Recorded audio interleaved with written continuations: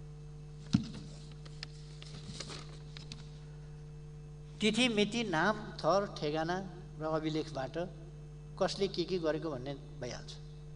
को कसको निर्णयबाट कहिले के भएको छ त्यसको हिसाब किताब लेखाजोखा गर्ने समय आउला नै।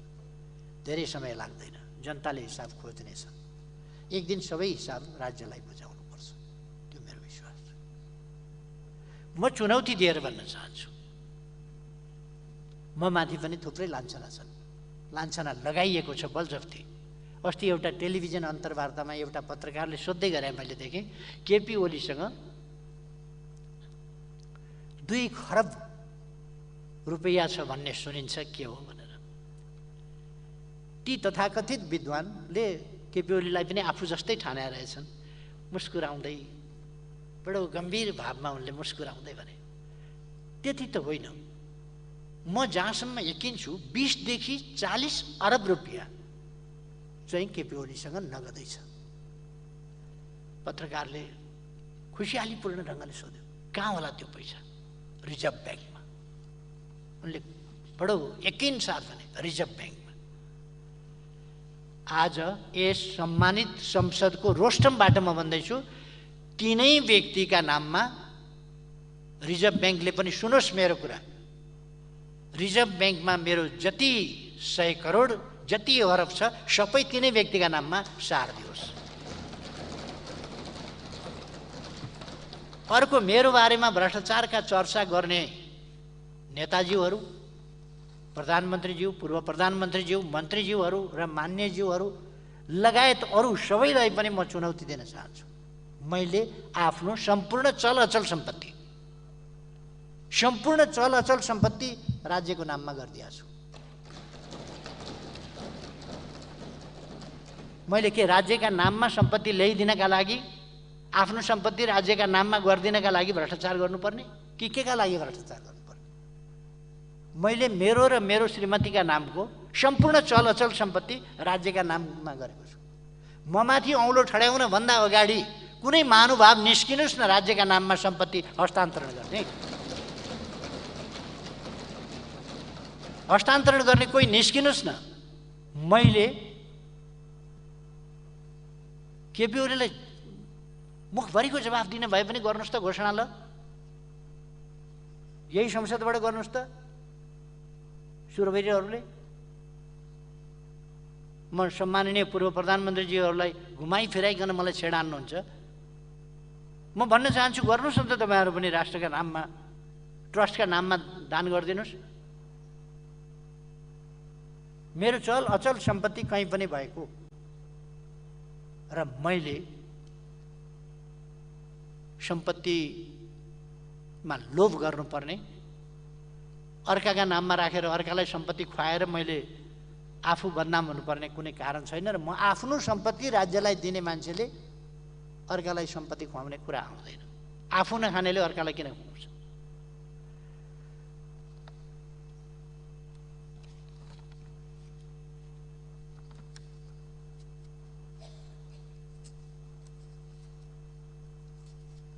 र सभामुख महोदय, यस नीति कार्यक्रमलाई कमसेकम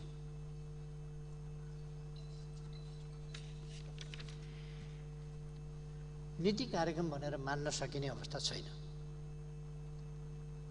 यो गठबन्धनले देशलाई चाहिएको आज के हो भन्दा, देशलाई चाहिएको युनिटी हो। एकताबद्ध भएर एकपल्ट यस देशमा जातीय पहिचानको राजनीतिका नाममा, जातीय नाममा, क्षेत्रीय नाममा, धार्मिक नाममा, अनेक नाममा नेपाली जनतालाई परस्परमा घृणा फिजाउन खोजियो, भिडन्तमा लगाउन खोजियो, विभिन्न ढङ्गले जनतालाई विद्वेषको राजनीति गर्न सिकाइयो र देशलाई चिरा पार्न खोजियो। त्यसका विरुद्ध हामी लड्यौँ, राजनीतिक दलहरू लडे, नेपाली जनता लड्यौँ र नेपाल राष्ट्रलाई सामाजिक विद्वेषमा आधारित विखण्डनतिर होइन, अनेकतातिर होइन, सामाजिक सद्भाव, सामाजिक सहयोग, सहकार्य, सहअस्तित्व, सामाजिक सद्भाव, मेल, एकता, पारस्परिक सहयोग, यसमा आधारित भएर राष्ट्रिय एकता बनाउँदै त्यस एकताले समग्र राष्ट्रिय विकास, देशमा सुशासन र विकासको बाटोबाट अगाडि जाने बाटो हामीले लियौँ। त्यस बाटोलाई अहिलेको गठबन्धन सरकार भत्काउन खोजिराखेको छ, बिगार्न खोजिराखेको छ, जो अत्यन्तै खतरनाक कुरा हो। आज आवश्यक छ हामीले रोजेको प्रणाली नै प्रतिस्पर्धात्मक बहुदलीय प्रणाली हो। त्यसकारण यहाँ बहुदल हुन्छ, प्रतिस्पर्धा हुन्छ, तर त्यो प्रतिस्पर्धा स्वस्थ प्रतिस्पर्धा हुनुपर्दछ। अस्वस्थ, घृणाको, मारामारको प्रतिस्पर्धा, प्रतिपक्ष बिनाको तपाईहरुले लोकतन्त्र खोजेको, प्रतिपक्ष बिनाको तपाईहरुले गठबन्धन खोजेको, गठबन्धन एकलौटी गठबन्धन, प्रतिपक्ष त माटो चटाइने, धुलो चटाइने, ध्वस्त पारिने, पत्तासाप पारिने, बढारिने, टर्च बालेर खोज्दा नभेटिने, दिउँसै पनि टर्च बालेर खोज्दा भेटिँदैन अरे, त्यहाँ पुर्याउने प्रतिपक्ष भनेपछि प्रतिपक्ष विहीन कस्तो डेमोक्रेसी तपाईहरुले खोजेको हो। त्यसकारण हामी एउटा स्वस्थ डेमोक्रेसीको पक्षमा, सामाजिक सद्भाव सहितको राष्ट्रिय एकताको पक्षमा, सामाजिक न्याय र समानता सहितको राष्ट्रिय एकताको पक्षमा, असमानता र विभेदको अन्त्य भएको स्थितिको पक्षमा हामी रहेका छौँ। त्यसैका लागि प्रयास गरिरहेका छौँ र म खबरदारी गर्न चाहन्छु, गठबन्धनले राष्ट्रिय विद्वेष, द्वन्द्व, घृणा र त्यसमार्फत अनेकता र विकासका प्रयासहरूलाई छताछुल्ल पार्ने नीति लिएको छ, जो प्रतिकूल नीति हो, देशका लागि गलत हो।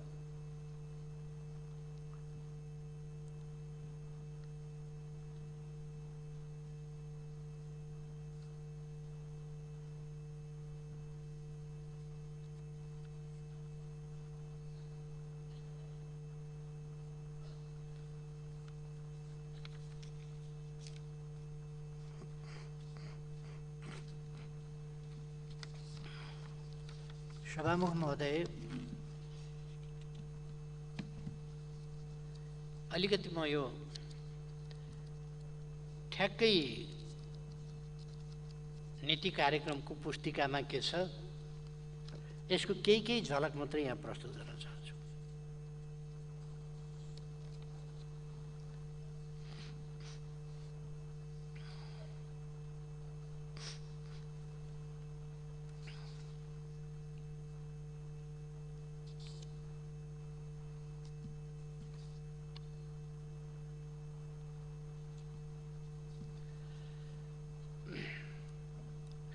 सभामुख महोदय, हुन त नेपाली कांग्रेसका नेताहरूले भाषणै गरेको सुनियो, सबैले कान खोलेर सुने हुन्छ।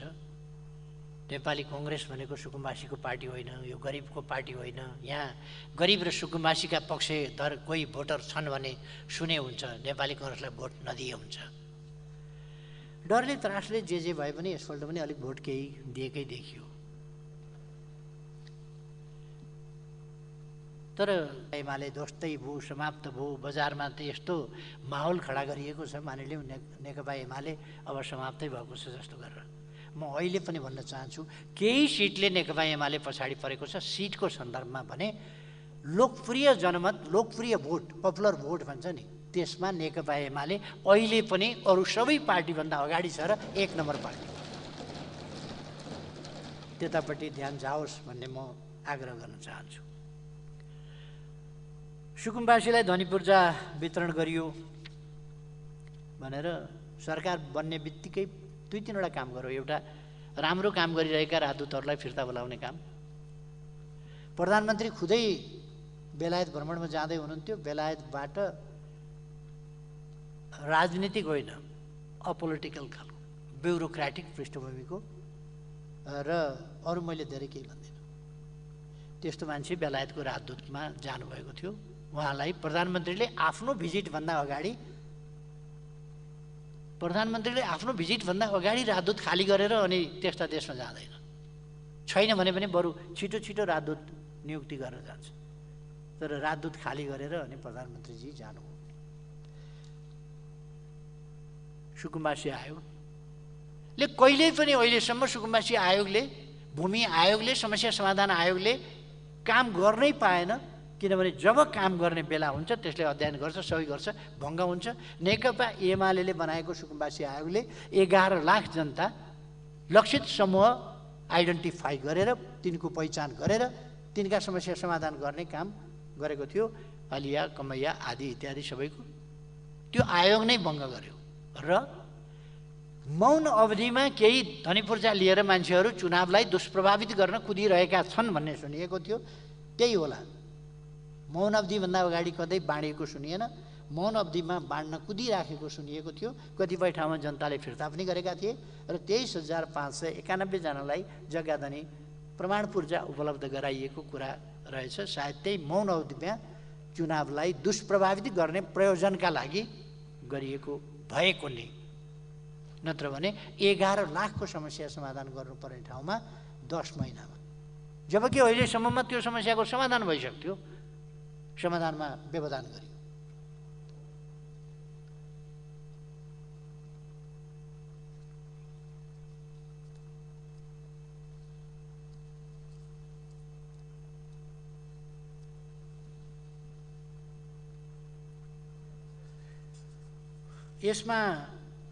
यस दस्तावेजमा धेरै मान्छेले बुद्धि एक ठाउँ लगाएको थुपारेको देखिन्छ। किन शब्दहरू चाहिँ एकैजना मान्छेले सुरु अथवा एउटा टिमले सुरु तयार गरे जस्तो देखिँदैन। धेरै मान्छेले एउटाले एउटा शब्द राख्यो, अर्काले अर्को शब्द राख्यो, अर्काले अर्को शब्द राख्यो। धेरै विद्वानहरूले जाने जति शब्दहरू चाहिँ यसमा थुपारेको जस्तो देखिन्छ, जसको कुनै अर्थ निस्किँदैन वाक्यमा परिणत गर्दा। शब्द संयोजन गरेर वाक्यमा त्यसलाई परिणत गर्दाखेरि त्यो वाक्य पुरा पढ्दाखेरि कसैको पनि यहाँ देख्न सकिँदैन।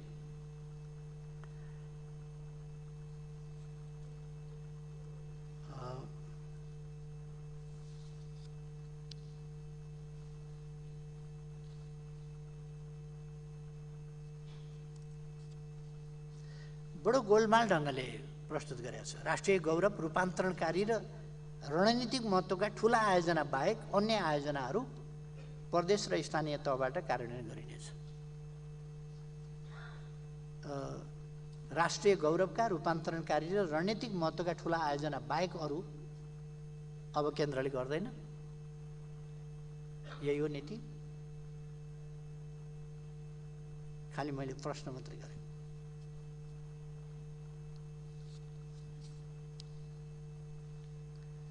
एउटा यो मुद्दा 19 मा सम्माननीय प्रधानमन्त्रीज्यूले ध्यान दिनुभयो हुन्छ। उत्पादनशील र रोजगारमूलक क्षेत्रमा कर्जा प्रवाह सहज बनाइनेछ। प्रतिस्पर्धी वस्तु तथा सेवा उत्पादन र वितरण गर्न निजी क्षेत्र सक्षम भएको क्षेत्र एवं वित्तीय रूपमा बोझिला सार्वजनिक संस्थानको व्यवस्थापन सुधार गर्ने वा एक आपसमा गाभ्ने वा खारेज गर्दै जाने नीति लिइनेछ। यो म अत्यन्त गम्भीरताका साथ यस सम्मानित सदनको ध्यानाकर्षण गर्न चाहन्छु, अत्यन्तै गम्भीरताका साथ। प्रतिस्पर्धी वस्तु तथा सेवा उत्पादन र वितरण गर्न निजी क्षेत्र सक्षम भएको क्षेत्र। निजी क्षेत्र कुनै काम गर्न सक्छ, कुन भन्दा प्रतिस्पर्धी वस्तु तथा सेवा उत्पादन र वितरण गर्न निजी क्षेत्र सक्षम भएको क्षेत्र। एउटा ध्यान दिनुहोस्। एवं वित्तीय रूपमा बोझिला सार्वजनिक संस्थानको व्यवस्थापन सुधार गर्ने भनिएको मात्रै हो। यो व्यवस्थापन सुधार गर्ने वा छ त्यसपछि एक आपसमा गाभ्ने, यो पनि भनिएको मात्रै हो। वा अब आउँछ खाटी कुरो, खारिज गर्दै जाने। यसभित्र के छ भने यो सरकारले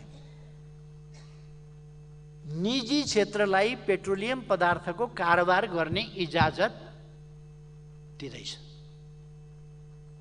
यस बुँदाको अर्थ त्यो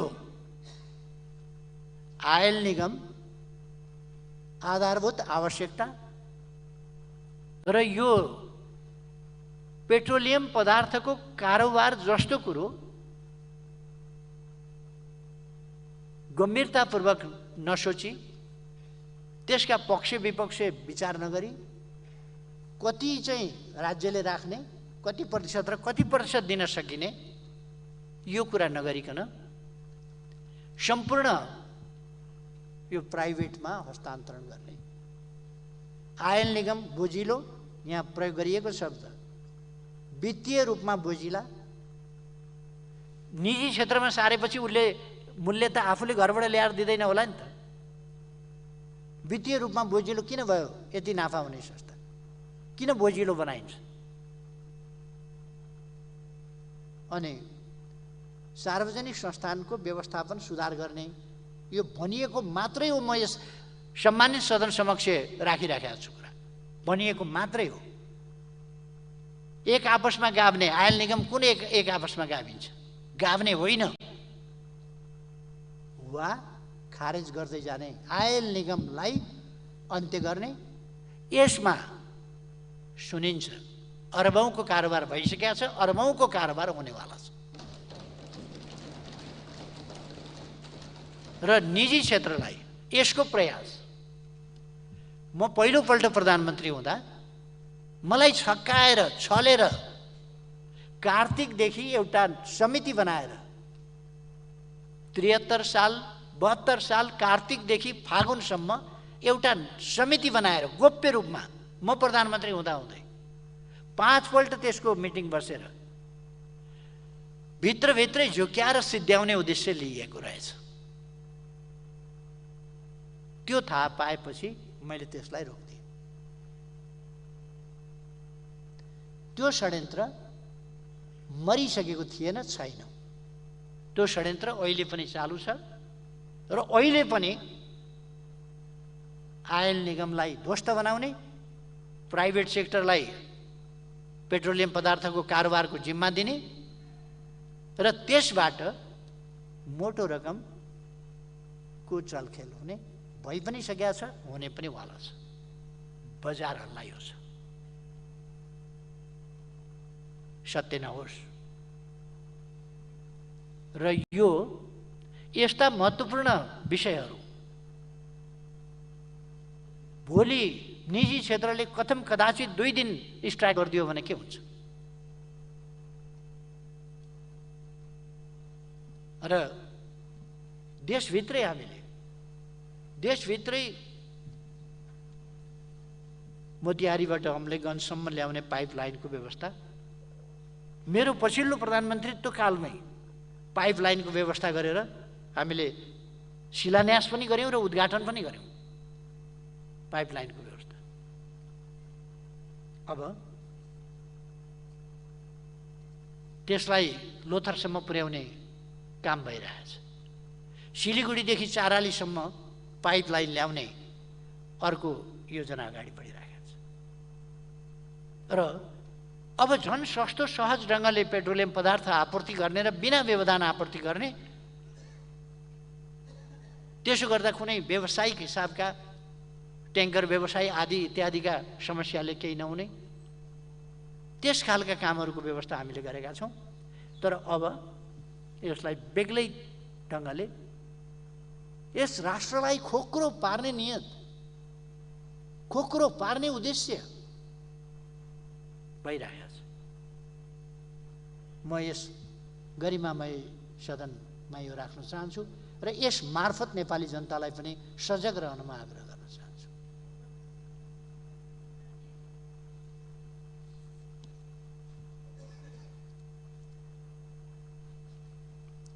यसमा थुप्रै कुराहरू छन् त्यस्ता, तर अहिले म सबै धेरै त्यसका कुराहरूमा धेरै जान चाहन्न।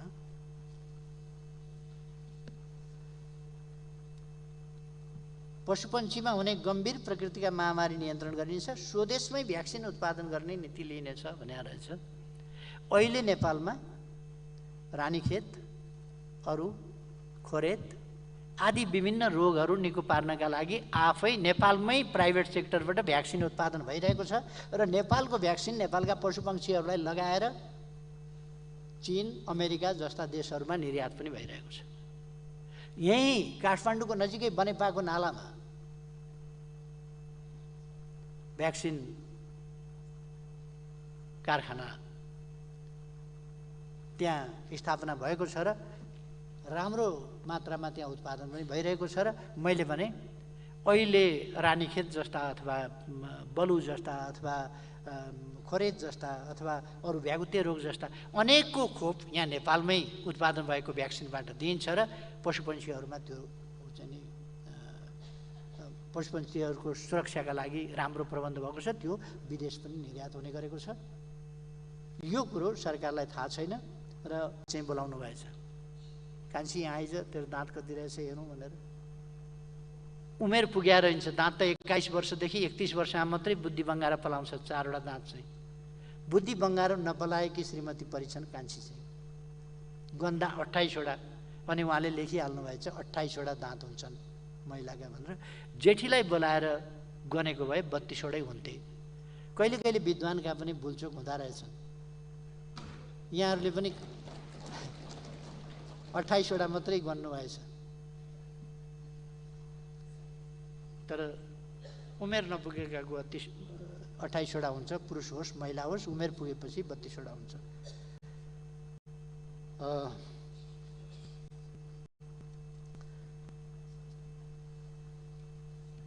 अर्को 31औं बुदामा यहाँहरूले लेख्नु भएको छ, नदीको वैज्ञानिक उत्खनन गरी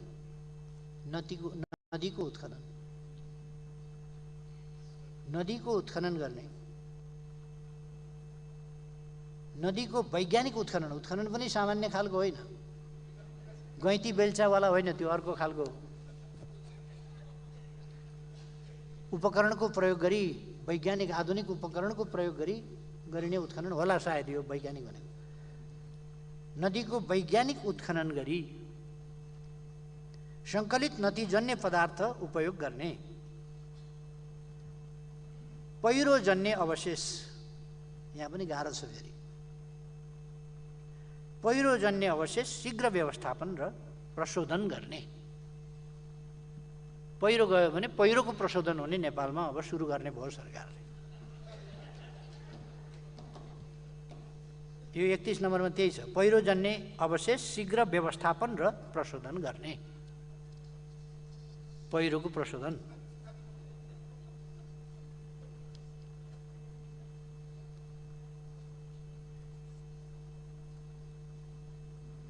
अर्को एउटा ल्याउनु भएको छ 32 नम्बर बुदामा, विपद व्यवस्थापनमा आधुनिक वैज्ञानिक तथा पारम्परिक ज्ञान दुवैको प्रयोग गर्ने नीति दिइनेछ।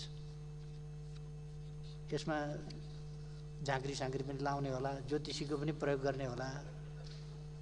यो विपद व्यवस्थापनमा आधुनिक वैज्ञानिक त छँदैछ, यो पारम्परिक ज्ञान पनि भनेको चाहिँ त्यस्तै होला भन्ठानेको छु।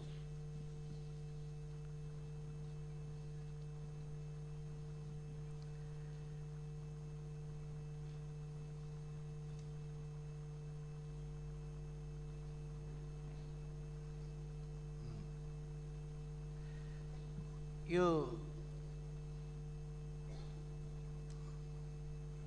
नाप जाँच गर्न छुट भएका गाउँ ब्लक र सोबासी बेनिसा जस्ता दर्ता छुट भएका जग्गाधनीलाई जग्गाधनी दर्ता प्रमाण पूर्जा उपलब्ध गराइनेछ।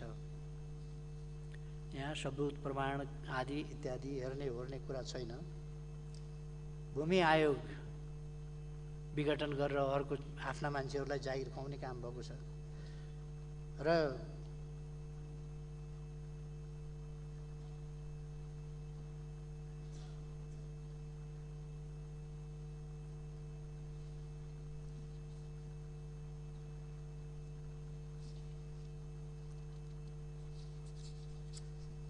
अर्को एउटा ल्याउनु भएको छ। अब घर जग्गाको यो नेपालको संविधानको धारा 25ले चाहिँ सम्पत्ति सम्बन्धी हक भन्छ। सम्पत्ति सम्बन्धी निजी सम्पत्ति र जग्गा जमिनलाई निजी सम्पत्तिको रूपमा पनि लिन्छ, बेचबिखन गर्न पाइन्छ भन्छ।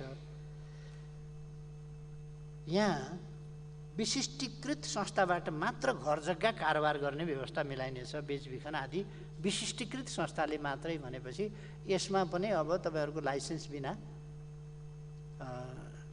यो घर जग्गा मान्छेले बेच्न पाउने नपाउने के भन्न खोज्या हो। राज्यको सम्पत्ति संरक्षण गरिनेछ।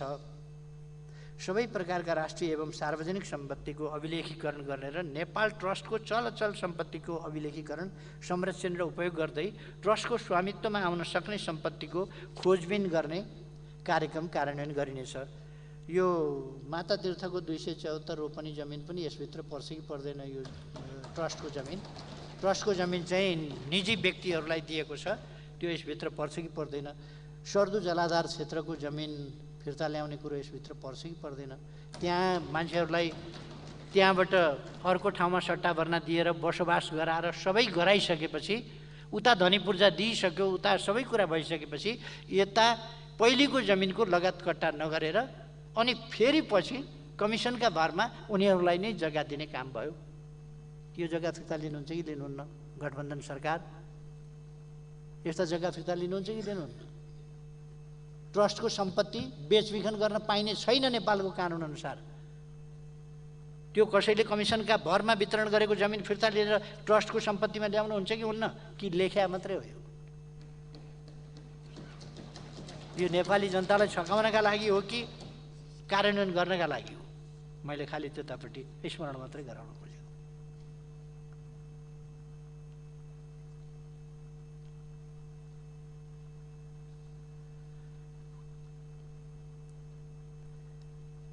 सबल अर्थतन्त्र निर्माणमा यो 37 नम्बर बुँदामा सबल अर्थतन्त्र निर्माणमा उद्योग क्षेत्रको नेतृत्वदायी भूमिका स्थापित गरिनेछ। यो देश अनुसार हुन्छ। मालदिप्समा पर्यटन व्यवसाय नै प्रमुख हुन्छ, उसैले यो लिडिङ सेक्टर हो। लिडिङ सेक्टर हुनसक्छ तर लिडरसिप चाहिँ उद्योगले लिने होइन। लिडरसिप त गभर्मेन्टको हुन्छ नि। समग्र क्षेत्रको विकासको लिडरसिप गभर्मेन्टले लिन्छ। लिडिङ सेक्टर चाहिँ कुनै हुनसक्छ, अर्थतन्त्रमा कुनै सेक्टरले लिड गर्न सक्छ तर त्यसले नै लिड गर्ने चाहिँ होइन। एन्डोरा भन्ने देश छ, सानो देश, स्पेन र फ्रान्सको बिचमा। त्यो देश पर्यटन नै उसको एकमात्र आधार हो भने हुन्छ, अरू कुनै आधार छैन। मालदिप्स पर्यटन नै एकमात्र आधार हो भने हुन्छ, अर्को कुनै खास आधार छैन, किनकि कृषि उद्योग केहीबाट उसको चाहिँ चल्न सक्दैन। यस्ता देशहरू हुन्छन्, कसैको पर्यटन हुन्छ, कसैको कृषि हुन्छ, कसैको अरू चिज होला। त्यसो भएर कुन सेक्टरले हामी हरेक क्षेत्रलाई अगाडि बढाउँदै लान्छौँ र उद्योगहरूलाई महत्त्वका साथ अगाडि बढाउँछौँ, औद्योगिकरणलाई आधुनिकीकरणलाई अगाडि बढाउँछौँ, तर नेतृत्व त्यसै उद्योग क्षेत्रको नेतृत्वदायी भूमिका हुन्छ भन्ने होइन कि उद्योग क्षेत्रको लिडिङ, त्यो सेक्टर चाहिँ लिडिङ सेक्टर हुन सक्दछ तर नेतृत्वदायी भूमिका चाहिँ सरकारले गर्छ देशको अर्थतन्त्रको।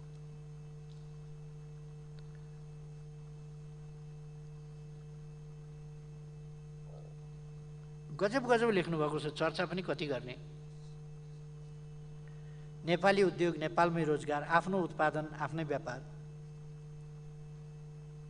म्युजिक भर्यो भने गाउन मजाले मिल्छ। नेपाली उद्योग नेपालमै रोजगार, आफ्नो उत्पादन आफ्नै व्यापार। यसको खास केही अर्थ सहित भन्नुभएको हो।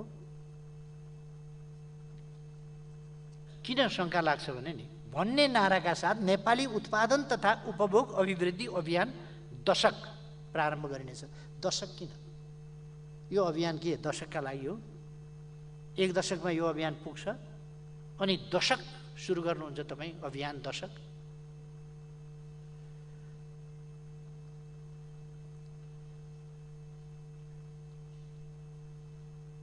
आफ्नो उत्पादन आफ्नै व्यापार भन्ने नाराका साथ नेपाली उत्पादन तथा उपभोग अभिवृद्धि अभियान कसले गर्ने?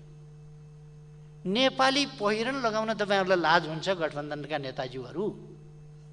नेपाली पोसाक लगाउन तपाईँहरूलाई शरम लाग्छ, लगाउनुहुन्न। तपाईँको शरीरमा एक धरको एक छेसको तपाईँको शिरदेखि टाउकासम्म के अरे पाउसम्म, शिरदेखि पाउसम्म कहीँ कतै नेपाली उत्पादन छ? नेपाली पोसाक छ कि ओरिजिनल्ली? नेपाली उत्पादन छ कि? नारा ल्याउनु भएको छ कि नेपाली उत्पादन तथा उपभोग अभिवृद्धि अभियान दशक। अभियान कसले सञ्चालन गर्ने? नेपालमा बनेको, नेपालमा सिउन त नेपालमै सिएको हो कि बाहिर जाँदा सिएर आउनुहुन्छ थाहा छैन। अनि दशक चलाउनुहुन्छ। म कमसेकम आग्रह गर्न चाहन्छु, नेपाली पहिरन लगाउन सिकौँ, नेपाली उपभोग, नेपाली उत्पादनको उपभोग गर्न सिकौँ, नेपाली उत्पादन प्रयोग गर्न सिकौँ। सबै कुरा आडम्बर भन्ने एउटा, गर्ने अर्को। क्या गजब ल्याउनुहुन्छ? नेपाली उत्पादन तथा उपभोग अभिवृद्धि अभियान दशक अभियान चलाउने कसले चलाउने? चलाउने त सरकारले होला, गठबन्धनका नेताहरूले होला। एउटा गीत छ नि, आफूलाई नेपाली भन्छौ कुनै के जाति छैन, कुनै के जाति छैन भने जस्तो। अनि आफ्नो नेपालको उत्पादनको उपभोग अभियान दशक चलाउने गफ गर्नुहुन्छ, उत्पादनको उपयोग चाहिँ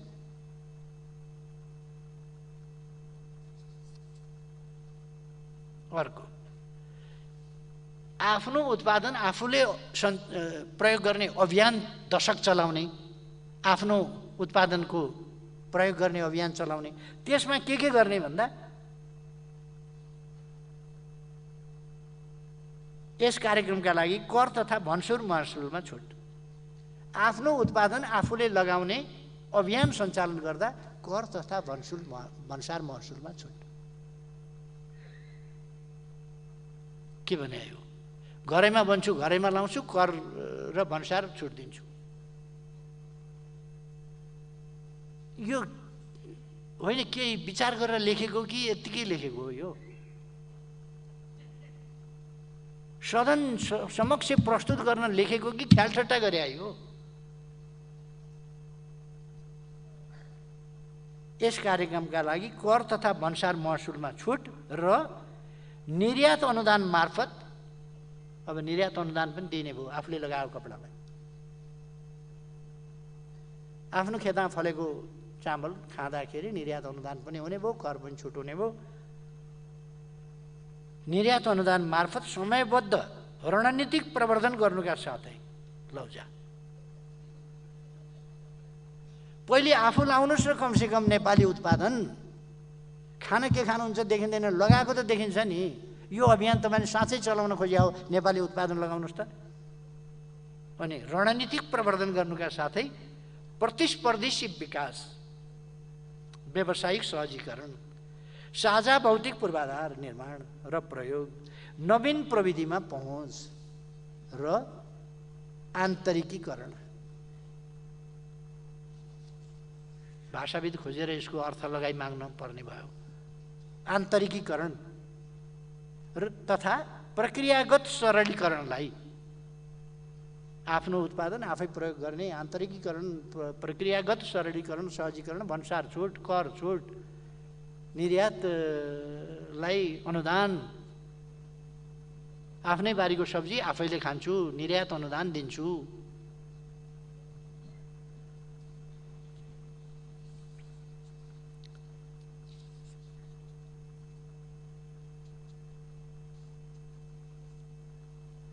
नेपाली औषधि उत्पादकहरूको उत्पादन क्षमता वृद्धि गरी औषधिको आपूर्तिमा सुधार गरिनेछ। सरकारले उत्पादन क्षमता वृद्धि गर्न सहयोग गर्नुपर्छ उद्यमी व्यवसायीहरूलाई।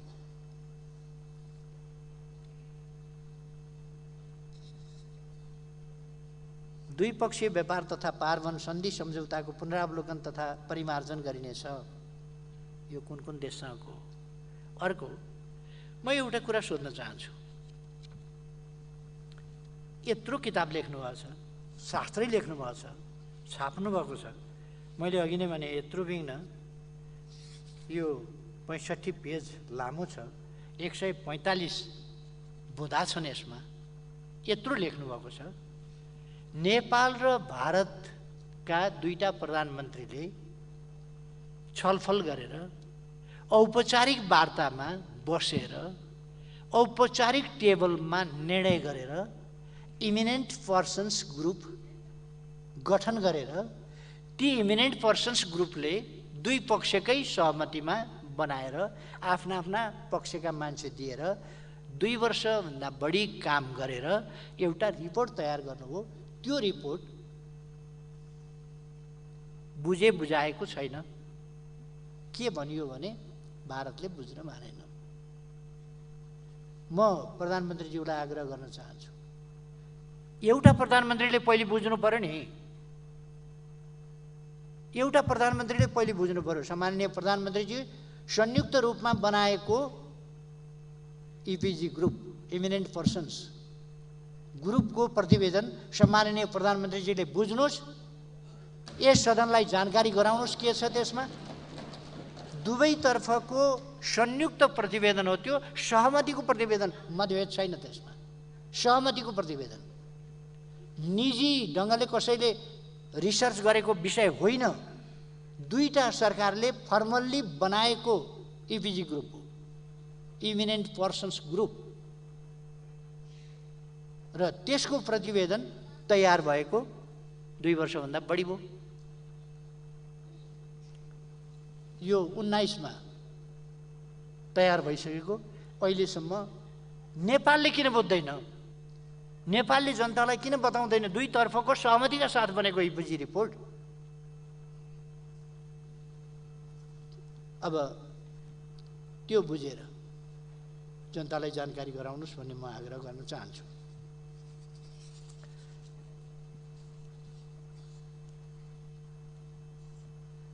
गजबको जागिर खुवाउने बाटो पनि निकाल्नु भएको छ ठाउँ ठाउँमा आफ्ना मान्छेलाई। अन्तर्राष्ट्रिय व्यापारमा भरपर्दो सूचना प्राप्त गर्न विज्ञ सम्मिलित मार्केट एन्ड ट्रेड इन्टेलिजेन्सको उपयोग गरिनेछ यसमा। अनि व्यापारीहरूले आफैले केही गरे हुँदैनन्, हाम्रो परराष्ट्र मन्त्रालयले गरेको हुँदैन, हाम्रो वाणिज्य मन्त्रालयले गरेको हुँदैन, अनि हाम्रा राजदूतावासहरूले गरेका हुँदैनन्, हाम्रा उनले गरेको हुँदैन, त्यहाँका वाणिज्य दूतहरूले गरेको हुँदैन, अनि व्यापारीहरू आफैले अन्धाधुन्ध व्यापार गर्लान्, तिनीहरूले गरेको हुँदैन।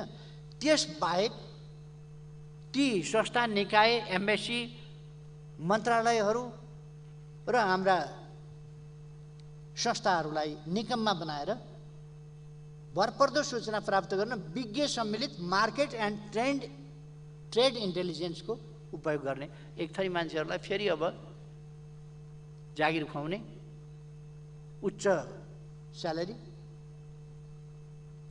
वैज्ञानिक आधारमा जिल्ला पुनरावलोकन गर्ने। अहिलेको सरकारको कामै होइन जिल्ला पुनरावलोकन गर्ने, बेला पनि भएको छैन, गर्न पनि सक्दैन। के लेखेको यो?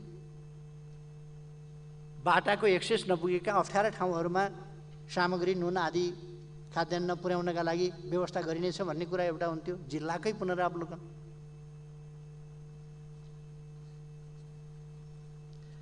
पर्यटनलाई अर्थतन्त्रको गतिशील आयामको रूपमा सबै प्रकारका आर्थिक गतिविधिसँग आबद्ध गरिनेछ। सबै प्रकारका आर्थिक गतिविधिसँग पर्यटनलाई आबद्ध गर्न सकिन्छ, गर्न मिल्छ। जे पाए त्यही लेखेको छ, लेख्न पनि।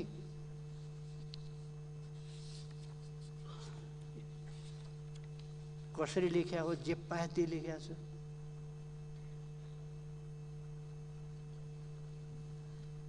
एउटा अघि नै मैले भने एमालेलाई खुबै गाली गरिएको थियो। अहिले त पूर्व पश्चिम विद्युतीय रेलमार्ग आयोजना विकासको पूर्व तयारी गरिनेछ। पूर्व तयारी मात्रै होइन कि एलाइनमेन्ट कतिपय ठाउँमा तयार भएको छ, कतिपय ठाउँमा पुल बनिसकेका छन्, कतिपय ठाउँमा मुआवजा दिइसकेका छ, यसको कामको प्रारम्भ भइसकेका छ, अगाडि बढिसकेका छ, डिटेल्स प्रोजेक्ट रिपोर्ट आइसकेका छ, कतिपय ठाउँमा राम्रै सर्वे भइसकेका छ भने अब पूर्व तयारी मात्रै होइन, थुप्रै कामहरू भएका छन्, मुआवजा दिएको छ, एलाइनमेन्ट बनेको छ, सबै कुरा भएको छ भने पूर्व तयारीको मात्रै कुरा यति बेर गर्दै हुनुहुन्छ। कस्तो थाहै छैन क्या हो सरकारलाई। अर्को कुरा, नेपालका नदी प्रणालीहरूमा आन्तरिक जल यातायातको सम्भाव्यता पहिचान तथा विकास गरिनेछ। हामीले गर्न खोजेको, सम्माननीय प्रधानमन्त्रीज्यूलाई म सभामुख महोदय मार्फत सरकारको ध्यानाकर्षण गर्न चाहन्छु। हामीले गर्न खोजेको इनल्यान्ड वाटरवेज मार्फत गङ्गा नदी हुँदै बे अफ बङ्गालमा हाम्रा जहाजहरू जाने, हामीले ढुवानीको प्रबन्ध जलमार्ग नदी मार्गबाट ढुवानीको प्रबन्ध गर्ने डबल सस्तो, डबल छिटो र डबल सुरक्षित पनि हुने, छिटो पनि हुने र सस्तो पनि पर्ने भएको हुनाले यो नयाँ हामीले इनल्यान्ड वाटरवेज अथवा भूमि मध्य जलमार्ग अथवा नदीको बाटोबाट आवागमन, यसको सर्वे अध्ययन गरिकन भारतले गङ्गाको नजिकैसम्म ल्याएको छ। त्यहाँबाट हामीले सप्तरीको हनुमाननगर हाम्रो स्टेसन हुने, त्यसको सर्वे पनि भइसकेको छ। हनुमाननगरमा स्टेसन हुने र अर्को चाहिँ त्रिवेणीसम्म भारतले ल्याइसकेको छ। त्यहाँबाट हामीले यो माथिसम्म के अरे उसम्म धामसम्म ल्याउने यो हामीले तय गरेका छौँ। त्यसकारण यो त इनल्यान्ड वाटरवेजको कुरा हो, अन्तर्देशीय बे अफ बङ्गालसम्म जोड्ने कुरा हो। समुद्रसम्मको हाम्रो राइटलाई स्थापित गर्ने र हामीले नेपाली ध्वजावाहक समुद्रमा पनि चलाउने भनेको हो। अनि नेपालभित्रको नदी प्रणाली रिभर सिस्टम भनेको के? रिभर सिस्टम भनेको Ganges river system, Koshi river system छ, गण्डकी रिभर सिस्टम छ। River system is something different र इनल्यान्ड वाटरवेजको प्रयोग गरेर बे अफ बङ्गाल जाने कुरा इज समथिङ डिफरेन्ट। हाम्रा रिभर सिस्टमको प्रयोग गरेर आन्तरिक जल ऱ्याफ्टिङ चलाउने हो र हाम्रा रिभर सिस्टमहरूबाट आन्तरिक जल यातायातको धेरै सम्भावना छैन। अलिकति ओरतिर परतिरको कुरो बेग्लै हो, खासै ठुलो अर्थ राख्दैन। स्टिमर त चलेकै छ त अहिले, कोशीमा स्टिमर चलेको छ, गण्डकीमा स्टिमर चलेको छ, कर्णालीमा चल्न थालेको छ, स्टिमरहरू त चल्न थालेका छन्। यसलाई अलिकति व्यवस्थित र डेभलप गर्ने कुरा मात्रै हो। प्राइभेट सेक्टरले नै यो सुरु गरिसकेको छ हामीले जलमार्गको कुरा उठाएपछि। तर हो कुरो के भने यो पनि बुझ्दै नबुझिकन यो नेपालका नदी प्रणालीहरूमा आन्तरिक जल यातायातको सम्भाव्यता, यसको के अर्थ छ? हामीले गर्न खोजेको समुद्रसम्म गङ्गाको बाटो हुँदै लाने, त्यहाँबाट पानी जहाज मार्फत सामानको ओसार प्रसार गर्ने, यात्रुहरूको आवागमन गर्ने, त्यो कुरा हामीले गर्न खोजेका हौँ। त्यसकारण यतापट्टि ध्यान पुगेको छैन र यो अछुवाका भरमा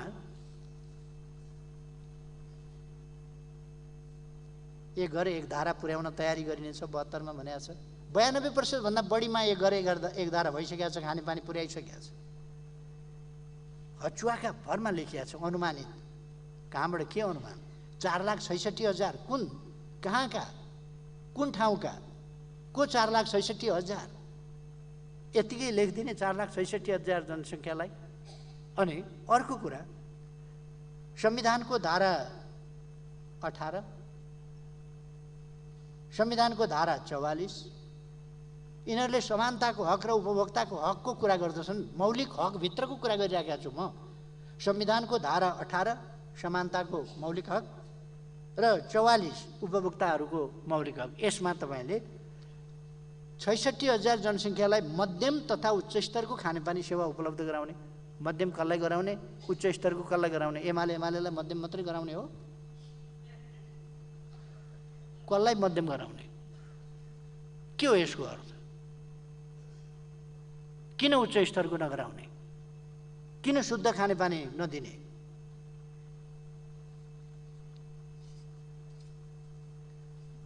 मेलम्ची जलाधारको भौगोलिक र नदी आकृति विज्ञानको अध्ययन प्रतिवेदनको आधारमा मेलम्ची खानेपानी आयोजनाको दिगो पानी पथान्तरको लागि निकायगत समन्वय गरिनेछ। यस्तो के भने हावा कुरा। याङ्ग्री र लार्के खोलाबाट थप पानी पथान्तर भनेको त्यहाँबाट हो। अब याङ्ग्री र लार्केबाट मेलम्चीमा झार्ने र मेलम्चीबाट सम्पूर्ण क्षमतामा काठमाडौँमा पानी ल्याउने दोस्रो फेज भनेको त्यो हो। यो त परिकल्पित मात्रै होइन, यसको त सर्वे भइराखेको छ, सर्वे सिद्धिएको छ। अनि यो चर्चै छैन। मेलम्ची जलाधारको भौगोलिक र नदी आकृति विज्ञान यो विज्ञानका कुरा चाहिँ बडा छ क्या। नदीको आकृति विज्ञान, फोटो खिच्नु पर्यो आकृति कस्तो रहेछ, नदी आकृति विज्ञान। त्यसकारण यो याङ्ग्री र लार्के खोलाबाट थप पानी ल्याउने, मुहानलाई गत वर्षको जस्तो बाढीबाट चाहिँ नि बढी दुष्प्रभावित हुन नदिने प्रबन्ध गर्ने, यी कामहरू अब गर्नु पर्यो मेलम्चीको सम्बन्धमा।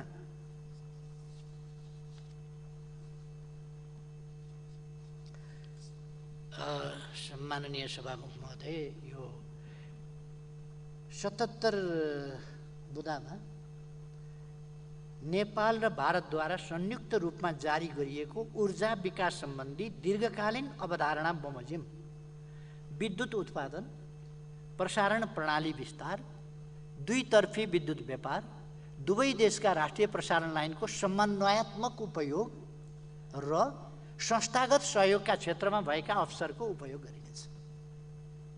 हाम्रो स्वतन्त्रता, हाम्रो सार्वभौम सत्ता कता गयो? हामी के भारतको दुवै देशका राष्ट्रिय प्रसारण लाइनको समन्वयात्मक उपयोग गर्न सक्छौँ? भारतका राष्ट्रिय प्रसारण लाइनहरूको समन्वयात्मक उपयोग गर्न सक्छौँ? यस्ता फाल्तु कुराहरू लेख्ने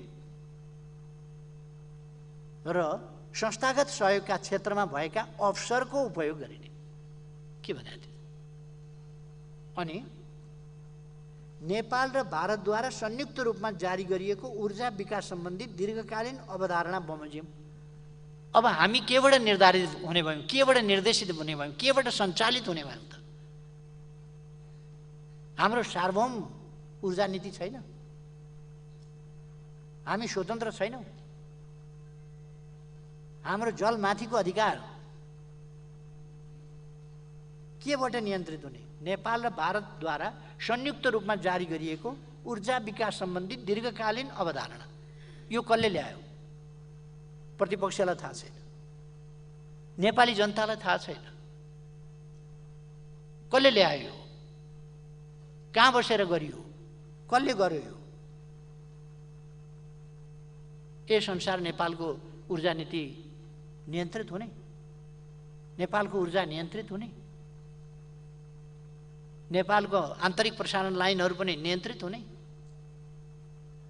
के गर्दैछौँ हामी? के लेख्दैछौँ हामी? के भन्दैछौँ? कता जाँदैछौँ हामी? म दुःख व्यक्त गर्न चाहन्छु, खेद व्यक्त गर्न चाहन्छु।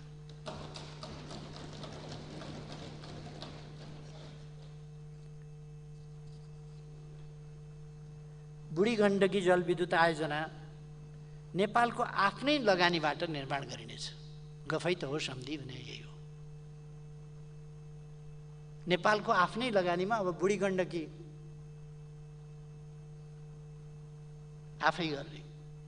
यो बुढी गण्डकीको कहानी बडा चलाइयो, एकपल्ट हल्ला बजारमा, केपी ओलीले बुढी गण्डकी चीनलाई दियो भनेर। 53 सालमा म प्रधानमन्त्रीबाट हटेपछि नेपाली कांग्रेस र नेकपा माओवादी केन्द्रको नेतृत्वमा सरकार बन्यो। त्यसले बुढी गण्डकी चीनलाई निर्माण गर्न दिने भन्ने सहमति सम्झौता के गर्यो? केही गर्यो। चीनलाई निर्माण गर्न दिने, त्यो आयोजना चीनलाई दिने भन्ने सहमति गर्यो। त्यसपछि सरकार परिवर्तन भयो। शेरबहादुर देउबाजीको नेतृत्वमा सरकार गएपछि नदिने भन्ने निर्णय भयो। फेरि चीनलाई नदिने भन्ने निर्णय भयो। म आइसकेपछि, प्रधानमन्त्री भइसकेपछि चीन सरकारले हामीलाई इजाजत दियो, हामीले खर्च समेत गरेर अगाडि बढाइसक्यौँ, फेरि नदिने भन्ने कुराले प्रतिकूल असर पर्न गयो। दुई देशका बीचको यस्तो सहमतिलाई यसरी युनिलेटरली तोड्ने कुरा वाञ्छनीय भएन भनेपछि मैले सरकारवालाहरूलाई यस सम्बन्धमा के भएको हो भनेर बुझ्नका लागि चाहिँ नि मैले मलाई आएको निवेदनमा मैले यस सम्बन्धमा यथार्थ के हो बुझेर के कसो गर्नुपर्ने हो त्यस अनुसार अगाडि बढ्ने भन्ने कुरा मैले भने। दिने भन्ने कहीँ कतै पनि छैन, दिने भन्ने चर्चा चलाइ र यसपल्ट चीनलाई नदिने भन्ने कतै खुसी पार्नका लागि कतैलाई खुसी पार्नका लागि। यो कतैलाई खुसी पार्न भन्ने कुरा डडेलधुरातिर कतै गएर प्रधानमन्त्रीज्यूले फलानु आयोजना फलानालाई बनाउन दियो भने, चीनलाई बनाउन दियो भने अर्को देशले किन्दैन, रिसाउँछ, हुँदैन भन्ने अभिव्यक्ति, सहयोग हो भने विचार गरौँला, ऋण हो भने लिन्न तिमीहरूको भन्ने कुरा, कसको ऋण हामी लिन्छौँ, कुन शर्तको कुन दरको ऋण लिन्छौँ, कति लिँदैनौँ, देश विशेषको चाहिँ लिँदैनौँ कि देश विशेषको, संस्था विशेषको, अथवा त्यसका शर्तहरू र हाम्रो राष्ट्रिय आवश्यकता, प्राथमिकता र हितहरूलाई हेरेर ऋण लिने नलिने निर्णय गर्छौँ कि ऋण लिँदैनौँ कि कसैसँग चाहिँ लिँदैनौँ कि के गर्छौँ हामी? अनेक कुराहरू यहाँ चर्चा छ, बिआरआईको चर्चा किन छैन? बिआरआईबाट प्राप्त हुने सहयोग ऋण के हो त्यो चिज हामी लिन्छौँ कि लिँदैनौँ? अहिलेको सरकारले जिब्रो नचपाइकन बन्नु पर्यो। बिआरआई सम्बन्धी हाम्रो नीति के? हाम्रो फरेन पोलिसी जिउँदैछ कि मर्यो? हाम्रो फरेन पोलिसी यथावत छ कि घाइते भयो? हाम्रो फरेन पोलिसी हिजोको न्युट्रालिटीमा छ कि छैन?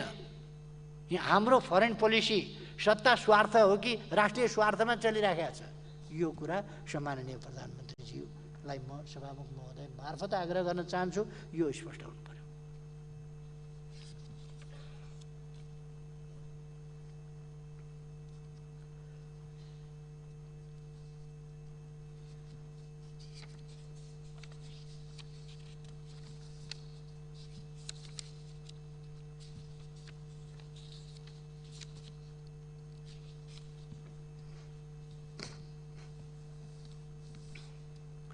मुद्दा 108 मा सभामुख महोदय, यो विश्वविद्यालयहरूलाई क्रमशः सेन्टर अफ एक्सलेन्सका रूपमा विकास गर्दै लगिनेछ। विशिष्टीकृत विषयमा उच्च शिक्षा प्रदान गर्ने र विदेशी विद्यार्थीलाई नेपालमा आकर्षित गर्ने गरी उच्च शिक्षामा लगानी गर्न प्रोत्साहित गरिनेछ भनेर यो हिजोको नेपाली कङ्ग्रेसको नीतिभन्दा फरक आयो। गठबन्धनका यात्रीहरूले फरक पारेका हुन् कि नेपाली कङ्ग्रेसले आफै पनि मन्जुरीसार फरक पारेको हो, थाहा छैन। तर यो नीति हो भने मदन भण्डारी विज्ञान तथा प्रविधि विश्वविद्यालय त्यो त स्थापना भइसकेको छ, अगाडि बढिसकेको छ, त्यसलाई अगाडि बढाउनु पर्नेछ, त्यसको चर्चा किन भएन? मदन भण्डारी प्रौद्योगिक विश्वविद्यालयको चर्चा किन भएन? तपाईँ सेन्टर अफ एक्सलेन्सका कुरा गर्नुहुन्छ, विशिष्टीकृत विषयमा उच्च शिक्षा प्रदान गर्ने र विदेशी विद्यार्थीहरूलाई पनि नेपालमा आकर्षित गर्ने, यो हिजो एमाले अगाडि सारेका मेडिकल हब, एजुकेसनल हब जस्ता कुराहरू नेपालमा बनाउन सकिन्छ। आयुर्वेदिक औषधि, ट्रेडिसनल मेडिसिनको क्षेत्रमा, योगको क्षेत्रमा नेपाललाई अगाडि बढाउन सकिन्छ। यस्ता चिजहरू त तपाईँहरूले सम्झिने कुरा भएन। तर सुरु भइसकेका कुराहरूमा तपाईँहरू किन जानु भएन? हिजो रङ्गशालाका विरोध गर्नुभयो, हिजो भ्यू टावर भनेर व्यापारिक सेन्टर धरहरा निर्माण भएको कुरालाई विरोध गर्नुभयो। आज त्यतापट्टि अलिकति फर्किन खोजिया देखिन्छ।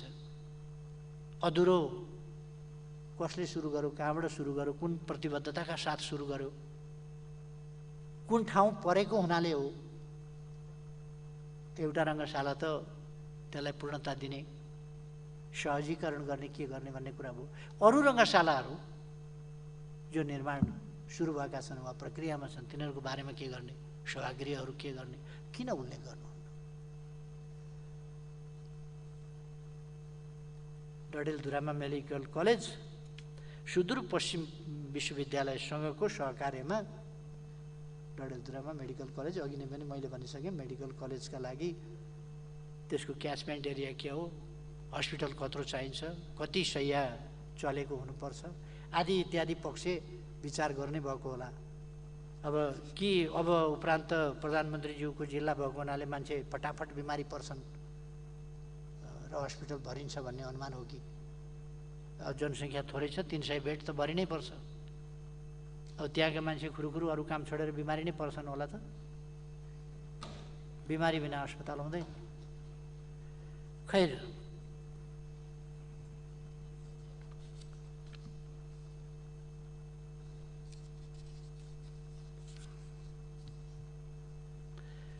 अब यसमा शाब्दिक कुराहरूको पछाडि म धेरै जान चाहन्न, विचित्रै छ।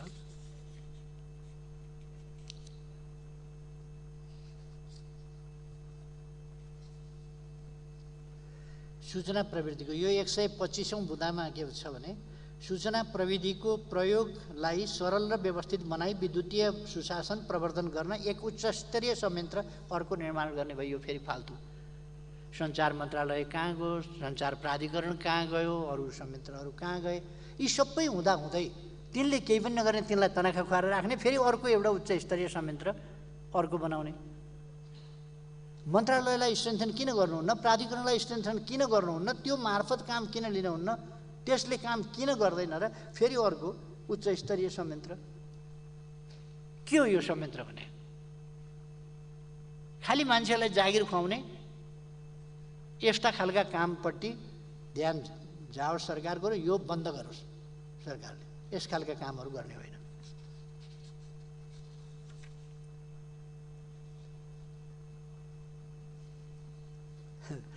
130मा चाहिँ बेमौसमी वर्षा, बाढी, पहिरो, खडेरी, आगलागी लगायतका प्राकृतिक, मानवीय एवं जैविक प्रकोपको, यो जैविक प्रकोप भनेको यो पनि मैले बुझिनँ कि त्यो तत्काल सम्बोधन गर्न सक्ने गरी विपद पूर्व तयारी, पूर्व सूचना, प्रतिकार्य, पुनर्निर्माण र पुनर्स्थापना व्यवस्था सुदृढ बनाइने। यो बेमौसमी वर्षा त त्यस्तै हो, मौसमी वर्षाले चाहिँ बगाएको हरेको चाहिँ सरकारले नहेर्ने हो कि क्या हो? प्राकृतिक विपत्ति, आगलागी, वन विनाश, आगलागीबाट आदि कुराहरू र मानवीय क्षति, पहिरो, बाढी, भूस्खलन, यी सबै कुरा हेर्न पर्ने हो, डुबान हेर्न पर्ने हो। यतापट्टि ध्यान नगएर बेमौसमी मात्रै देखिन्छ।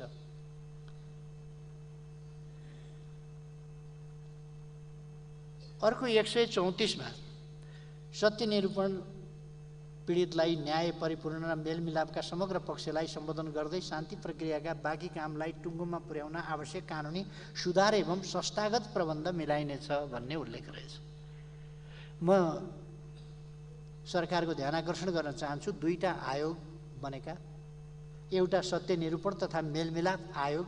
म प्रधानमन्त्री हुँदा बडो मुस्किलले मैले त्यति बेला पूर्व प्रधानमन्त्री ज्यूलाई र अर्को विपक्षी दलका नेताज्यूलाई तपाईहरू जे जसो भन्नुहुन्छ त्यसमा 10 औँलाको मात्रै होइन, हात खुट्टैले छाप लाउनुपर्छ भने लगाइदिन्छु, यो शान्ति प्रक्रियाका बाँकी कामहरू पुरा गरौँ भन्ने आग्रह गरेँ, आयोगहरू बनाऊँ भन्ने आग्रह गरेँ। बडो मुस्किलले वर्षौँ लगाएर बल्ल आयोग बन्यो।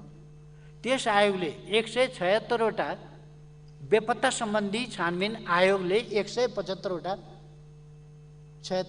176वटा केसेसको सम्बन्धमा सरकारलाई परिपूर्ण दिनुपर्ने, यो गर्नुपर्ने आदि सिफारिस सहित बुझायो। त्यो कहाँ गयो? सरकार के गर्दैछ, के हेरेर बसिरहेको छ? यो सत्य निरूपण तथा मेलमिलाप आयोग, त्यो आयोगमा के भइराखेको छ? त्यो आयोग के गर्छ? अनि ती आयोगहरूलाई काम लगाउनु परेन? काम गर्दैन भने हेरफेर गर्नु परेन आयोगमा? आयोगको उल्लेखै छैन यसमा। अनि सत्य निरूपण मेलमिलाप र बेपत्ता सम्बन्धी आयोग, दुईटा आयोग छन्, ती क्रियाशील छन्, तिनले प्रतिवेदन बुझाएका छन्। अनि सरकार केमा अल्मल्याइराखेको छ त्यो पनि थाहा छैन, दुईटा आयोगको चर्चा पनि गर्दैन। अनि यो गर्ने त्यो गर्ने, अनि बाँकी काम पुरा गर्ने, अनि के गर्ने अरे भने कानुनी सुधार भने के कम्प्लिटली दण्डहीनता ल्याउन खोजिया? इन्टरनेसनली एक्सेप्टेड हुन्छ? तपाईँ हामीले भनेर इन्टरनेसनली एक्सेप्टेड हुन्छ यो कुरा?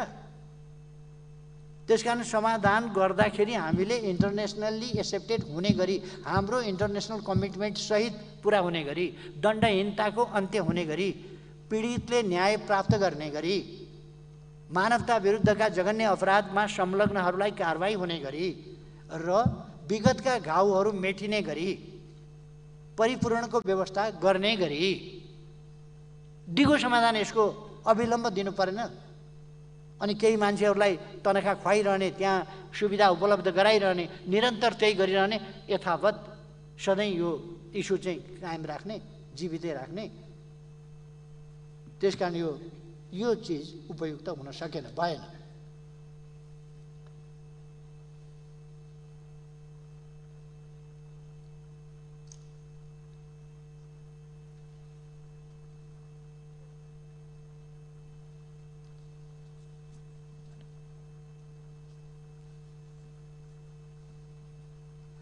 एक 136मा त गजबै लेख्नुभएको छ। भ्रष्टाचारको उच्च जोखिमका क्षेत्र, निकाय र पदीय जिम्मेवारीको विश्लेषण गरी प्रभावकारी अनुगमन र निगरानी गर्दै निरोधात्मक, उपचारात्मक तथा प्रवर्धनात्मक उपाय अवलम्बन गरिनेछ। भ्रष्टाचारसँग डिल गर्नका लागि अब प्रवर्धनात्मक उपाय बढावा दिने कसरी त्यो उपायहरू सरकारले अवलम्बन गर्ने 136 नम्बरमा घोषणा गरिएको छ। सरकारले नियन्त्रण गर्ला भन्दा त प्रवर्धन गर्न पो लाग्ने भयो। यसमा इमान्दारिता देखाएको नै हो कि भुलचुक भएको हो? अब सरकारले इमान्दारिता देखाएन, सरकार बेइमान छ पनि भन्न गाह्रो। तर यो नीति चाहिँ बिल्कुलै उपयुक्त भएन। अर्को 138मा बेरजु फर्स्योटको, मैले अघि पनि भने बेरजु फर्स्योट भनेर यो कर फर्स्योट आयोग जस्तै ठुल्ठुलो बेरजु हुन्छ, ठुल्ठुलो बेरजु गर्छ, त्यसलाई फर्स्योट गर्ने अर्को एउटा चाहिँ फेरि अभियान, अर्को मेकानिजम। यसभित्र गम्भीर रहस्य देखिन्छ। यो कुरा स्वीकार्य छैन, यो गलत कुरा हो, यसको हामी विरोध गर्छौँ।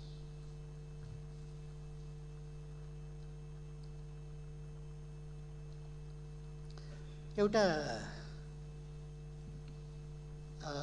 139 नम्बरमा संयुक्त राष्ट्रसङ्घको बडापत्र, असंलग्नता, पञ्चशीलको सिद्धान्त, अन्तर्राष्ट्रिय कानुन र विश्व शान्तिको मान्यताका आधारमा स्वतन्त्र र सन्तुलित परराष्ट्र नीति अवलम्बन गरिनेछ भनेको छ। व्यवहारमा त्यो देखिँदैन, उल्टो छ। नेपालको राष्ट्रिय हितलाई केन्द्रमा राखी छिमेकी तथा मित्र राष्ट्रसँगको सम्बन्धलाई थप प्रगाढ बनाइनेछ। व्यवहारमा यस्तो देखिँदैन, कोल्टे देखिन्छ। अब महत्त्वपूर्ण कुरा के भन्छ भने ऐतिहासिक सन्धि, नक्सा, तथ्य र प्रमाणका आधारमा कूटनीतिक माध्यमबाट सीमा सम्बन्धमा बाँकी रहेका विषय समाधान गरिनेछ। शरम लाग्छ। योभन्दा कायरता के हुन्छ? लिम्पियाधुरा, लिपुलेक, कालापानी नेपालको हो कि होइन? सरकार यति नेपालको हो भन्न सक्छ कि सक्दैन? यो जमिन फिर्ता ल्याउँछु भन्न सक्छ कि सक्दैन? 2077 सालमा मेरो नेतृत्वको सरकारले सम्माननीय राष्ट्रपतिज्यूको सम्बोधन मार्फत यसै सदनमा प्रस्तुत गरेको नीति कार्यक्रमको बुँदा नम्बर 269, त्यो बुँदा नम्बर 269मा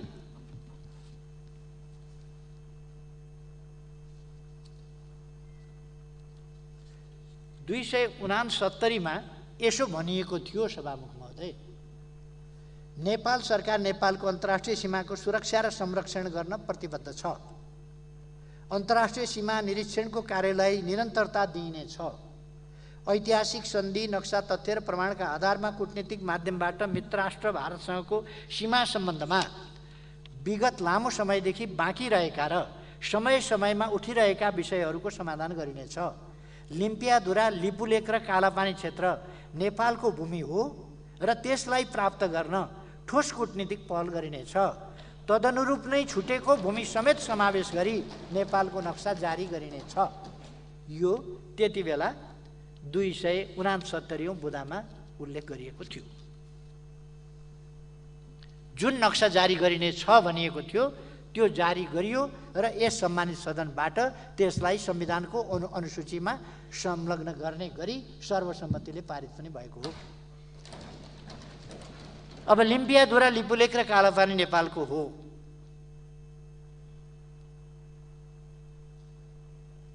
कि होइन? प्रधानमन्त्रीज्यूबाट जवाफ स्पष्ट भाषामा हामी चाहन्छौँ, सदनले चाहन्छ प्रतिपक्षले चाहन्छ, नेपाली जनताले चाहन्छ। यो भन्न सक्नुहुन्न भने, नेपालको भूमि नेपालको हो भन्न सक्नुहुन्न भने, यो फिर्ता ल्याउने प्रयास गर्छु भन्न सक्नुहुन्न भने सरकारको नेतृत्व गर्ने भनेको के हो? सभामुख महोदय, गर्न केही पनि सक्नुहुन्न। राष्ट्रिय हितको रक्षा गर्न सक्नुहुन्न, भूमिको रक्षा गर्न सक्नुहुन्न, अखण्डताको रक्षा गर्न सक्नुहुन्न, आफ्नो भूमिलाई आफ्नो भूमि भन्न सक्नुहुन्न। अनि के हो सरकारको नेतृत्व भनेको? नेतृत्व विहीन भएन सरकार। प्रतिपक्षले नेतृत्व लिनुपर्ने राष्ट्रिय हितको, प्रतिपक्षले भौगोलिक अखण्डताको पहरेदारी प्रतिपक्षको जिम्मा हो, सरकारले गर्नु पर्दैन? जवाफ चाहिन्छ।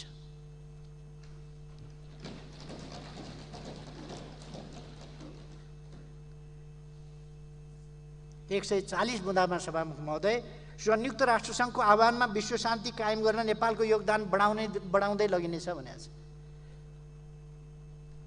बहुपक्षीय एवं क्षेत्रीय मञ्चमा नेपालको उपस्थितिलाई अर्थपूर्ण बनाइनेछ। विश्व शान्ति कायम गर्ने भनेको पिस किपिङ फोर्स मात्रै हो? पिस किपर्सको कन्ट्रिब्युसन मात्रै कन्ट्रिब्युसन हुन्छ कि नेपालको यो संयुक्त राष्ट्र सङ्घको आह्वानमा मात्रै हामी विश्व शान्तिका लागि काम गर्छौँ कि नेपाल संयुक्त राष्ट्र सङ्घको एउटा सक्रिय सदस्य हो, संयुक्त राष्ट्र सङ्घका निर्णयहरूमा सहभागी हुने, प्रभावित गर्ने र निर्णय निकाल्ने संस्था हो, सरकार हो, पक्ष हो। यो संयुक्त राष्ट्र सङ्घको एउटा सक्रिय सदस्य राष्ट्र हो। यसले संयुक्त राष्ट्र सङ्घले आह्वान गरे मात्रै विश्व शान्तिमा योगदान गर्छ कि विश्व शान्तिको पक्षमा उभिन्छ, निशस्त्रीकरणको पक्षमा उभिन्छ कि उभिँदैन? अनावश्यक ढङ्गले विभिन्न देशहरूमा भइराखेको बाह्य हस्तक्षेपका विरुद्ध उभिन्छ कि उभिँदैन? बोल्छ कि बोल्दैन? अनुकूल परेका ठाउँमा युक्रेनका बारेमा बोल्न सकिन्छ, युक्रेनका बारेमा बोल्न सकिन्छ, अर्को देशको बारेमा, इराकको बारेमा बोल्न सकिन्छ कि सकिँदैन? अर्को देशको बारेमा बोल्न सकिन्छ कि सकिँदैन? स्वतन्त्र ढङ्गले हाम्रो परराष्ट्र नीति र हाम्रो शान्तिको पक्षधरता एक्सप्रेस गर्ने, अभिव्यक्त गर्ने क्षमता हामीसँग छ कि छैन? त्यो आँट हामीसँग छ कि छैन? कि हामी घरका शेर प्रतिपक्षलाई समाप्त पारिदिन्छौँ, पत्ता साफ खतम पारिदिन्छौँ प्रतिपक्षलाई भन्ने बाह्य शक्ति देख्ने बित्तिकै स्वतन्त्रता सार्वभौमसत्ता यताउता हराएर अनि यस्तोलाई भन्छ घरको बाघ वनको स्याल। नेपाल सरकार जेसुकै होस्, तर नेपाल घरको बाघ वनको स्याल हुन सक्दैन। आफ्नो सार्वभौमसत्ताको सवालमा, आफ्नो स्वाधीनताको सवालमा, स्वतन्त्रताको सवालमा, भौगोलिक अखण्डताको सवालमा, आफूले खेल्न पर्ने शान्तिको पक्षधरताको सवालमा र त्यसको सन्दर्भमा खेल्न पर्ने भूमिकाको सवालमा नेकपा एमाले दृढ छ, नेपाल दृढ छ। नेकपा एमाले यस विचारको, यस भावनाको प्रतिनिधित्व दृढताका साथ र खुलस्त रूपमा गर्छ। सभामुख महोदय, यो कसैको विरुद्ध लक्षित छैन, न्यायको पक्षमा लक्षित छ। नेपालको सार्वभौमसत्ता, स्वाधीनता, स्वतन्त्रताको पक्षमा छ, नेपालको सार्वभौमसत्ता र भौगोलिक अखण्डताको पक्षमा छ, र यो नेपालको संविधानको पक्षमा छ। अहिले मैले भनिरहेको कुरा नेपालको संविधानले व्यवस्था गरेको कुरा हो। सभामुख महोदय, यो कसैका विरुद्ध, कुनै राष्ट्रका विरुद्ध लक्षित होइन। नेपालको आत्मसम्मान, नेपालको गौरव, नेपालको स्वाधीनतासँग सम्बन्धित छ र त्यसको प्रतिनिधित्व गर्ने नेपालको संविधानसँग सम्बन्धित छ। म संविधान सम्मत ढङ्गले भनिराखेको छु, कुनै आग्रह पूर्वाग्रह बस होइन। त्यसकारण हामीले संयुक्त राष्ट्र सङ्घको ब्युरोक्रेसी होइनौँ, हामी संयुक्त राष्ट्र सङ्घको सदस्य राष्ट्र हौँ। सार्वभौम राष्ट्रको हैसियतले, स्वतन्त्र राष्ट्रको हैसियतले सदस्य राष्ट्र हौँ हामी। ब्युरोक्रेटिक होइनौँ हामी, संयन्त्र होइन संयुक्त राष्ट्र सङ्घको।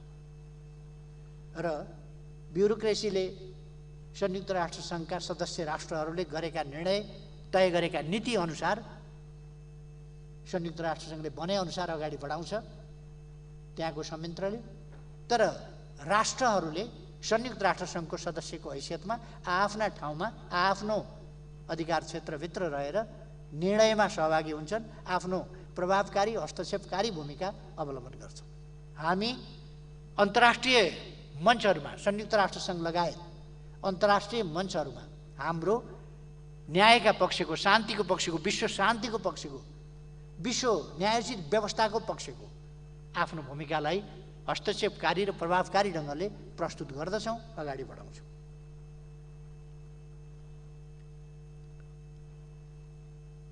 मैले अघि नै इमिनेन्ट ग्रुपको रिपोर्ट बुझ्नुहोस् भनेको छु प्रधानमन्त्रीज्यूलाई। र अर्को के भने 141 मा के भन्छ, व्यापार कूटनीतिका लागि वाणिज्य क्षेत्रका अनुभवी र विज्ञ जनशक्ति परिचालन गरिनेछ। फेरि अर्थ मन्त्रालय कहाँ गयो, उद्योग मन्त्रालय कहाँ गयो, वाणिज्य मन्त्रालय कहाँ गयो, हाम्रा राजदूतावास कहाँ गए, हाम्रो परराष्ट्र मन्त्रालय कहाँ गयो, हाम्रा वाणिज्य दूतहरू कहाँ गए, यत्रा संयन्त्रहरू कहाँ गए, तिनीहरू छोडेर अब केहीलाई विज्ञ भनेर हामी। अनि वाणिज्य क्षेत्रमा काम गरेका हाम्रा मान्छेहरू विज्ञ छैनन्? वाणिज्य क्षेत्रमा कस्ता मान्छे लगेर राखेका छौँ त हामीले? वाणिज्य मन्त्रालय कस्ता मान्छेले भरेका छौँ हामीले? अनि त्यसका लागि अरू मान्छेलाई जागिर खुवाउनु पर्ने।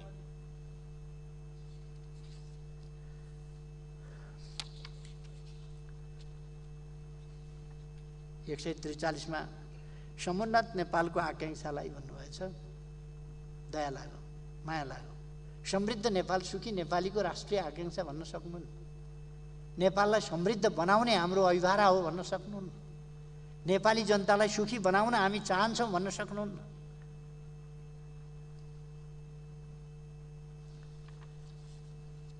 कठैबाट भन्न सकिन्छ।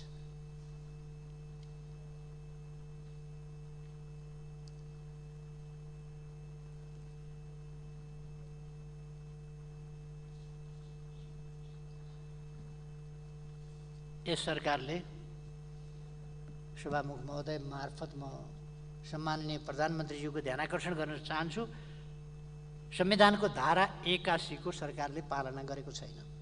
यसको अहिले म व्याख्या गरिरहन सभामुखजी मार्फत प्रधानमन्त्रीज्यूको ध्यानाकर्षण गर्न चाहन्छु। नमाने पनि हुन्छ भने त त्यो तपाईँहरूको कुरा हो, तर संविधानको धारा 81 को तपाईँहरूले पालना गर्नुभएको छैन। तपाईहरूले कानुनको, संविधानको, कानुनी राजको धज्जी उडाउनु भएको छ अध्यादेशहरू मार्फत। 40 र 40 को अध्यादेश, 40 केन्द्रीय समिति र 40 सांसद, 40% सांसद भन्ने अध्यादेश ल्याउँदा प्रतिगमन भयो, उधम भयो, संविधान विपरीत भयो संसद नभएका बेला। तर तपाईँहरूले मध्यरातसम्म संसद चलिरहेको संसद मध्यराति बन्द गरेर भोलिपल्ट बिहानै 20% वा 20% भनेर एमाले फुटाउनका लागि बदनियतका साथ ल्याउनुभयो अध्यादेश। साउन 25 गते हामीले निष्कासन गरेको सांसदहरूको भदौ 1 गते सम्माननीय सभामुखजी कहाँ हामीले प्रस्तुत गरिसकेको कुरालाई 10 दिन पर्खिएर अरूको चाहिँ ढोकैबाट लिएर सूचना जारी गर्नुपर्ने, एमाले फुटाउन पदीय मर्यादा सबै कुरा बिर्सिएर एमाले फुटाउन जे पनि गर्न हुने, कुनै मर्यादा राख्नु नपर्ने।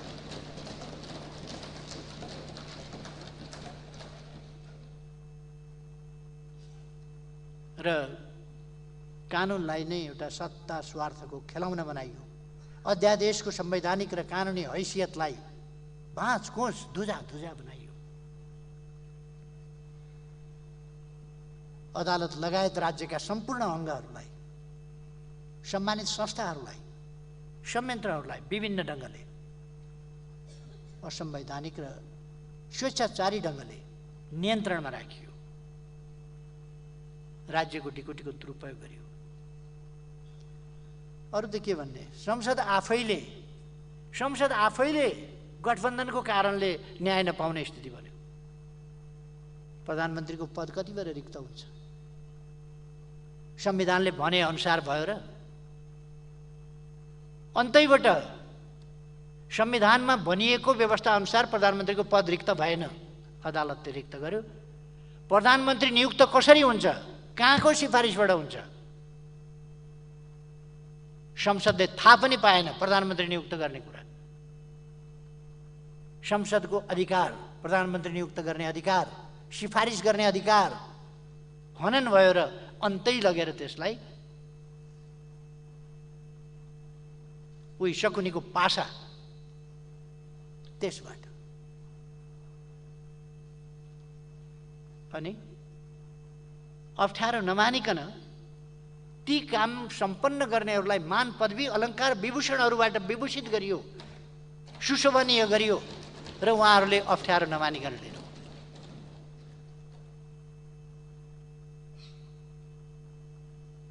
अनि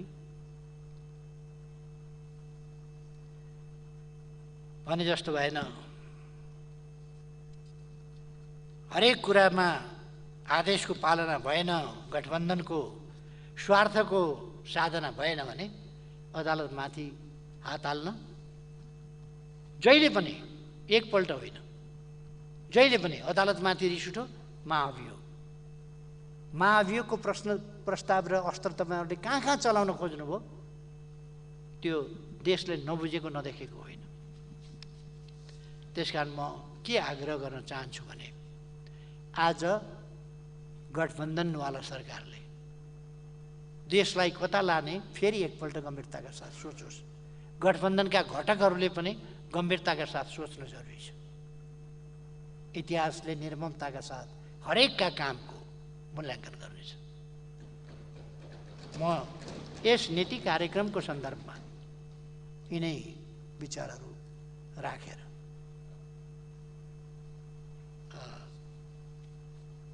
मैले उठाएका प्रश्नहरूको समुचित आल्टाले जवाफ अथवा रित पुर्याउने जवाफ होइन, वास्तविक जवाफ प्राप्त गर्नेछु भन्ने अपेक्षाका साथ र सम्माननीय सभामुखजीले मलाई धैर्यताका साथ समय दिनुभयो, धन्यवाद ज्ञापन गर्दै आफ्नो भनाइ टुङ्ग्याउँछु। धन्यवाद।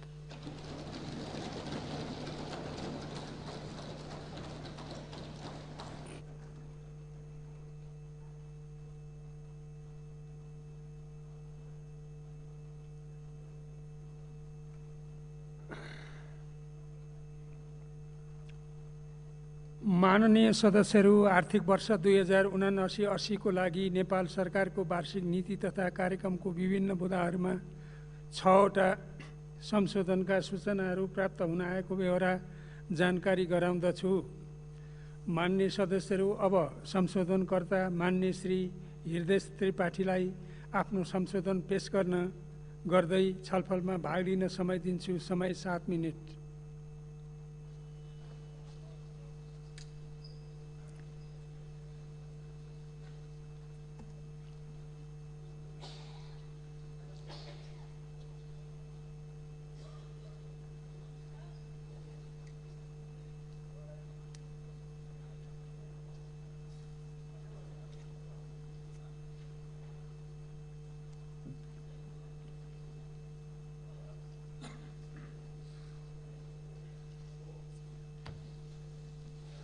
सम्मानित सभामुख महोदय, यस विषयमा अब अहिले भर्खरै संसदको प्रमुख प्रतिपक्षका नेताले धेरै कुरा राखि नै सक्नु भएको छ र उहाँको प्रयोग गर्नुभएको समयको 1/4 भए पुग्छ मलाई, त्योभन्दा बढी नचाहिएला। सभामुख महोदय, यसमा कार्यक्रम त छ, अलिकति नीति भएन, नीतिगत समस्या छ यहाँ यो नीति र कार्यक्रममा। परम्परागत छ, साथसाथै मैले केही जो संशोधन राखेको छु 6 बुँदामा। पहिलो बुँदा नै स्थानीय तहको निर्वाचन दलीय आधारमा हुनु हुँदैन र नभई स्वतन्त्र आधारमा गरिनै छ भन्ने यसका केही आधारहरू के छन्। हामीले सबैभन्दा शक्तिशाली स्थानीय तहका निर्माण गरेका छौँ विश्वमा। यसको निर्वाचन प्रणाली पनि प्रेसिडेन्सियल फर्म अफ इलेक्सन छ। मलाई लाग्छ अजम्बरीका बुटी खाए जस्तै हाम्रा स्थानीय तहका पदाधिकारीहरू हुनुहुन्छ। प्रधानमन्त्री, राष्ट्रपति लगायत सबै सभामुख सबैमाथि हामीले अविश्वास अथवा महाभियोग लगाउन सक्छौँ, तर स्थानीय तहका यी साथीहरू जो निर्वाचित भएका छन् प्रेसिडेन्सियल फर्म अफ गभर्मेन्टले उहाँहरूमाथि नियन्त्रण गर्ने न त अविश्वासको न महाभियोगको न प्रत्याह्वानको कुनै व्यवस्था न कानुनी व्यवस्था छ न त संवैधानिक व्यवस्था संविधान चुकेकै हो यसमा। त्यस कारणले पनि र एउटा दलीय आधारमा निर्वाचन जानुभन्दा पनि यो जुन इकाइ हो जसरी हामीले सोचेका छौँ यसले गर्दा योग्य र क्षमतावान व्यक्तिहरूको रूपमा प्रस्तुत हुन एउटा वातावरण निर्माण गर्नुपर्छ। जुन अहिलेको रिजल्टले देखाइरहेछ, म नाम लिन चाहन्न, काठमाडौँ धरान लगायतका जुन रिजल्टहरूले देखाइरहेका छन् र अर्को मतदाताले राम्रा उम्मेदवार छनौट गर्ने अवसर पाउँछन् यदि हामीले दलीय आधारमा गरेनौँ भने र राम्रा उम्मेदवारहरू प्रस्तुत हुन सक्छन्। निष्पक्षता यसले बढाउँछ, सेवा प्रवाह र विकास निर्माणमा सहजता ल्याउँछ। राजनीतिक रूपले जुन अस्वस्थ प्रतिस्पर्धा जुन गाउँ गाउँसम्म पुग्ने गरेको छ त्यो नभइकन एउटा दलीय तनावबाट पनि यसले मुक्ति दिलाउँछ र यसले सुशासनलाई पनि बढावा दिन्छ। त्यस कारणले हाम्रो संसारमा अन्य देशमा सबै देशमा छन् तर हामीले अत्यन्त शक्तिशाली जुन एउटा गठन गरेका छौँ स्थानीय त्यसको निर्वाचन दलीय आधारमा नभइकन दलविहीनताको आधारमा नै गर्नुपर्छ। दलहरू ब्याक फोर्समा बस्न पर्छ भन्ने मेरो के अरे संशोधनको पहिलो बुँदा हो। दोस्रोमा धेरै सङ्ख्यामा रहेका ब्याङ्क र वित्तीय संस्थालाई एकीकृत गरी सीमित ब्याङ्कलाई बढावा दिइनेछ। वस्तुतः पुँजी अत्यन्त छरिएर रहेको पुँजी एकीकृत गरिनेछ। नेपालको विकासको समस्या के भने पुँजीको समस्या होइन, छरिएर गएको पुँजीको समस्या हो। पुँजी अत्यन्त छरिएर गएको छ र त्यसले गर्दाखेरि हामी जर्मनीमा जो विश्वको 6औं इकोनोमी हो अर्थतन्त्र, त्यहाँ 6वटा ब्याङ्कले काम गरिरहेका छन्। हामी कहाँ 3 दर्जनभन्दा बढी ब्याङ्कहरू छन् र यी ब्याङ्कहरू र वित्तीय संस्थाहरूको अवस्था कस्तो छ भने यसले एकातिर त्यो पुँजीलाई औद्योगिकरण गर्नबाट यसले रोकिरहेको छ, अर्को चाहिँ के छ भने यो आयातमुखी जुन कामहरूलाई आर्थिक गतिविधिहरूलाई मात्रै यसले बढावा दिएको छ र उत्पादनमुखी लगानीमा यसले उदासीनता देखाएको छ। त्यस कारणले यस विषयमा चाहिँ मैले जुन संशोधन राखेको छु यसलाई सीमित एउटा मर्जरको उसमा जानुपर्छ, होइन भने हाम्रा ब्याङ्किङ प्रणालीहरूले नै अर्थतन्त्रमा रहेका देशमा रहेका पुँजीहरूलाई छर्छन्। तेस्रो चाहिँ मेरो संशोधन के छ भने कृषि उपजको मूल्य निर्धारण गर्न सङ्घीय मूल्य निर्धारण आयोग गठन गरिनेछ। सभामुख महोदय, संसारमा सबै उत्पादनकर्ताले आफ्नो मूल्यको उत्पादन आफै निर्धारण गर्छन् किसान बाहेक। किसानले उत्पादन गर्छ, लगानी गर्छ, मेहनत गर्छ, परिश्रम गर्छ, उत्पादन गर्छ, तर त्यसको उत्पादनको मूल्यको निर्धारण बिचौलियाले गर्छ सभामुख महोदय। अर्को प्रश्न के हो भने कृषि को माथि हामी लगानी र कृषकमाथि लगानी हाम्रो बजेट प्रणालीको एउटा दुरावस्था हो। यथार्थमा के हो भने हामीले बजेटमा राखेका जो विषय छ त्यो कृषिमाथि 82% लगानी हुन्छ र 18% कृषकमाथि लगानी, किसानमाथिको लगानी हो। कृषि मन्त्रालयले खरिद गर्ने सम्पूर्ण गाडी सुविधा आदि इत्यादि कृषिमाथिको लगानी मानिन्छ, किसानमाथिको लगानी होइन। त्यसकारण यसलाई पनि हामीले जस्तो कृषि उपज धान, गहुँ, उखु, केरा, अदुवा, अलैँची आदिको मूल्य निर्धारण गर्न चाहिँ एउटा विशेष गरी एउटा आयोग, सङ्घीय आयोगकै गठन गर्नुपर्ने आवश्यकता छ र साना तथा मझौला उद्योग जो विशेष गरी रोजगारी दिने हुन् त्यसको चाहिँ एउटा प्रदेश स्तरीय कृषि उद्योग प्रोत्साहन केन्द्र र सिप गठन गर्नुपर्छ, जसले सिप र मेसिनरी बजारीकरण लगायतका सहायतामा अनुदान दिने, अनुदानमा पनि बिचौलियाहरूले खाने स्थिति छ। यथार्थमा हाम्रा देवी देवता पनि के छन् भने कमजोरको बलि लिने परम्परा छ। यहाँ उही कुखुरा सुखुरा आदि इत्यादिको चाहिँ परेवाको बलि लिन्छन्, बाघ भालुको बलि कसैले दिँदैन। समय म 7 मिनट लिन्छु। त्यस कारणले पनि यो कृषि फर्म खोल्ने जुन अहिले एउटा सरकारले ल्याउन खोजेको छ, मलाई के लाग्छ भने डर हो, यो भय हो। हामीले जसरी अर्थतन्त्र सञ्चालन गरेका छौँ त्यसले गर्दा भय के हो भने फेरि एउटा नयाँ किसिमको दलाली एउटा चाहिँ दलालहरूको चाहिँ हामीले चाहिँ प्रोत्साहन गर्ने उसमा पुगियो जस्तो मलाई लाग्छ। त्यसमा अलिकति नियन्त्रण हुनुपर्छ। चौथो मेरो संशोधनको बुँदा छ महालेखा परीक्षकको प्रतिवेदनमा उल्लेखित स्थानीय तहको भयावह बेरुजु र अनियमितताको सम्बन्धमा दल छलफल र निर्णय गर्न उपयुक्त संरचनाको निर्माण गरिन्छ। यो साह्रै भयावह र अत्यन्त महत्त्वपूर्ण छ। हाम्रो संविधान अनुसार हामी तीनै तहका लेखा परीक्षण महालेखा परीक्षक विभागले गर्ने गर्दछ। सङ्घीय संसदमा केन्द्रीय सरकारको अथवा प्रदेश सरकारको चाहिँ प्रदेश सभामा सार्वजनिक लेखा समितिमा त्यसमा छलफल हुने गर्दछ र एउटा निरूपण हुने गर्छ। तर स्थानीय तह जसको बेरोजु बढ्दो छ, भयावह छ, कहाली लाग्दो छ, डर लाग्दो छ, महालेखा परीक्षकको वार्षिक प्रतिवेदन नै भनिरहेको हो, त्यसलाई छलफल गरेर निष्कर्ष गर्ने कुनै पनि थलो, कुनै पनि निकाय नभएको हुनाले एउटा संरचनाको आवश्यकता छ। यस विषयमा केही प्रयासहरू भएका थिए तर हुन सकेनन्, सफल हुन सकेनन्। यसमा के पनि हो भने दलहरू आफ्ना राजनीतिक कार्यकर्ताको कुकृत्यलाई बचाउनको लागि सधैँ बचाउने जुन एउटा परम्परा छ त्यस अनुसारले पनि उहाँहरूले अगाडि नबढेको। तर एउटा कुरा हेक्का के रहोस् भने यो बेरुजु मान्छे मरेर गएपछि पनि घर घरानाबाट उसुल हुनुपर्ने बेरुजु हो र कुनै न कुनै समयमा यसले चाहिँ तिर्नै पर्ने स्थिति आउँछ। यस विषयमा चाहिँ सरकारले सोच्नु पर्यो। अरू क्रम मेरो 5औं संशोधन निजामती सेवा सम्बन्धी विधेयक पारित गरिनेछ भनेर यहाँ एउटा तर्जुमा गर्ने भनेर प्रस्ताव आएको छ। तर्जुमा भइसकेको छ सभामुख महोदय, निजामती सेवा ऐन या विधेयक तर्जुमा भइसकेको छ, छलफलको एउटा निष्कर्षमा पनि पुगिसकेको हो र निजामती सेवा विशेष गरी उमेर लगायतका हद र यसका पदोन्नति लगायतका विषयहरूमा त्यसमा व्यापक छलफल भएको थियो। तर अहिले आएर जुन तर्जुमा गर्ने भनिएको छ यसले चाहिँ एउटा नयाँ फेरि सरकारले ल्याउन खोजेको कि या यदि त्यो हो भने यो एकदमै स्थिति के छ भने यसले अप्ठ्यारोमा निजामती सेवालाई पार्छ, किन यसको बनावट र वितरण आफैमा त्रुटिपूर्ण छ। र कुनै पनि सरकार, म यही रोस्टमबाट भन्दैछु, कुनै पनि सरकार अहिलेकै निजामती सेवाको बनावट र वितरणमा रहने भने ऊ लोकप्रिय हुन सक्दैन। यो मेरो जीवनको अनुभवको विषय हो र म यहाँ किटानीको साथ भन्दैछु। त्यस कारण तर्जुमा गर्ने होइन, जुन अगाडि बढिसकेको छ त्यसमा फेरि परिमार्जन गरेर छलफल गरेर ल्याउन सकिन्छ। क्रम 6औं संशोधन सभामुख महोदय मेरो के हो भने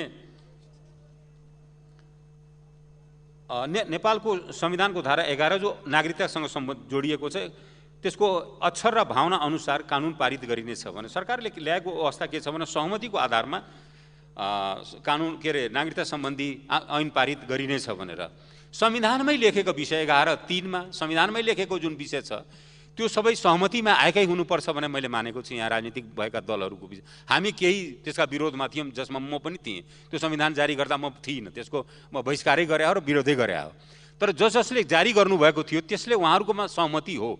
यस विषयमा जनको आधारमा नागरिकता प्राप्त गरिसकेका व्यक्तिको सन्तानलाई वंशजको आधारमा नागरिकता प्रदान गर्ने भनेर संविधानमै उल्लेख छ। आमाको नामबाट नागरिकता प्रदान गर्ने भने संविधानमै उल्लेख छ।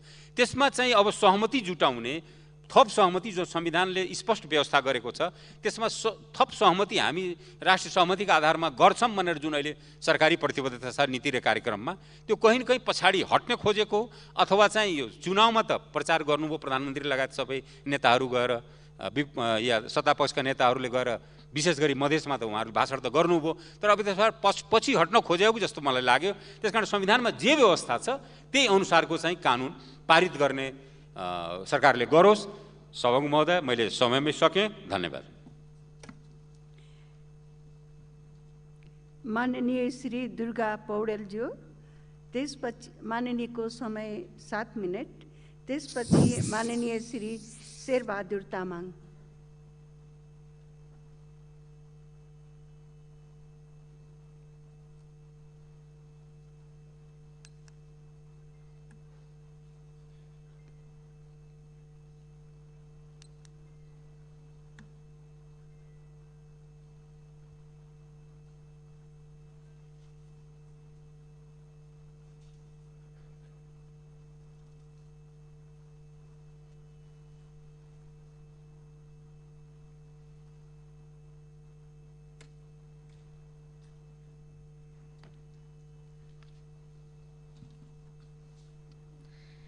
सम्मान्य सभामुख महोदय, सरकारको नीति तथा कार्यक्रममाथि मैले राखेको संशोधनमा विशेष गरिकन अहिलेसम्मको अनुभवहरूलाई हेर्दाखेरि हामीले सङ्घीयतालाई लागू गरिसकेपछि प्रादेशिक संरचनामा अनुत्पादक ठाउँमै हाम्रो ठुलो बजेट गएको छ, जसले दिने विकासको निम्ति दिने बजेट पनि कुण्ठित भएको छ। हामीले दिने विकास तल स्थानीय तहलाई हो, दिन डाइरेक्ट दिन सकिन्छ भने घुमाएर किन दिन पर्यो? त्यसैले गर्दाखेरि यो प्रादेशिक संरचनालाई खारेज गरेर जानुपर्छ भन्ने हो। र अर्को, नेपालको संविधानमा लेखिएको छ समाजवाद उन्मुख राज्यको निर्माण भनेर। तर एमसिसीले नवउदारवादतर्फ लैजान्छ। त्यो दुईटामा कन्ट्राडिक्सन सुरु। त्यसले गर्दाखेरि हामीले हाम्रो असंलग्न परराष्ट्र नीतिलाई पनि प्रभाव पार्न जान्छ यो हामीले यो एमसिसीलाई अगाडि लैजाँदाखेरि। त्यसैले त्यो ठुलो आँच पुग्ने भएको हुनाले नै एमसिसीलाई खारेज गरेर जानुपर्छ भन्ने कुरा दोस्रो संशोधन मेरो। त्यसै गरिकन नागरिकता सम्बन्धी हकमा नागरिकता कुनै पनि देशको आफ्नो भूगोल सौदो आफ्नो खुला सिमाना सबै चिजलाई हेरेर त्यसबारे त्यहाँको नागरिकता बनाउने एउटा विधि प्रक्रिया हुन्छ। त्यसै गरी हाम्रो जस्तो देशमा नेपालको हकमा हाम्रो वंशज र अङ्गीकृत नागरिकताको जुन विधि छ त्यो विधि अन्तर्गत नै त्यसलाई लैजानुपर्छ। नागरिकता दिने धेरै खुकुलो प्रकारले लगियो भनेदेखि भोलि बिहान स्वयं नेपाली नै आफ्नै देशमा अल्पसङ्ख्यकमा पर्ने स्थिति आउँछ। त्यसैले नागरिकता विधेयक नागरिकता ऐनलाई कठोर प्रकारको बनाएर लैजानुपर्छ भन्ने हो। त्यसै गरी नेपालको हाम्रो देशको प्रधानमन्त्रीजी भारत भ्रमण गर्नुभयो। भारतको प्रधानमन्त्रीज्यू हाम्रो नेपाल भ्रमण गर्नुभयो। त्यो भ्रमणपछि पनि अहिलेसम्म त्यसपछि पनि यो लिपुलेक कालापानी लिम्पिया धुराको जुन कुरा छन् त्यसको जुन समस्या थियो त्यो लगातार उठ्दै आएको थियो। तर त्यस सम्बन्धी समाधानको बारेमा अहिले पनि केही हुन सकेन। त्यसमा पनि नेपाल र भारत सम्बन्धको र दुवै देशको बीचमा भएका सम्झौताहरूको पुनरावलोकन गर्नको निम्ति एउटा प्रबुद्ध समूह गठन गरी उहाँहरूले ल्याएको रिपोर्ट त्यो रिपोर्टको बारेमा पनि प्रधानमन्त्रीज्यूहरूले उहाँहरूले बुझ्नु भएन भन्ने कुरा जुन आयो त्यो रिपोर्ट बुझ्न मान्नु भएन भने त्यो बारेमा पनि अब कुन प्रकारले जाने एउटा प्रभावकारी किसिमको कदम त्यसबारेमा त्यसलाई कार्यान्वयन गर्नको निम्ति पनि प्रभावकारी कदम चलाउनुपर्छ प्रभावकारी कदम उठाउनुपर्छ भन्ने एउटा संशोधन मेरो त्यो पनि हो। नेपाललाई कृषि प्रधान देश भनेर भनिएको छ। यो कृषि प्रधान देश भन्ने तर परनिर्भर खाद्यान्नमा परनिर्भर देश छ र त्यस्तो स्थितिलाई हामीले विशेष गरिकन ध्यान दिनु पर्दाखेरि हामी आफू आत्मनिर्भर हुनको निम्ति खाद्यान्नमा आत्मनिर्भर हुनको निम्ति पनि हामीले खाद्यान्न उत्पादनमा जोड दिनुपर्छ। त उत्पादनमा जोड दिन अहिले जुन धेरै ठुलो पैमानामा जुन खेतीयोग्य जमिनहरू छ त्यो प्लाटिङमा गइरहेको छ त्यसलाई कडाइपूर्वक रोक्न पर्ने जरुरी छ खेतीयोग्य जमिनलाई प्लाटिङ गर्नबाट। र त्यो सँगसँगै त्यो जमिन जुन छ त्यो जमिन माथिको स्वामित्व सामन्ती स्वामित्वलाई हामीले खारेज गरेर जान जरुरी छ।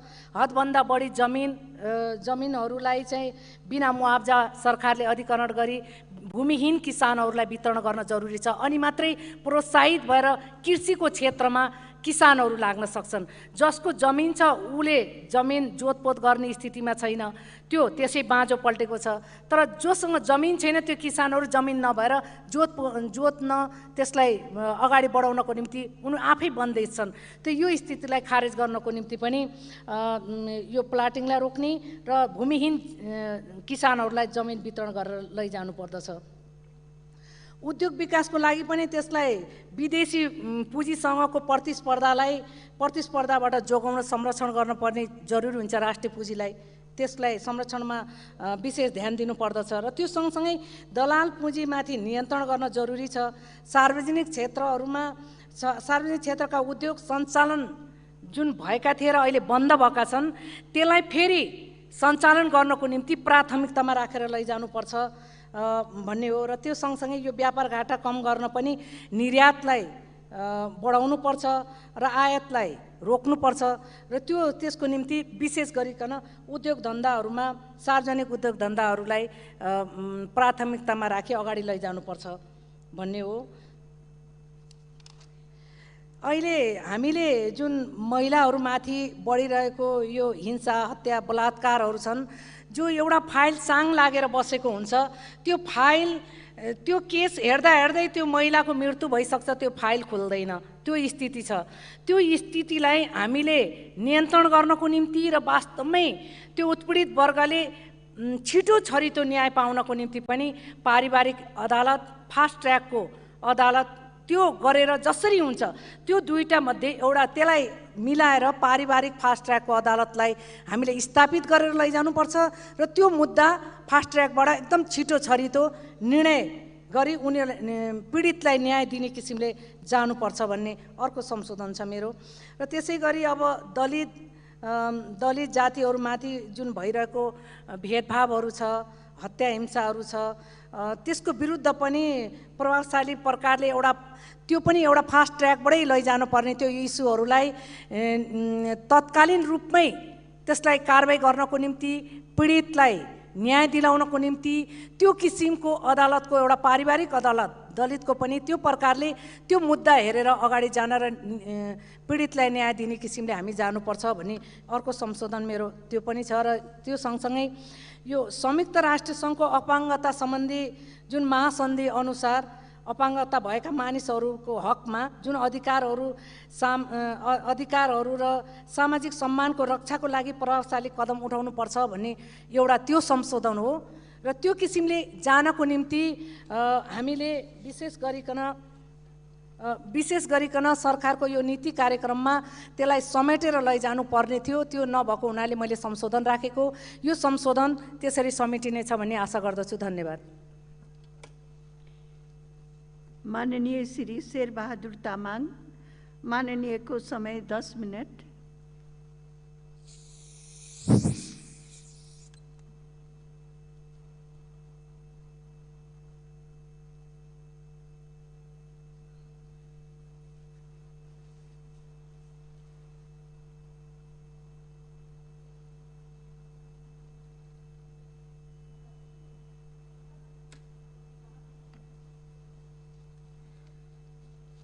सम्माननीय सभामुख महोदय, सम्माननीय राष्ट्रपति महोदयले मिति 2079 जेठ 10 गते मङ्गलबार सङ्घीय संसदको दुवै सदनको संयुक्त बैठकलाई गर्नुभएको सम्बोधनमा उल्लेखित आर्थिक वर्ष 79-80 को नेपाल सरकारको वार्षिक नीति तथा कार्यक्रममाथि प्रतिनिधि सभा नियमले 2075 को नियम 38 को उपनियम 2 बमोजिम यो संशोधन पेश गरेको छु।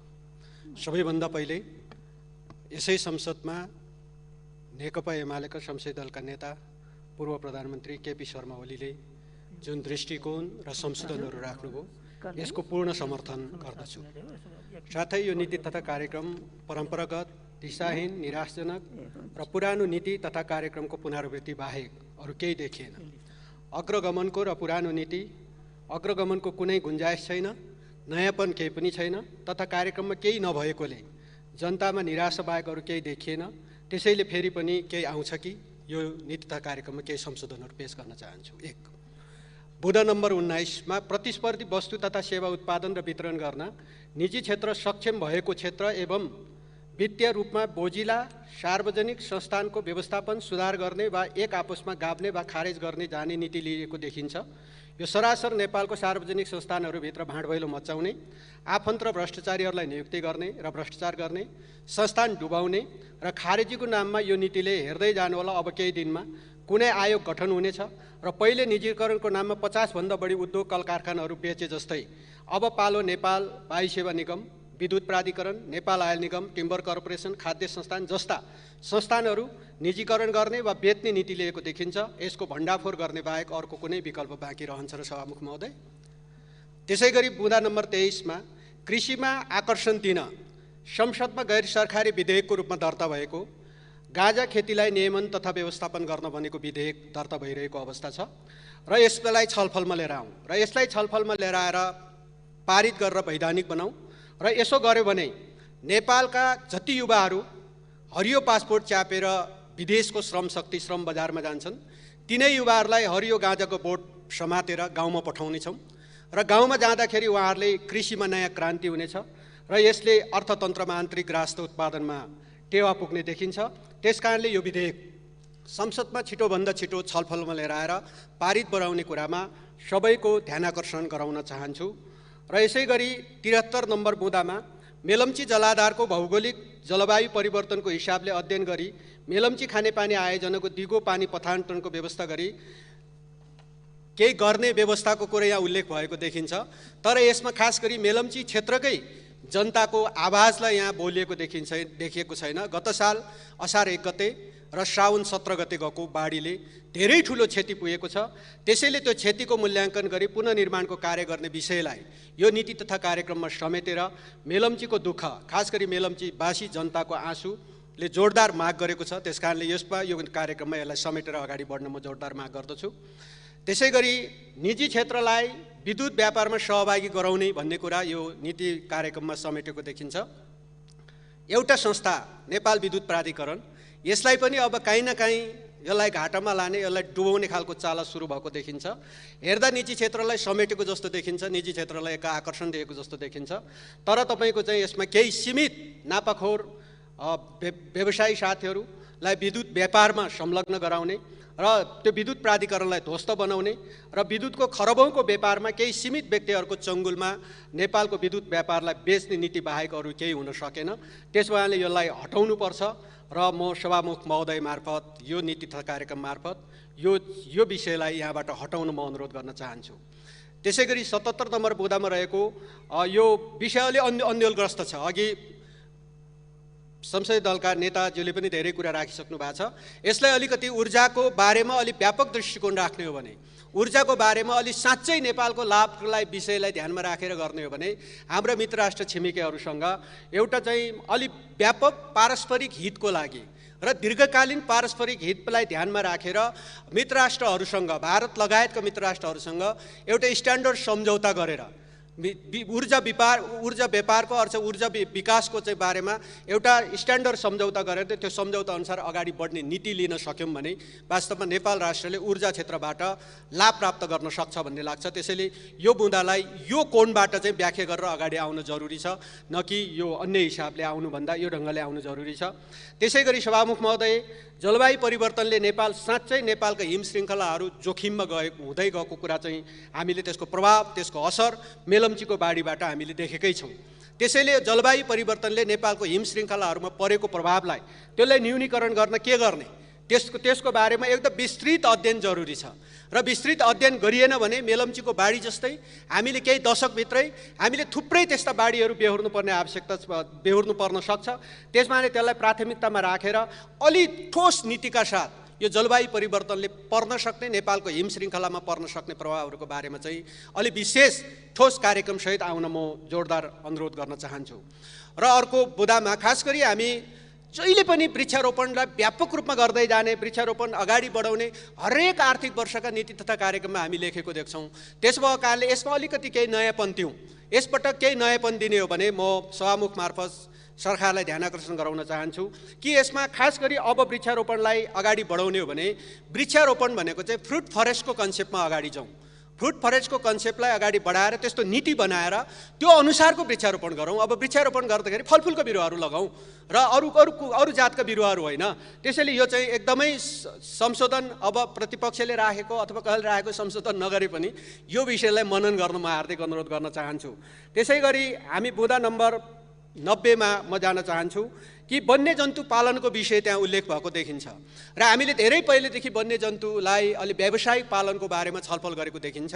त्यसो भएको कारणले म यसपटक कानुनै बनाऊ, त्यो कानुन बनाउने नीति ल्याउँ कि कस्तुरी पालनको सबभन्दा पहिला त्यसको नीति बनाऊ कि कस्तुरी पालन नेपालका चाहिँ हिमाली भेगका खास गरी निकुञ्जहरूको बफर जोन एरियाहरूमा युवाहरूलाई पासपोर्ट दिएर अरब खाडीमा पठाउने भन्दा तपाईको चाहिँ कस्तुरी पालनको लाइसेन्स दिएर ती बफर जोन एरियामा निश्चित जग्गाहरूमा उहाँहरूलाई चाहिँ कस्तुरी पालनको फार्म बनाउने हो भने त्यहाँ पर्यटनको विकास पनि हुनेछ र त्यसले धेरै ठुलो नेपाललाई आर्थिक उपार्जन हुनेछ। त्यसैले यो खास गरी त्यो वन्यजन्तु पालनको विषयलाई जोडेर त्योसँग त्यो कस्तुरी पालनको विषय चाहिँ अलि जोडका साथै त्यसलाई चाहिँ उल्लेखै गरेर आउन म हार्दिक अनुरोध गर्न चाहन्छु। अर्को एउटा विषय खास गरी राष्ट्रिय योजना आयोगभित्र अहिले सार्वजनिक नीतिको समग्र विश्लेषणका लागि एउटा नीति प्रयोगशाला स्थापना गर्ने विषय उल्लेख भएको रहेछ। तर विगतमै हामीले तपाईँको एउटा नीति प्रतिष्ठान गठन गरेर त्यसले कामै समेत राम्रो गरिरहेको छ। त्यसमाले अर्को एउटा संस्थान जन्माएर अनि फेरि तपाईँको चाहिँ पुरानो काम गरिरहेको संस्थानलाई मार्ने उद्देश्य त होइन। त्यस भएको कारणले त्यो अर्को नीति प्रतिष्ठानलाई विघटन गर्नको उद्देश्यले चाहिँ यो आएको हो भने यो राम्रो देखिएन। त्यसैले संस्थानहरू जन्माइरहने अनि फेरि मारिरहने जन्माइरहने यो तरिका होइन। त्यस भएको कारणले यसलाई अहिले उल्लेख गरिरहनु जरुरी छैन। यसलाई हटाउँ कि नीति प्रतिष्ठानलाई नै बरु त्यसलाई अझै पुग्दैन पूर्वाधार भने त्यसलाई पूर्वाधार पुर्याउने भन्ने कुरामा अलि जोड गर्न म हार्दिक अनुरोध गर्न चाहन्छु। त्यस पछाडि अर्को चाहिँ हामी खास गरी तपाईँ सत्य निरूपण र पीडितलाई न्याय दिने कुरा, परिपूरणको कुरा, मेलमिलाप कुरा, शान्ति प्रक्रियालाई निष्कर्षमा पुर्याउने कुरा कति वर्ष चलाउने हो, कति वर्षको कुरा हो? किनभने शान्ति प्रक्रियासँगै जोडिएका साथीहरू अब हिजो हिंसात्मक द्वन्द्वमै रहेका साथीहरू द्वन्द्वबाटै चाहिँ शान्ति प्रक्रियामा आइसकेपछि उहाँहरू समेत पनि त अहिले सरकारमा छ, झन्डै 1 वर्ष हुन लागिसक्यो। त्यस भएको कारणले त्यो 1 वर्ष अब किन कटाउँछौँ हामी? त्यस भएको कारणले यो चाहिँ अब टाइम फ्रेम तोकिनुपर्छ। टाइम फ्रेम तोकिनुपर्छ, कहिल्यै पुरा नहुने गरी लाग्नु हुँदैन। कहिलेसम्म शान्ति प्रक्रिया टुङ्गोमा पुर्याउने हो जवाब दिनुपर्छ र पीडितले कति पीडा सहने हो यो कुरा पनि जरुरी छ। त्यसमाले यो आर्थिक वर्षदेखि यो विषय नउठ्ने गरी निष्कर्षमा पुर्याउन चाहिँ म सभामुख मार्फत हार्दिक आग्रह गर्न चाहन्छु। र अन्तमा केपी ओली नेतृत्वको सरकार हुँदा अगाडि बढाएका सुरुङ मार्ग, रेलको विकास, जल यातायातको विकास, मदन भण्डारी लोकमार्ग, नेपालको आफ्नै स्याटेलाइट विकास, डिजिटल नेपाल, विद्यार्थी दिवा खाजा कार्यक्रम, सामाजिक सुरक्षा भत्ताको वृद्धि सम्बन्धी विषय, राष्ट्र सेवाको सुविधा वृद्धि सम्बन्धीको विषय, नागरिकता विधेयक प्रस्तुत गर्ने मनसाय, make in Nepal, made in Nepal जस्तो अवधारणा, स्वास्थ्य बिमा, राष्ट्रपति शैक्षिक सुधार कार्यक्रम, राष्ट्रपति महिला उत्थान कार्यक्रम, प्रधानमन्त्री स्वरोजगार कार्यक्रम, एक घर एक धारा अभियान, बुढी गण्डकी जलविद्युत आफैले बनाउने विषय, नदी डाइभर्सन कार्यक्रम, सुक्खा बन्दरगाह, सिंहदरबार गुरु योजना, महेन्द्र राजमार्ग 4 देखि 6 लेनमा विस्तार गर्ने कुरा, काठमाडौँ उपत्यकाको एकीकृत विकासको अवधारणा, विमानस्थल विस्तार, नेपाल विकासशील राष्ट्रको सूचीबाट नेपाल चाहिँ खास गरी नेपाल एउटा चाहिँ अति चाहिँ कम विकसित राष्ट्रबाट विकासशील राष्ट्रको सूचीमा पार्न गरिने पहल, त्यसै गरी पुल निर्माणको प्राथमिकीकरण, गरिब तथा विपन्न परिवारको पहिचान गरी कार्ड वितरण र सेवा सुविधा दिने विषय, भू उपयोग नीति, प्रधानमन्त्री कृषि आधुनिकीकरण कार्यक्रम, सार्वजनिक खर्च व्यवस्थापन, ग्रेट हिमालयन ट्रेल जस्ता सयौं कार्यक्रमहरूलाई यस नीति तथा कार्यक्रमको पाना पानामा समेटेर ल्याएको छ र त्यसरी समेटेर ल्याएकोमा म सरकारलाई धन्यवाद दिन चाहन्छु। सभामुख महोदय, यो सरकारले आफ्नो कुनै नयाँ कार्यक्रम ल्याउन नसकेको भने दुःख व्यक्त गर्दछु। माननीय श्री भीमबहादुर रावल, यहाँको समय 12 मिनट।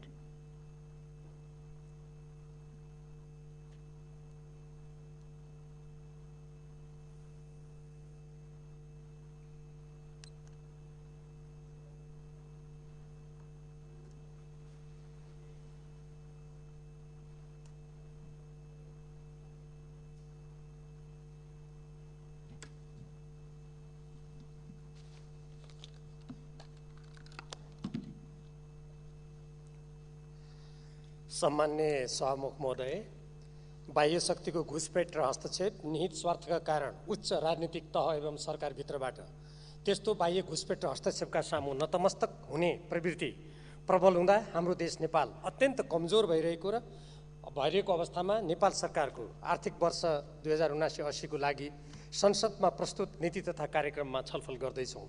उक्त स्थितिबाट देशलाई जोगाउने र स्वाधीनतालाई बलियो बनाउने कुनै सोच, नीति र कार्यक्रम सरकारले अगाडि सारेको छैन। उल्टै अनेक बहानामा देशका साधन स्रोत र निर्णयाधिकार बाह्य शक्ति राष्ट्रलाई सुम्पुँदै देशलाई थप कमजोर तथा परनिर्भर तुल्याउने कुराहरू राखिएका छन्। अत राष्ट्रिय हितको पक्षपोषण गर्दै राष्ट्रिय स्वाधीनता र स्वाभिमानलाई बलियो बनाउने हो भने नेपाल सरकारले नीति तथा कार्यक्रममा संशोधन र परिवर्तन गर्नुपर्ने धेरै कुराहरू छन्। तर ती सबै विषयमा समयाभावका कारण संशोधन गर्न सम्भव नभएकोले केही महत्त्वपूर्ण विषयमा संशोधन गर्न सूचना पेश गरेको हो। पहिले त्यसबारे चर्चा गर्न चाहन्छु। 1. बुँदा नम्बर 1, निष्पक्ष, स्वतन्त्र, शान्तिपूर्ण, स्वच्छ र भयरहित वातावरणमा सम्पन्न यस निर्वाचनले लोकतन्त्रलाई जगैदेखि बलियो बनाएको छ भन्ने वाक्य संशोधन गरी निष्पक्ष, स्वतन्त्र, शान्तिपूर्ण, स्वच्छ र भयरहित वातावरण सम्पन्न निर्वाचनले मात्र लोकतन्त्रलाई जगैदेखि बलियो बनाउने कुरा स्पष्ट छ। गत वैशाख 30 गते सम्पन्न स्थानीय तहको निर्वाचनमा सुरक्षाको प्रबन्धमा भएको कमजोरी तथा कतिपय स्थानमा भएका बुथ कब्जा, धाँधली र हिंसात्मक घटनाप्रति नेपाल सरकार अत्यन्त दुखी छ र यस प्रकारका घटना आगामी दिनहरूमा दोहोरिन नदिने प्रतिज्ञा गर्दछ भनी उल्लेख गर्ने। 2. बुँदा नम्बर 7, संयुक्त राज्य अमेरिकाको मिलेनियम च्यालेन्ज कर्पोरेसनसँगको अनुदान सम्झौता प्रतिनिधि सभाबाट अनुमोदन भई विद्युत प्रसारण लाइन र सडक सञ्जाल विस्तारको काम अगाडि बढेको छ भन्ने वाक्य संशोधन गरी संयुक्त राज्य अमेरिकाको मिलेनियम च्यालेन्ज कर्पोरेसनसँगको अनुदान सम्झौता प्रतिनिधि सभाबाट व्याख्यात्मक घोषणासहित अनुमोदन गरिएकोमा हालसम्म उक्त घोषणाका सम्बन्धमा मिलेनियम च्यालेन्ज कर्पोरेसनबाट कुनै कुरा स्पष्ट रूपमा लेखि नआएकोले सम्झौताको कार्यान्वयनमा गतिरोध उत्पन्न भइरहेको छ। नेपाली जनताको भावना अनुरूप राष्ट्रिय हित र स्वाधीनता विपरीत कुनै पनि प्रावधानको अर्थ नलाग्ने तथा व्याख्यात्मक घोषणामा उल्लेख हुँदाबारे मिलेनियम च्यालेन्ज कर्पोरेसनको आधिकारिक लिखित धारणा प्राप्त भएपछि मात्र सम्झौताको कार्यान्वयनतर्फ नेपाल सरकार अग्रसर हुनेछ भनी उल्लेख गर्ने। यो सम्मानित सदनलाई यसबारे अहिलेसम्म नेपाल सरकारले कुनै पनि जानकारी नगराएको कुरा मैले यसभन्दा अगाडि पनि स्पष्ट रूपमा उल्लेख गरिसकेको छु। 3 बुँदा सङ्ख्या 12 आन्तरिक तथा बाह्य कारणबाट अर्थतन्त्रको संरचनामा आउन सक्ने जोखिम वहन गर्न सक्ने आर्थिक नीति तय गरिनेछ। अर्थतन्त्रको समग्र संरचना रूपान्तरण गर्न सक्ने कार्यक्रम तथा आयोजना कार्यान्वयन गरिनेछ भन्ने वाक्य संशोधन गरी आन्तरिक तथा बाह्य कारणबाट राष्ट्रिय अर्थतन्त्रमा देखिएको गम्भीर समस्याको समाधान गर्न देशका लागि अत्यावश्यक नभएका सुपारी, छोकडा, मरिच र रु 25,000 भन्दा बढी मूल्य पर्ने मोबाइल र 150 सीसी भन्दा बढीका मोटरसाइकल तथा मदिरा, गुटखा, पान, पराग एवं विलासिताका वस्तुहरूको आयात गरिने छैन। यसका साथै देशको लागि तत्काल अत्यावश्यक नभएका सामानहरूको सूची 1 हप्तामा तयार गरी त्यस्ता वस्तुहरूको आयातमा रोक लगाइनेछ। इन्धनमा आयातमा ठूलो धनराशि खर्च भइरहेकोले दैलेखमा पेट्रोलियम पदार्थबारे भइरहेको अन्वेषण तीव्र रूपमा अगाडि बढाइनेछ। घराइसी प्रयोगका साथै अन्य सबै क्षेत्रमा विद्युत ऊर्जाको सम्भव भएसम्म उपयोग गर्न 1 महिनाभित्र कार्यक्रम घोषणा गरिनेछ। राष्ट्रको लागि विद्युत ऊर्जाको तात्कालीन र दीर्घकालीन आवश्यकताको वस्तुगत मूल्याङ्कन गरी त्यसको आधारमा विद्युत ऊर्जाको निर्यात नीति अवलम्बन गरिनेछ। बढ्दो आयातमा निर्भर अर्थतन्त्र र गम्भीर व्यापार घाटाको समेतका कारण अर्थतन्त्रमा उत्पन्न जटिल समस्याको तत्कालीन र दीर्घकालीन समाधानको लागि स्वदेशी कच्चा पदार्थमा आधारित उद्योगहरूको प्रवर्धनका लागि बजेटमा विशेष व्यवस्था गरिनेछ भनी उल्लेख गर्ने। 4 बुँदा सङ्ख्या 139 संयुक्त राष्ट्रसङ्घको बडापत्र, असंलग्नता, पञ्चशीलको सिद्धान्त, अन्तर्राष्ट्रिय कानुन र विश्व शान्तिको मान्यताका आधारमा स्वतन्त्र र सन्तुलित परराष्ट्र नीति अवलम्बन गरिनेछ। नेपालको राष्ट्रिय हितलाई केन्द्रमा राखी छिमेकी तथा मित्र राष्ट्रको सम्बन्धलाई थप प्रगाढ बनाइनेछ भन्ने वाक्यलाई संशोधन गरी नेपालको संविधानमा उल्लेख भएअनुसार संयुक्त राष्ट्रको बडापत्र, असंलग्नता, पञ्चशीलको सिद्धान्त, अन्तर्राष्ट्रिय कानुन र विश्व शान्तिको मान्यताका आधारमा राष्ट्रको सर्वोपरि हितलाई ध्यानमा राखी स्वतन्त्र परराष्ट्र नीति सञ्चालन गरिनेछ। यस्तो स्पष्ट मार्ग निर्देशनको प्रतिकूल हुन गएका काम कुरालाई सच्याउँदै नेपाल सरकार स्वतन्त्र परराष्ट्र नीति दृढताका साथ अनुसरण गर्नेछ र नेपालको राष्ट्रिय हितलाई केन्द्रमा राखेर काम गर्नेछ।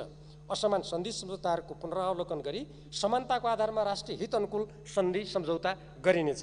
नेपाल र भारतका बीच प्रबुद्ध व्यक्ति समूहले तयार गरेको प्रतिवेदन ग्रहण गर्नको लागि भारत सरकारलाई आग्रह गरिनेछ। नेपालका लिम्पियाधुरा, लिपुलेक र कालापानी क्षेत्रमा नेपालको हकभोग प्रचलनमा ल्याउन भारत सरकारसँग तुरन्त वार्ता गरिनेछ भनी उल्लेख गर्ने। 5 बुँदा सङ्ख्या 23 कृषिलाई आर्थिक वृद्धि र रोजगारीको प्रमुख संवाहकको रूपमा विकास गरिनेछ भन्ने वाक्यलाई संशोधन गरी कृषिलाई आर्थिक वृद्धि र रोजगारीको प्रमुख संवाहकको रूपमा विकास गरिनेछ र पुनः उत्पादन नहुने विदेशी बिउको आयातमा पूर्ण रूपमा प्रतिबन्ध लगाइनेछ। नेपालको कृषि उपजको संरक्षण गर्नको लागि नेपालमा पर्याप्त उपलब्ध हुने फलफुल लगायतका कृषि उपजमा हाल कायम भन्सार र अन्य करमा 100% वृद्धि गरिनेछ। विषादीको परीक्षण नगरी विदेशबाट खाद्य वस्तु र फलफुल आयात गरिने छैन भनी उल्लेख गर्ने। 6 यसका विभिन्न बुँदाहरू छन् 7 देखि 49 सम्म। नेपालको संविधानको धारा 7 मा देवनागरी लिपिमा लेखिने नेपाली भाषा नेपालको सरकारी कामकाजको भाषा हुनेछ भन्ने व्यवस्था भएकोले नाम जनाउने विकल्प नभएका प्राविधिक अङ्ग्रेजी शब्द र शब्दावली बाहेक सबैलाई नेपाली भाषामा रूपान्तर गर्ने सोही बमोजिम यहाँ सबै अङ्ग्रेजी भाषाको यहाँ मैले यो चर्चा गर्न सम्भव छैन समय, किनभने यति भरमार त्यहाँ अङ्ग्रेजी शब्दको प्रयोग छ। उदाहरणको लागि चार्टरलाई घोषणा, क्रसिङलाई पेल्ने, डिजिटललाई विद्युतीय, क्रेडिट रेटिङलाई ऋण लगानी स्तर वा अन्य उपयुक्त शब्दावली, भ्याक्सिनलाई खोप, मार्टलाई पसल वा बजार, डाइभर्सनको हेडवर्क्सलाई मार्ग परिवर्तनको मुहान, पावर हाउसलाई विद्युत गिरह, लिफ्टलाई तान्ने, स्यालो तथा डिपलाई कम गहिरो र धेरै गहिरो, करिडोरलाई मार्ग, जियोलोजिकल म्यापिङलाई भौगोलिक नक्साङ्कन, फार्मर टु इन्डस्ट्रीलाई उद्योगको लागि कृषि, मेक इन नेपाल र मेड इन नेपाललाई नेपालमा बनाउन र नेपालमा बनेको, रुटलाई पथ वा प्रणाली, स्टार्टअपलाई सुरुवाती, सेफगार्ड्सलाई संरक्षण, एन्टी डम्पिङ र काउन्टर बिलिङलाई जम्माखोर विरोधी र प्रतिकारी, मार्केट एन्ड ट्रेड इन्टेलिजेन्सलाई बजार तथा व्यापार सूचना यन्त्र बनी नेपाली भाषामा रूपान्तरण र संशोधन गर्ने। सभामुख महोदय, अब यसपछि अरू थुप्रै कुराहरू, यो खास गरी नेपालको परराष्ट्र नीति र यस समयका भाषागत त्रुटिका सम्बन्धमा नेकपा एमालेका अध्यक्ष तथा संसदीय दलका नेताले पर्याप्त प्रकाश पारिसक्नु भएको छ। म त्यसको पुनरावृत्ति गर्न चाहन्न। म त्यसबाहेकका कुराहरू उल्लेख गर्न चाहन्छु। नेपाल र भारतका बीचको 1950 को सन्धिमा रहेका असमान प्रावधानलाई हटाउनको लागि सन्धिको पुनरावलोकन गर्ने सहमति 2052 सालमा नेकपा एमालेका अध्यक्ष एवं नेपालका तत्कालीन प्रधानमन्त्री मनमोहन अधिकारी र भारतीय प्रधानमन्त्री पीवी नरसिंह रावका बीच भएको थियो। यसलाई कूटनीतिक प्रक्रियाद्वारा अगाडि बढाउने सहमति भएको थियो। यस्तो सहमतिलाई ओझेलमा पार्नको लागि नेपालका तत्कालीन प्रधानमन्त्री बाबुराम भट्टराईको भारत भ्रमणको बेला प्रबुद्ध व्यक्ति समूह गठन गरी द्विपक्षीय सम्बन्धलाई समग्र रूपमा हेर्ने कुरा गरिएको थियो भन्ने घटनाक्रमले पुष्टि गरेका छन्। यसअघि नेकपा एमालेका अध्यक्षको नेतृत्वमा रहेको केपी शर्मा ओलीजी हुनुहुन्थ्यो त्यति बेला, रहेको सरकारको पालामा गठित प्रबुद्ध व्यक्ति समूहका सदस्यहरूले प्रतिवेदनमा नेपालको राष्ट्रिय हित र स्वाधीनताको रक्षाको कुरा राख्नु भएकोले भारतले उक्त प्रतिवेदन बुझ्न मानिरहेको छैन। त्यस समूहमा रहनुभएका नेपालका प्रतिनिधिहरूले सार्वजनिक रूपमा अब प्रतिवेदनलाई त्यतिकै राखिरहन उपयुक्त नहुने हुँदा सार्वजनिक गर्ने घोषणा गरिसक्नु भएको छ। यति हुँदा पनि यो गठबन्धन सरकार र त्यसमा रहेका नेताहरू मौन रहनुको रहस्य के हो? प्रधानमन्त्रीले भारतीय प्रधानमन्त्रीसँग भेटवार्ता हुँदा नेपालको अधिकार कमजोर पार्न र जलस्रोत सुम्पन्न तत्परता देखाउने तर नेपालको हितका कूटनीतिक रूपमा कुरा राख्न समेत नसक्ने लज्जास्पद स्थिति देखिनु नेपालका लागि अत्यन्त दुःखद कुरा हो। यस्तो स्थितिको अन्त्य गरियोस्। एकातिर स्थिति यस्तो छ भने अर्कोतिर नेपालको संविधानले नै सुनिश्चित गरेको स्वतन्त्र र असंलग्न परराष्ट्र नीति विपरीत चीनको अत्यन्त संवेदनशील स्वशासित क्षेत्र तिब्बत मामिला संयोजक भनिएकी अमेरिकी उपसहायक मन्त्री उज्रा जियालाई नेपाल भ्रमणमा स्वागत गरेर जावलाखेल स्थित तिब्बती शरणार्थी शिविरमा नेपाल प्रहरीको सुरक्षामा भ्रमण गराई त्यहाँ वार्ता हुने, गुम्बाहरूमा भ्रमण गराउने र प्रधानमन्त्री तथा उहाँकी पत्नी परराष्ट्र मन्त्री र गृहमन्त्रीले वार्ता गर्ने जस्तो नेपालको स्वतन्त्र परराष्ट्र नीति र सुरक्षाका लागि अनिष्टकारी गतिविधि देखाएका छन्। नेकपा एमाले सदैव संयुक्त राष्ट्रसङ्घको बडापत्र पञ्चशील र असंलग्नताका सिद्धान्तमा आधारित स्वतन्त्र परराष्ट्र नीतिको पक्षपोषण गर्दै आएको छ।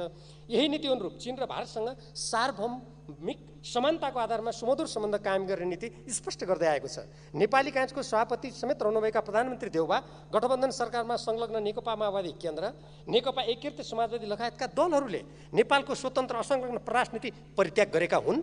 नभए शक्ति राष्ट्रको प्रतिस्पर्धा र द्वन्द्वको घानमा नेपाललाई हाल्ने राष्ट्रघाती क्रियाकलापमा मौन किन? यो सम्मानित सदन मार्फत जवाफ दिइयोस्। सन् 2026 मा नेपाललाई अति कम विकसित मुलुकबाट स्तरोन्नति व्यवस्थापित गर्न ठोस प्रस्ताव बनेको के हो? खै देश गम्भीर आर्थिक समस्या झेलिरहेको र निकट भविष्यमा ठुलो सङ्कट आउन सक्ने अर्थविदहरूको भनाइ आइरहेको बेला त्यसको सामना गर्ने नीति, दृष्टिकोण र कार्यक्रम खोइ? सरकार र निजी क्षेत्रको प्रयासबाट आर्थिक स्थायित्व र तीव्र आर्थिक वृद्धि गर्ने कुरा केवल अमूर्त भाषण मात्र देखिन्छ। आर्थिक पुनरुत्थानको विशेष कार्यक्रम भनेको के हो? व्याख्या खै? वैदेशिक सहायतालाई राष्ट्रिय हित अनुकूल आयात प्रतिस्थापन र निर्यात प्रबन्धन गर्न तथा राष्ट्रिय आवश्यकता र प्राथमिकतालाई आधार बनाउने संविधानको मार्ग निर्देशन उल्लेख नगरी राष्ट्रिय प्रणाली मार्फत उच्च प्रतिफलयुक्त रणनीतिक एवं रूपान्तरणकारी आयोजना परिचालन गर्ने अमूर्त कुरा किन गरेको? के आजसम्म वैदेशिक सहायता राष्ट्रिय प्रणाली मार्फत खर्च गर्ने गरिएको होइन र? के गठबन्धन सरकारले गैर सरकारी संस्था मार्फत खर्च हुने बाह्य रकमलाई सरकारी बजेट प्रणालीमा ल्याउने आँट गरेको हो र? तर यो सरकारको चरित्र त्यस्तो त छैन। देश र जनताको लागि आवश्यक भनेका कार्यक्रमको नाम राज्यका विभिन्न पदमा जस्तै प्रधानमन्त्रीको नाम जोडेर सञ्चालन गरिने किन भन्नुपर्ने? त्यसो भए प्रत्येक कार्यक्रम मन्त्रीहरूको नामसँग जोडेर निकाल्नुहोस्। अब देशको बजेटबाट राष्ट्रको लागि सञ्चालन गर्ने कार्यक्रम कुनै पद विशेषको कार्यक्रम भनिनु सामन्ती व्यक्तिवादी चिन्तनको द्योतक मात्र हो। अन्तर्राष्ट्रिय व्यापारमा भरपर्दो सूचना प्राप्त गर्न कस्ता विज्ञलाई कुन प्रक्रियाबाट बजार र व्यापार सूचना सङ्कलन गर्नमा लगाइने हो? राज्यका थायी निकायहरूलाई यस्तो काममा नलगाएर कथित विज्ञबाट बजार र सूचना हासिल गर्ने कुरा निकटका व्यक्तिहरूबाट निहित स्वार्थपूर्ति गर्ने उद्देश्य राखेको किन नभन्ने? सभामुख महोदय, म यसलाई टुङ्ग्याउनतिर गइरहेको छु। वैज्ञानिक आधारमा जिल्ला पुनरावलोकन भनेको के हो? जिल्लाको सीमा परिवर्तन गर्ने भनेको हो कि खाद्यान्न वितरणका लागि जिल्लाको श्रेणी विभाजन गर्ने भनेको? सरकारले गोलमटोल भाषा प्रयोग गरेर भ्रम सिर्जना नगरोस्। सांस्कृतिक सम्पदाको संरक्षण गर्ने भन्ने कुरा वर्तमान प्रधानमन्त्रीको नेतृत्वमा नै सवारी साधनमा रहेको संविधान बमोजिम देवनागरी लिपिमा नेपाली भाषा प्रयोग गर्नुपर्नेमा त्यसको विपरीत नेपाली भाषा लेख्न सकिने स्थितिमा समेत अङ्ग्रेजी भाषा राख्ने, सरकारको प्रस्तुत नीति तथा कार्यक्रममा व्यापक रूपमा अङ्ग्रेजी भाषाको प्रयोग गर्ने र सरकारी सञ्चार माध्यममा समेत अनावश्यक रूपमा अङ्ग्रेजी भाषाको प्रयोग गर्ने काम र प्रवृत्तिले नेपालको मौलिकताको रक्षा गर्न खोजिएको देखिन्न। नेपाली भाषाको प्रयोग गर्नुपर्ने संवैधानिक व्यवस्था विपरीत यति धेरै अङ्ग्रेजी भाषाको प्रयोग यसअघिका कुनै पनि नीति तथा कार्यक्रममा भएको थिएन। यसले के देखाउँछ? यसले नेपाल सरकारको संस्कृति र सम्पदाको संरक्षण गर्ने कुरा केवल खोक्रो आडम्बर मात्र हो भन्ने कुरा देखाउँछ। मध्यम स्तर र उच्च स्तरको खानेपानी सेवा भनेको के हो? निम्न स्तरको खानेपानी भनेको के हो? यस्तो भ्रमजालमा सरकार जान मिल्छ? विद्युत ऊर्जा र पेट्रोलियम पदार्थ दुवै नेपालका लागि अत्यन्त संवेदनशील रणनीतिक लिने वस्तु हुन्। विद्युत व्यापारमा निजी क्षेत्रलाई सहभागी गराउने र हालै नेपाल भारतद्वारा जारी संयुक्त विकृतिमा उल्लेख ऊर्जा विकास सम्बन्धी धारणा बमोजिम विद्युत उत्पादन प्रसारण दुईतर्फी व्यापार र दुई देशका प्रसारण लाइनको समन्वयात्मक उपयोग गर्ने कुरा नेपालको स्वाधीनता र स्वतन्त्रतामा गम्भीर आँच पुर्याउने कुरा हो। स्वतन्त्र र सार्वसत्ता सम्पन्न देश कुनै अर्को देशसँग संयुक्त रूपमा जारी गरेको अवधारणाको अधीनमा चल्दैन। यस्तो अवधारणा सो देशसँग गरिने व्यापारको कामसँग मात्र सम्बन्धित हुन्छ। यस्तो राष्ट्रिय विरोधी कामकै अङ्गका रूपमा गठबन्धन सरकारको धारणा काम अरुण चौथो जलविद्युत आयोजनालाई भारतलाई बिना प्रतिस्पर्धा दिने र पश्चिम सेती आयोजना अरू देशले बनाएमा भारतले विद्युत नकिन्ने भएकाले त्यो पनि भारतलाई नै सुम्पिनु पर्ने स्वाधीन देशको आत्मनिर्णयको अधिकार विरोधी लज्जास्पद कुरा पनि प्रधानमन्त्री शेरबहादुर देउवाले सार्वजनिक गर्नुभएको छ। माथिल्लो कर्णाली जलविद्युत आयोजना विकास सम्झौता भारतीय कम्पनी GMRसँग भएको झन्डै 8 वर्ष हुन लाग्दा विलम्ब बापत नेपालले पाउनुपर्ने करिब 4.5 अरब रुपैयाँ हर्जाना असुल गर्नुको साटो प्रधानमन्त्री देउवाले लगानी बोर्ड मार्फत सम्झौताका प्रावधानको उल्लङ्घन गरी विदेशी कम्पनीको हितमा पटक पटक म्याद बढाउनु भएको छ। यो के चलखलको लागि हो? यस्ता कुकार्य तुरन्त बन्द हुनुपर्छ। बुढी गण्डकी आयोजना बिना प्रतिस्पर्धा दियो भन्दै सम्झौता रद्द गरी अहिले स्रोत कहाँबाट कसरी जुट्छ भन्ने स्पष्ट नगरी आफै बनाउने कुरा गर्ने गठबन्धन सरकारले अरुण चौथो र पश्चिम सेती बिना प्रतिस्पर्धा भारतलाई सम्पर्ने कुरा गर्नु दोहोरो मापदण्ड र अत्यन्त अनुचित कार्य भएन र यस्ता गलत कार्य बन्द गरिनुपर्छ। नेपालको विद्युत ऊर्जाको आवश्यकता आगामी वर्षहरूमा कति पर्नेछ, तीव्र आर्थिक विकास र औद्योगिकरणका लागि कति विद्युत ऊर्जा आवश्यक पर्नेछ भन्ने वस्तुगत विश्लेषण प्रक्षेपण नगरी केवल विद्युत बेच्ने हल्लाको आवरणमा रणनीतिक महत्त्वका नदीहरू विदेशीको हातमा सुम्पने कार्य राष्ट्रघाती ठहर्छ।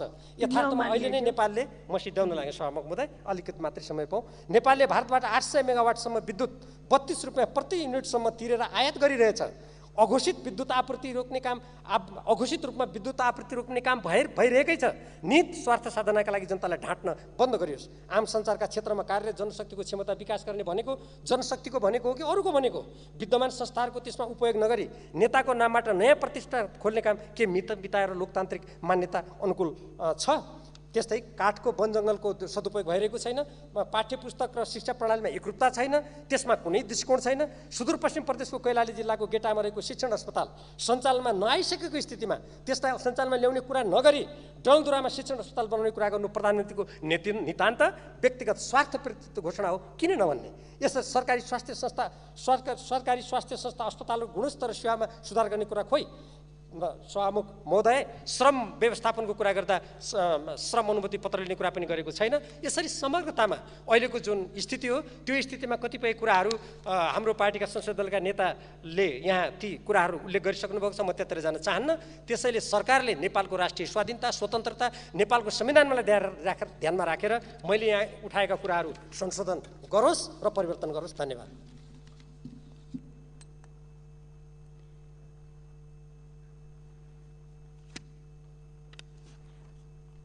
माननीय श्री प्रेम सुवाल, यहाँको समय 7 मिनट।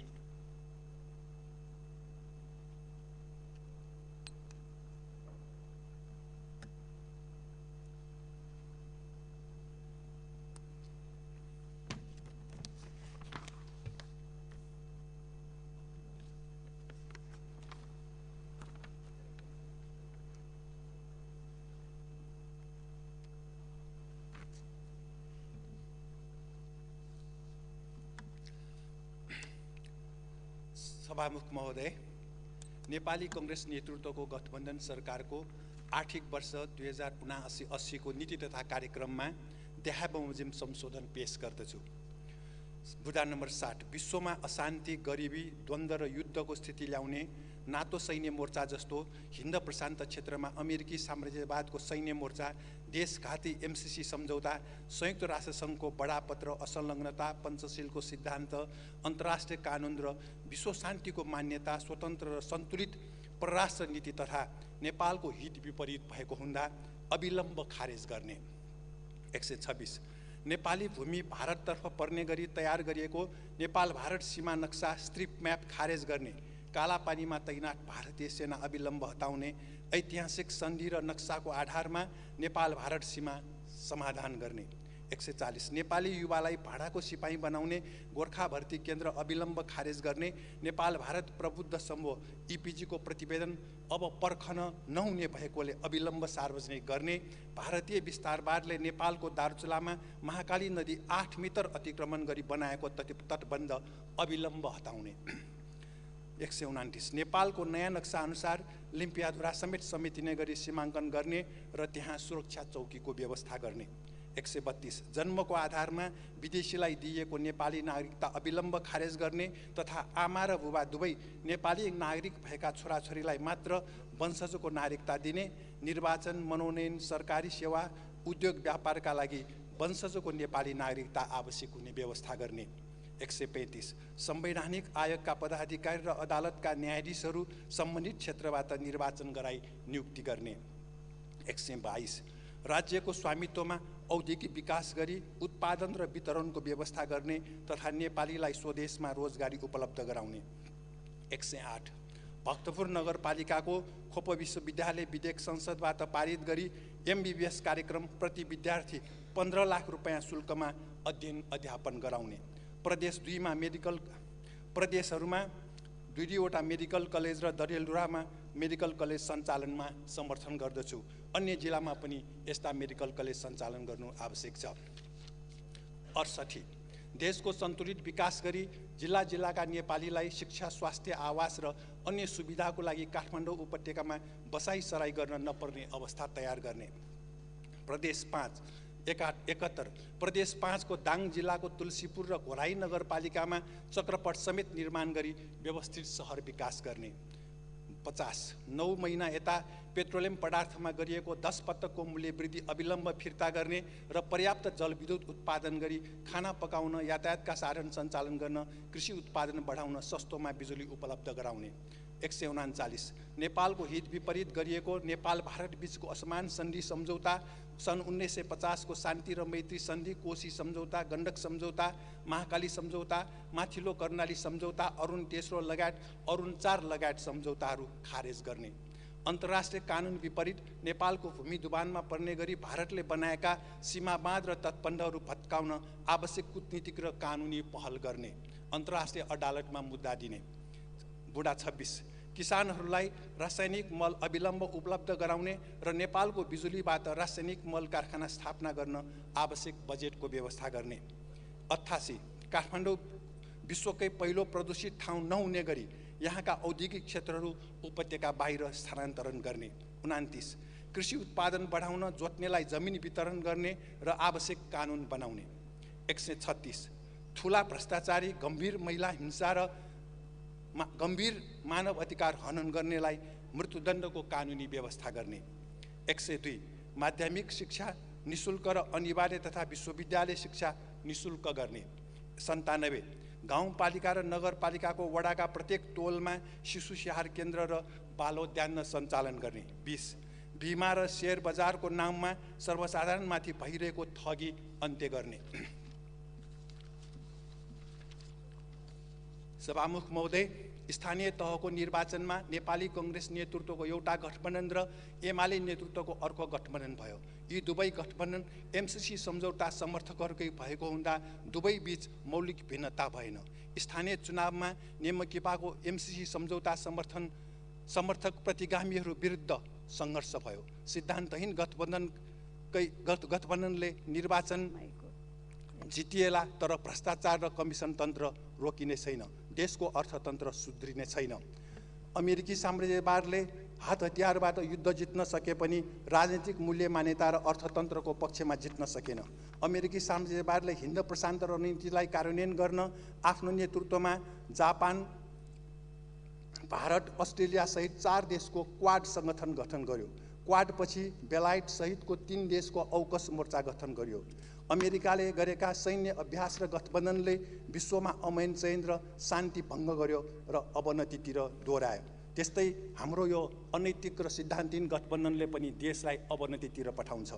22 खर्बको आयात र 2 खर्बको निर्यात हुने अर्थतन्त्रलाई कसरी आत्मनिर्भर र सामाजिक न्याय सन्तुलित भन्न सकिन्छ? निजीकरणले अत्यन्त बहुमत जनतालाई नोक्सान गर्छ। राज्यको स्वामित्वमा उत्पादन र वितरण नहुने कसरी समाजवाद उन्मुख अर्थतन्त्र हुन्छ?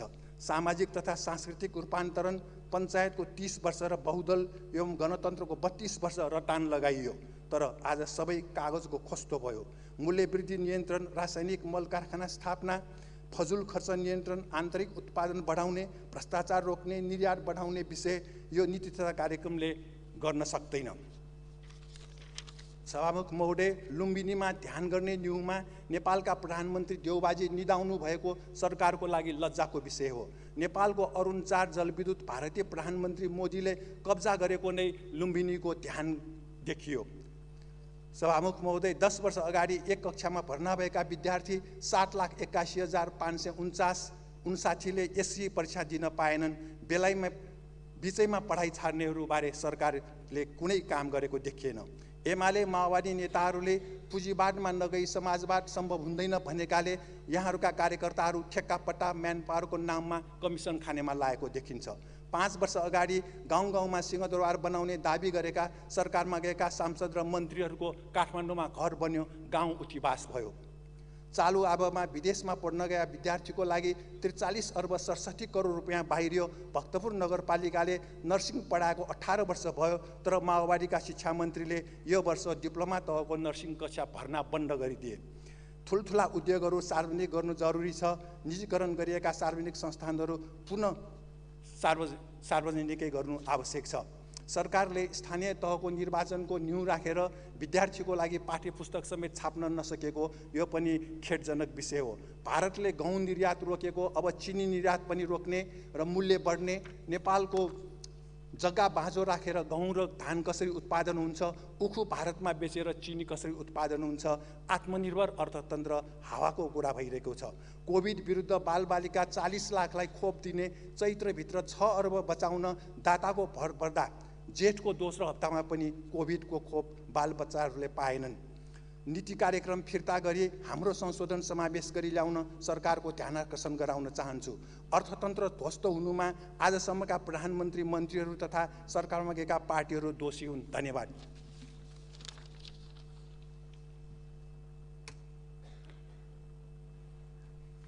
माननीय श्री खगराज अधिकारी, माननीयको समय 10 मिनट।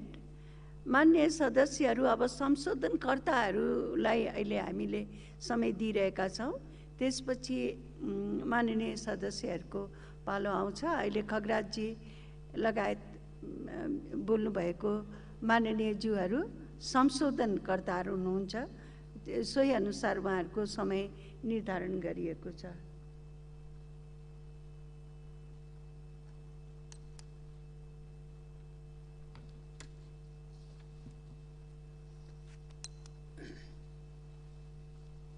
सम्माननीय सभामुख महोदय, सम्माननीय राष्ट्रपतिज्यूले यो जेठ 10 गते यो नेपाल सरकारको यस चालु वर्षको आगामी वर्षको लागि पेश गरिएको सरकारको नीति तथा कार्यक्रममाथि म संशोधनकर्ता सदस्यको हैसियतले के विषयमा संशोधन राखेको छु ती विषयहरू प्रस्तुत गर्न चाहन्छु र त्यसभन्दा पहिले मैले के विषयहरूमा निवेदन गर्न चाहन्छु। खास गरिकन सरकारका नीति कार्यक्रमहरूका सम्बन्धमा हाम्रो पार्टीका संसदीय दलका नेता, पार्टी अध्यक्षले स्पष्ट पारिसक्नु भएको छ। ती विषयहरूलाई म मूल रूपमा तिनलाई समर्थन गर्न चाहन्छु। हाम्रो संविधानको धारा 5 ले नेपालको स्वतन्त्रता, सार्वभौम सत्ता, भौगोलिक अखण्डता, राष्ट्रियता, स्वाधीनता, स्वाभिमान, नेपालीको हक हितको रक्षा र सिमानाको सुरक्षा, आर्थिक समुन्नति र समृद्धि नेपालको राष्ट्रिय हितका आधारभूत विषय हुनेछन् भनेर उल्लेख गरेको छ। यसभन्दा पहिलेका संविधानहरूले राष्ट्रिय हितको परिभाषा गरेको थिएन। सामान्य सभामुख महोदय, अहिलेको संविधानले यो कुरा प्रष्ट किटान गरेको छ र यी कुराहरूका साथै धारा 5 को 2 मा राष्ट्रिय हित प्रतिकूलको आचरण र कार्य सङ्घीय कानुन बमोजिम दण्डनीय हुनेछ भनेको छ। र यहाँ यो मैले संशोधन राखेको विषयमा स्पष्ट रूपमा के उल्लेख गरेको छ भने एउटा विषय 139 मा मैले संशोधन राखेको छु र त्यो संशोधनमा लिम्पियाधुरा, लिपुलेक र कालापानी क्षेत्रबाट विदेशी फौज हटाउन तुरन्त पहल गरिनेछ भन्ने वाक्यांश थप्नुपर्ने कुरा मैले उल्लेख गरेको छु। यो किन गरेको भने यो प्रतिनिधि सभा सुरु भएदेखि हरेक पटक मैले सङ्कल्प प्रस्ताव राखेँ। सामान्य सभा महोदय, यो सङ्कल्प प्रस्ताव छलफलको दिन एजेन्डा पनि बन्यो, तेस्रो पटक एजेन्डा पनि बन्यो। सामान्य सभा महोदयले कहाँको फोन आयो, के भयो मलाई थाहा छैन, एकाएकी हटाइयो र आज त्यसपछि संसदको दुवै सदनले नेपालको लिम्पियाधुरा, लिपुलेक र कालापानी क्षेत्र समेटेर अनुसूचीमा नक्सा परिवर्तन गर्यो, पास गर्यो। अहिले सरकारले नीति कार्यक्रममा बुँदा नम्बर 139 मा यो ऐतिहासिक तथ्यको आधारमा सीमाको सुरक्षा गर्ने इत्यादि कुरा भन्यो। तर लिम्पियाधुरा, लिपुलेक र कालापानी क्षेत्रमा विदेशी फौज छन्, तिनलाई हटाउने कुरा भन्न सकेन। यसकारण सरकारले संविधानको धारा 5 को काम त गरेन, 1 को, तर 2 प्रतिकूल काम गरेकोले सरकारले राष्ट्रिय हित प्रतिकूलको आचरण र कार्य सङ्घीय कानुन बमोजिम दण्डनीय हुनेछ भन्ने कुरा यहाँ छ। यो कानुन विपरीत सरकारले संविधान विपरीत काम गरेको हुनाले सरकार दण्डको भागीदार छ र आज लिम्पियाधुरा, लिपुलेक र कालापानी क्षेत्र नेपालको हो भनेर समेटेको ठाउँमा सरकारले त्यहाँबाट विदेशी फौज हटाउँछसम्म भन्न नसक्ने नालायक सरकार, देशविरोधी सरकार, राष्ट्रघाती सरकार। वास्तवमा यो नीति कार्यक्रमलाई संशोधन गर्न यो सरकार संशोधन गर्नै पर्छ र यस्तो नीति कार्यक्रम पास गर्ने र राष्ट्रघाती कलङ्क कुनै पनि सांसदहरूले बिहोर्न हुँदैन। किनभने हामीले सर्वसम्मत रूपमा यो जुनसुकै पार्टीका सांसदहरूले सर्वसम्मत रूपमा यो नक्सा समेटेर संविधान संशोधन गरेका हौँ। आज सरकारले यो काम गर्दैन भने हामी सांसद हुन लायक हुँदैनौँ सामान्य सभा महोदय। त्यसकारण मेरो संशोधनको महत्त्व यहाँनिर छ।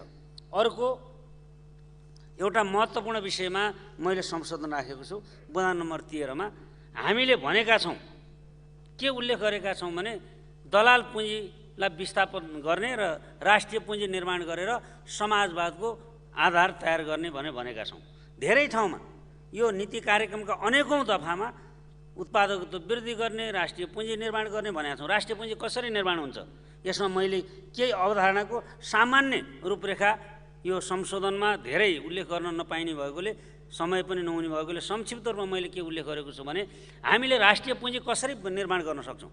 हरेक नागरिकहरू पालिकामा 753 पालिकामा हरेक नागरिकहरू छन् सामान्य सभा महोदय। ती नागरिकहरू राष्ट्रका उपभोक्ता हुन् र उनीहरू देश निर्माणका अभियन्ता हुन् र योगदानकर्ता हुन्। उनीहरूसँग भएको पुँजीलाई एकीकृत गर्ने, हरेक पालिकामा विकास निगमहरू निर्माण गर्ने र त्यो विकास निगमको माध्यम मार्फत त्यहाँका नदीजन्य, वनजन्य र प्राकृतिक प्रकृति र संस्कृति हाम्रो धन हुन्। तिनीहरूको हकदार त्यहाँका उपभोक्ताहरू हुन्। ती उपभोक्ताहरू तिनका लाभांशका हकदार पनि हुन्। त्यसकारणले हामीले स्थानीय तहलाई सबलीकरण गर्ने हो भने त्यहाँ वित्तीय संस्था बनाउनेदेखि लिएर त्यहाँ तिनीहरूलाई यातायात, शिक्षा र सबै कुराहरूको मालिक उनीहरूलाई बनाउनु पर्छ र तिनको जति सम्पत्ति छ, लाभांश जति योगदान गर्छन्, योगदानमा आधारित भएर उनीहरूले त्यसबाट हुने प्रफिट उनले लिन पाउने गरियो भने हरेक पालिका आफै पुँजी निर्माणका स्रोत बन्छन्। त्यहाँ कृषिका या त्यहाँ अरू चाहिँ नि खनिजजन्य कुराका ती सबको मालिक हरेक उपभोक्ताहरू पालिकाभरिका सबै उपभोक्ताहरूलाई बनाएर हामीले यातायात वित्तीय संस्था स्कुल लगायतका सबै कुराहरू हामी त्यहाँ निर्माण गर्छौँ र त्यसपछि ती निगम विकास निगम मार्फत या वित्तीय संस्था मार्फत या यातायात निगम मार्फत या शैक्षिक संस्था निगम मार्फत हामीले जनतालाई सबैलाई त्यहाँको मालिक बनाइसकेपछि त्यसबाट उनी लाभांश उनीहरूलाई दिन सक्छौँ र त्यो उनीहरूले परल मूल्यभन्दा अरू प्राइभेटहरूले जति नाफा लिन्छन् नाफा लिएर शोषण गर्छन् शोषण गरेर दलाल पुँजीलाई सेवा गर्छन् त्यो विस्थापन हुन्छ र आज आफ्नै यातायात हुन्छ बस हुन्छन् अनि उनीहरूका चाहिँ नि सडक निर्माण गर्ने निगम हुन्छ गिटी बालुवाका उनी मालिक हुन्छन् र त्यो गिटी बालुवा या ढुङ्गा जम्मैको मालिक जब जनता हुन्छन् र उनकै अनरसिपमा ती निगम कम्पनीहरू हुन्छन् त्यसले प्रफिट लियो भने हरेक वर्ष लाभांश पनि बाँडिन्छ यसले गर्दा हामी दलाल पुँजीलाई विस्थापन गरेर राष्ट्रिय पुँजी निर्माण गर्न सक्छौँ र यसरी त्यो राष्ट्रिय पुँजी निर्माण गर्दै हरेक पालिकाहरूले आफूलाई सबल र समृद्ध बनाउँछन् र यसका लागि वित्तीय अधिकार तिनलाई नदिएको हुनाले ती स्थानीय तह भन्छौँ र भन्दा सरकारले वडामा चुनाव नउठाने अहिले गरायौँ भन्छ र वडा स्थानीय तह भनेको वडा पर्दै पर्दैन त्यतिसम्म पनि यो सरकारलाई जानकारी छैन सभामुख महोदय। त्यसकारण त्यो वडा तहसम्मकै हरेक नागरिक यो देशको पालिकाको मालिक बन्दै देशको मालिक बन्छन् र विदेशी पुँजी विस्थापन हुन्छ गोलीमेढा काउली सारा फलाउने र त्यसको एउटा निगम मार्फत त्यसको प्रफिट हरेक सबैले पाउने हुन्छन् र त्यसैले विकासको प्लान बनाउँदाखेरि पुँजी निर्माणसँग सबैलाई स्वामित्व बनाउने गरी जानुपर्छ भनेर मैले यो संशोधन राखेको हुँ र हामीले कसरी समाजवादमा जाने राष्ट्रिय पुँजी कसरी निर्माण गर्ने अवधारणागत छलफल पनि गरेका छैनौँ कार्यक्रममा यो कुरा पनि ल्याएका छैनौँ सामान्य सभा महोदय। त्यस कारणले यो कुरा मैले यहाँ संशोधन मार्फत यो कुरा उल्लेख गर्न खोजेको। अब अर्को महत्त्वपूर्ण कुरा के हो भने सामान्य सभा महोदय संशोधन मैले स्वास्थ्य क्षेत्रमा एउटा म स्वास्थ्य मन्त्री हुँदाखेरि सुरु गरेको स्वास्थ्य बिमा कार्यक्रम त्योभन्दा पहिले कहिले सुरु भएको थिएन। मलाई अर्थ मन्त्रालयले रोक्यो जीवन बिमाका साथमा स्वास्थ्य बिमा कार्यक्रमै हुनुहुन्न भन्यो र स्वास्थ्य बिमा कार्यक्रम मार्फत ऐन संसदमा ल्याएर म बिदा भएँ र स्वास्थ्य बिमालाई आज विकृत रूपमा पेश गरिएको छ। स्वास्थ्य बिमा कार्यक्रम मार्फत विशिष्ट सेवा सबैले पाउने गरी 396वटा अस्पतालको स्थानीय तहमा विगत सरकारले केपी ओली नेतृत्वको सरकारले सुरुवात गर्यो। यी स्थानीय तहका म नै मन्त्री हुँदाखेरि एकैचोटि 2307वटा उपस्वास्थ्य चौकीलाई स्वास्थ्य चौकी बनाउँदा लगभग 12,000 नयाँ दरबन्दी सिर्जना गरेदेखि आज एकजना पनि थप दरबन्दी स्वास्थ्य सेवा क्षेत्रमा थपिएको छैन। जनशक्ति पूर्वाधार र अनि क्वालिटी सर्भिस त्यसमा औषधि र सेवामा EHS एक्सटेन्डेड हस्पिटल सर्भिस त्यसमा पेइङ शुल्कहरू लिएर नयाँ सेवा पनि दिने गरेर EHS समेत थपिएको थियो। आज त्यो कहाँ हरायो र यसले वास्तवमा विगत सरकारले जो नयाँ काम सुरु गरेको थियो ती विशिष्टकृत सेवा समेत दिएर नयाँ स्वास्थ्य क्षेत्रमा क्रान्ति गर्नका लागि यो काम गर्न सरकार पछाडि हट्दै गएको छ। त्यसकारणले यो संशोधन मार्फत हामीले युगीन परिवर्तनका लागि स्वास्थ्य सेवामा विशिष्टीकृत सेवा दिनका निम्ति यो संशोधन मैले राखेको हो र यी संशोधन मार्फत यो अपुरो रहेको सरकारको या दिशाहीन भएका सरकार नीति कार्यक्रममा यी 3 मूल संशोधनका निम्ति मैले निवेदन गरेको कुरा यहाँ राख्न चाहन्छु र सरकारलाई म भन्न चाहन्छु यसरी स्वास्थ्य र स्थानीय तहको पुँजी निर्माण गर्ने समाजवादको आधार निर्माण गर्ने र स्वास्थ्य जनताको मौलिक अधिकार हो आधारभूत स्वास्थ्य दिनुपर्ने सरकारको अधिकार हो दायित्व हो मौलिक हकभित्र परेका कुरा हुन्। साथै मैले के निवेदन गर्न चाहन्छु भने हामीले अबको 6 वर्षभित्र मेडिकल एजुकेसन पुरै निःशुल्क गर्ने र जेनेरिक नाममा औषधि उत्पादनदेखि जेनेरिक नाममा हामीले औषधिको नाम समेत उल्लेख गर्ने गरी कानुन बनाइसकेका छौँ। त्यसलाई कार्यान्वयन गर्ने दिशातर्फ समेत जानुपर्ने गरेर मैले विशिष्टकृत सेवा समेत उल्लेख गरेर यो संशोधन राखेको कुरा निवेदन गर्न चाहन्छु सामान्य सभा महोदय। र यस प्रकारका संशोधन मार्फत यो नीति कार्यक्रमलाई जुन अँध्यारो कुनामा छ दिशाहीन छ दिशा दिन सकिन्छ भन्ने निवेदन गर्दै मेरा भनाइहरू यहीँ टुङ्ग्याउँछु। धन्यवाद।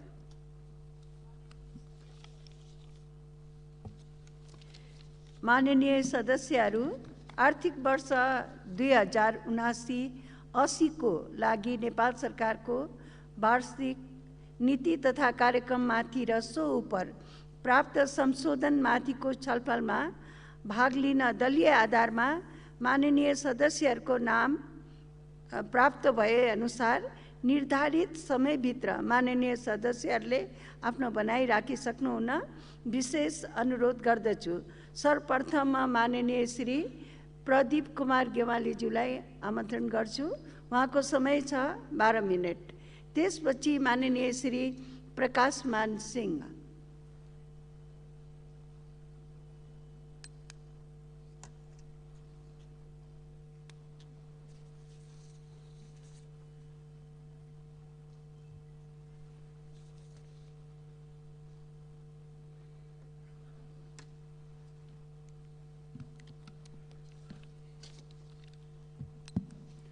सम्माननीय सभामुख महोदय, नेपाल सरकारले आर्थिक वर्ष 2079-80 को लागि प्रस्तुत गरेको नीति र कार्यक्रममाथि छलफलमा सहभागी हुन म यहाँ उपस्थित भएको छु।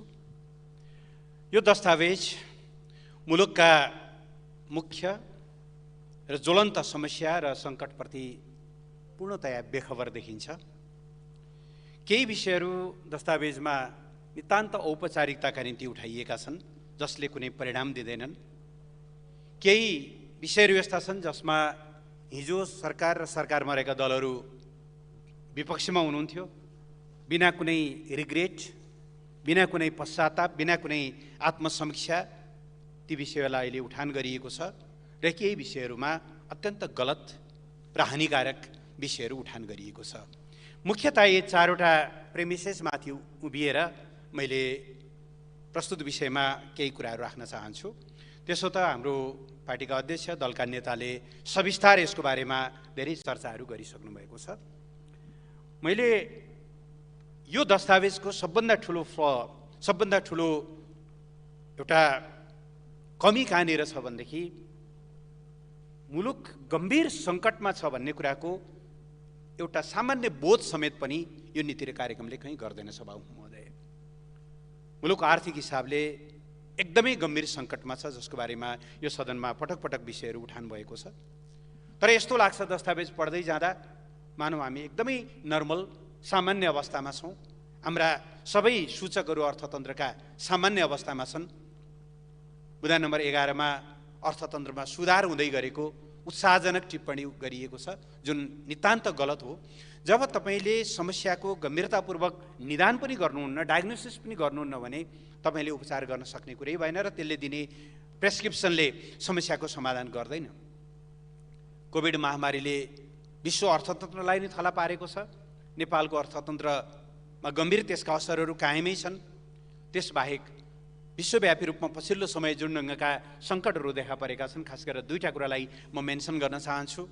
युक्रेन सङ्कट या युक्रेनमा भइरहेको युद्ध र अहिले विश्वका 2टा प्रमुख अर्थतन्त्रहरू, पहिलो अर्थतन्त्र अमेरिका र दोस्रो अर्थतन्त्र चीनको बीचमा जुन ढङ्गको व्यापार युद्धको अवस्था छ, व्यापारको तनावको अवस्था छ, त्यसले विश्व आपूर्ति प्रणालीमा, विश्वको मूल्य श्रृङ्खलामा गम्भीर असरहरू पार्दै गइरहेका छन्।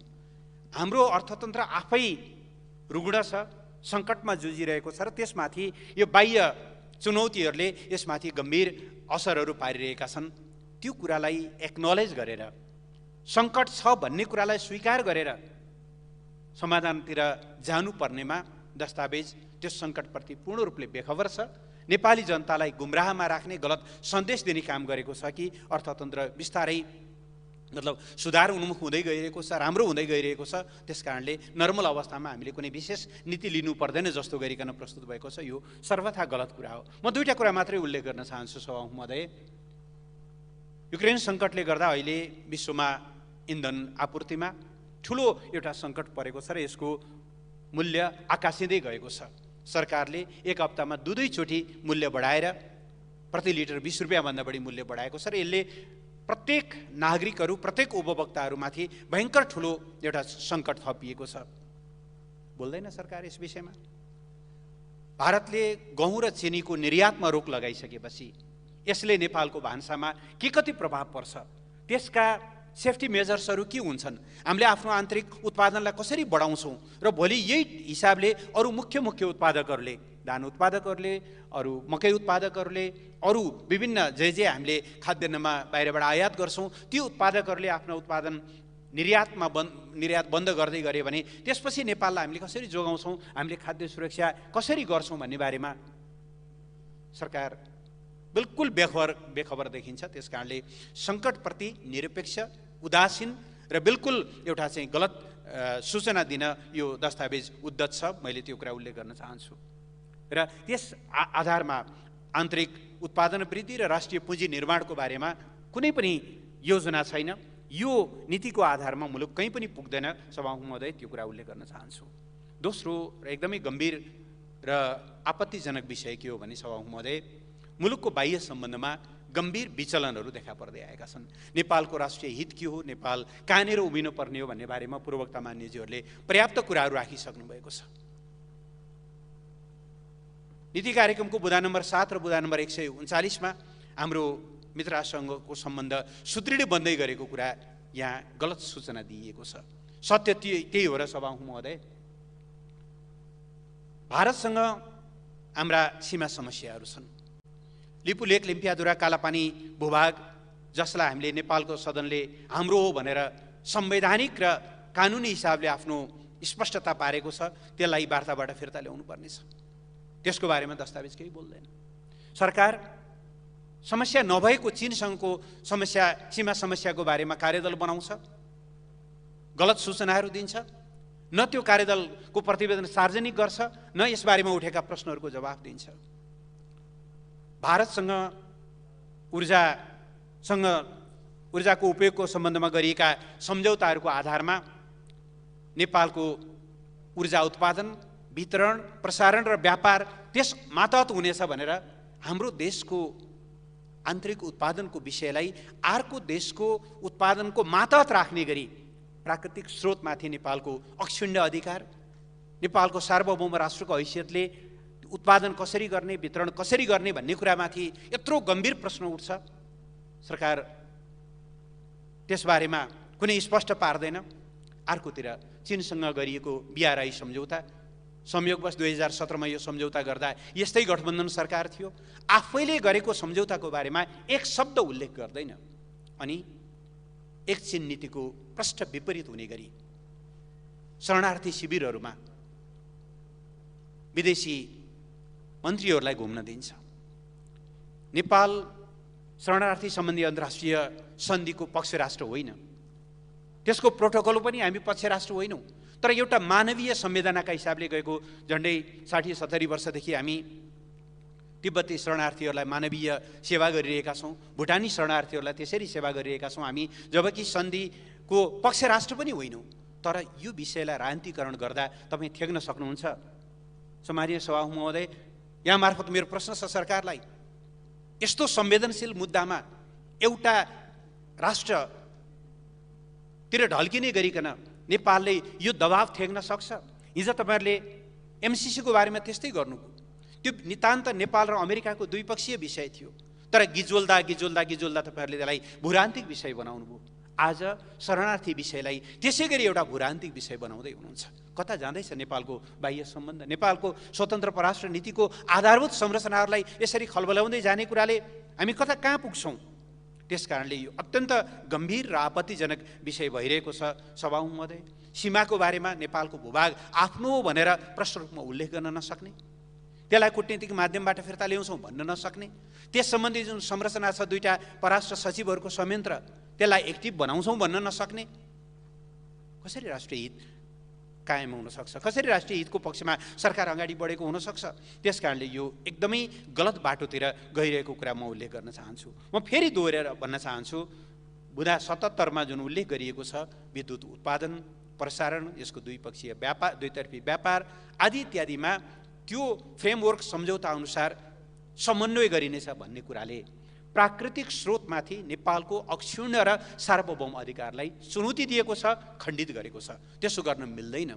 नेपालको संविधानले प्राकृतिक स्रोतमाथिको यदि यो बाँडफाँडको कुरासँग जोडिने कुरा हो भनेदेखि त सदनको 2/3 बहुमतले पास गर्नुपर्ने एउटा स्थिति हुन्छ। न त्यो फ्रेमवर्क तपाईँहरूले सदनमा टेबल गर्नुभएको छ, तर सरकारको वार्षिक नीति र कार्यक्रममा तपाईँ भन्दै हुनुहुन्छ कि त्यो फ्रेमवर्कको मातहतमा सबै कामहरू हुनेछन्, उत्पादन पनि त्यसको मातहतमा हुने। अब नेपालले नयाँ विद्युत उत्पादनको निम्ति लाइसेन्स दिँदा त्यो फ्रेमवर्कको गाइडलाइन हेरेर दिनुपर्ने, यति गम्भीर र आपत्तिजनक कुरा कसरी आउन सक्यो? म एकदमै यसप्रति गम्भीर आपत्ति प्रकट गर्न चाहन्छु। यो गलत छ र यसलाई संशोधन गरिनुपर्छ भन्ने कुरा म माग गर्न चाहन्छु। सभामुख महोदय, ठाउँ ठाउँमा जलवायु परिवर्तनका बारेमा दस्तावेजले उल्लेख गरेको छ। जलवायु परिवर्तन नेपालका निम्ति एकदम गम्भीर र चुनौतीपूर्ण विषय बनेको छ। नेपालले नगरेको गल्तीको सजाय भोगिरहेको छ। हामी ग्रिन हाउस ग्यास एमिसनमा हाम्रो एकदम नेग्लिजेबल मात्रै कन्ट्रिब्युसन छ।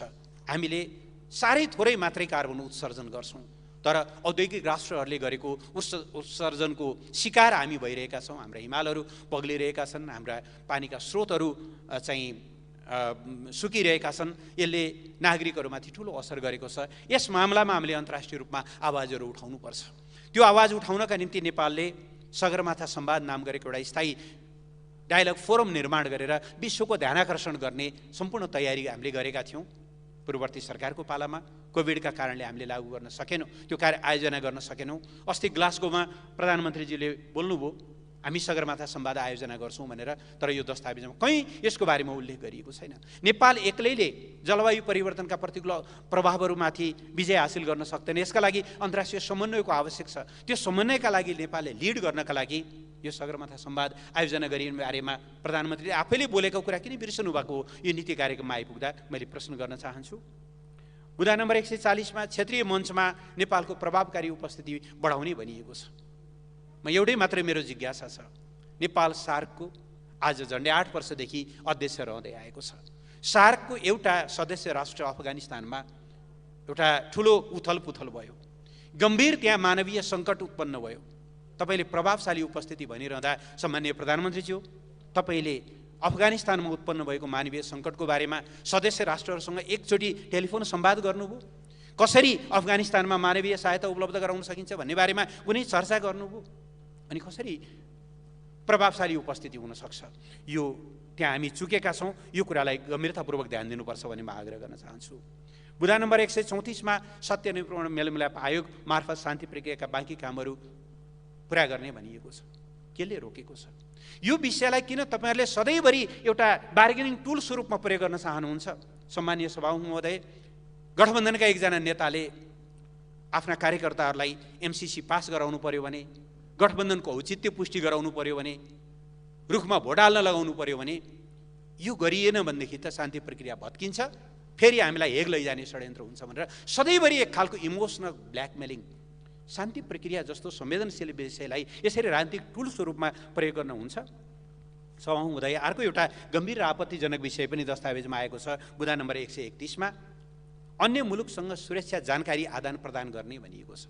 यो क्रस बोर्डर अपराधको हकमा मात्रै हो भने सूचना आदान प्रदान हुनसक्छ, त्यसमा मेरो कुनै भन्नु छैन। तर यस्तो अमूर्त रूपमा सुरक्षा जानकारी आदान प्रदान गर्ने भने के हामी कुनै सुरक्षा अम्ब्रेलाभित्र जान खोज्या हो? एकदम गम्भीर र आपत्तिजनक कुरा छ। भारतसँग वाणिज्य सन्धि संशोधन नगरिकन नेपालको भयावह व्यापार घाटा घट्न सक्दैन। यसबारेमा दस्तावेज कहीँ कतै बोल्दैन। र अन्त्यमा सभामुख महोदय, दुईटा कुरा म आग्रह गर्न चाहन्छु। यो सरकारले एकातिर लोकतन्त्रलाई सुदृढ गर्ने भनेको छ। लोकतन्त्रलाई सुदृढ गर्ने भनेको लोकतान्त्रिक संस्थाहरूलाई सुदृढ गर्ने भनेको होला। तर जब जब यो ढङ्गको गठबन्धन सरकार आउँछ, जब जब प्रधानमन्त्रीज्यू सत्तामा आउनुहुन्छ, प्रधान न्यायाधीशमाथि महाभियोग, राष्ट्र ब्याङ्कमाथि हस्तक्षेप, सुरक्षा निकायमाथि हस्तक्षेप, नेपालको स्वतन्त्र परराष्ट्र नीतिमाथि गम्भीर विचलन, संस्थामाथि आक्रमण गरेर लोकतन्त्र कसरी बलियो हुन्छ? मेरो गम्भीर प्रश्न छ। र अन्त्यमा दस्तावेजको पुच्छारमा भनिएको छ राष्ट्रिय सहमति र सहकार्यको। सत्ताले प्रतिपक्षको विरुद्ध गठबन्धन गरेर प्रतिपक्षलाई निर्मूल पार्ने जुन बाटोमा जुन उद्घोष तपाईँहरूले गर्नुभएको छ, पोलिटिकल टर्मिनोलोजीमा यसलाई सामाजिक फाँसीवाद भन्छ। हिँड्नुहुन्छ सामाजिक फाँसीवादको बाटोमा, प्रतिपक्षलाई राज्य सत्ताको प्रयोग गरेर निमिटान्य पार्ने खालको कुरा अनि लोकतन्त्र सुदृढ गर्ने कुरा कहाँबाट सम्भव हुन्छ? त्यसो भएर यो दस्तावेज मैले सुरुमा भने जस्तै सभामुख महोदय यो मुख्य समस्या र सङ्कटप्रति पूर्ण रूपले बेखबर छ। केही विषयहरू फर्मालिटीका निम्ति उठाउनु भएको छ, तिनीहरूले कुनै परिणाम दिँदैनन् र केही अत्यन्त गलत चाहिँ विषयहरू यहाँ उठान गरिएका छन् जसलाई नसच्याइकन यो दस्तावेजले कुनै निष्कर्ष र कुनै बाटो देखाउँदैन। यिनै कुराहरू राख्दै आफ्नो भनाइ टुङ्ग्याउँछु। धन्यवाद। माननीय श्री प्रकाशमान सिंह, यहाँको समय 10 मिनट। त्यसपछि माननीय श्री शक्तिबहादुर बस्नेत।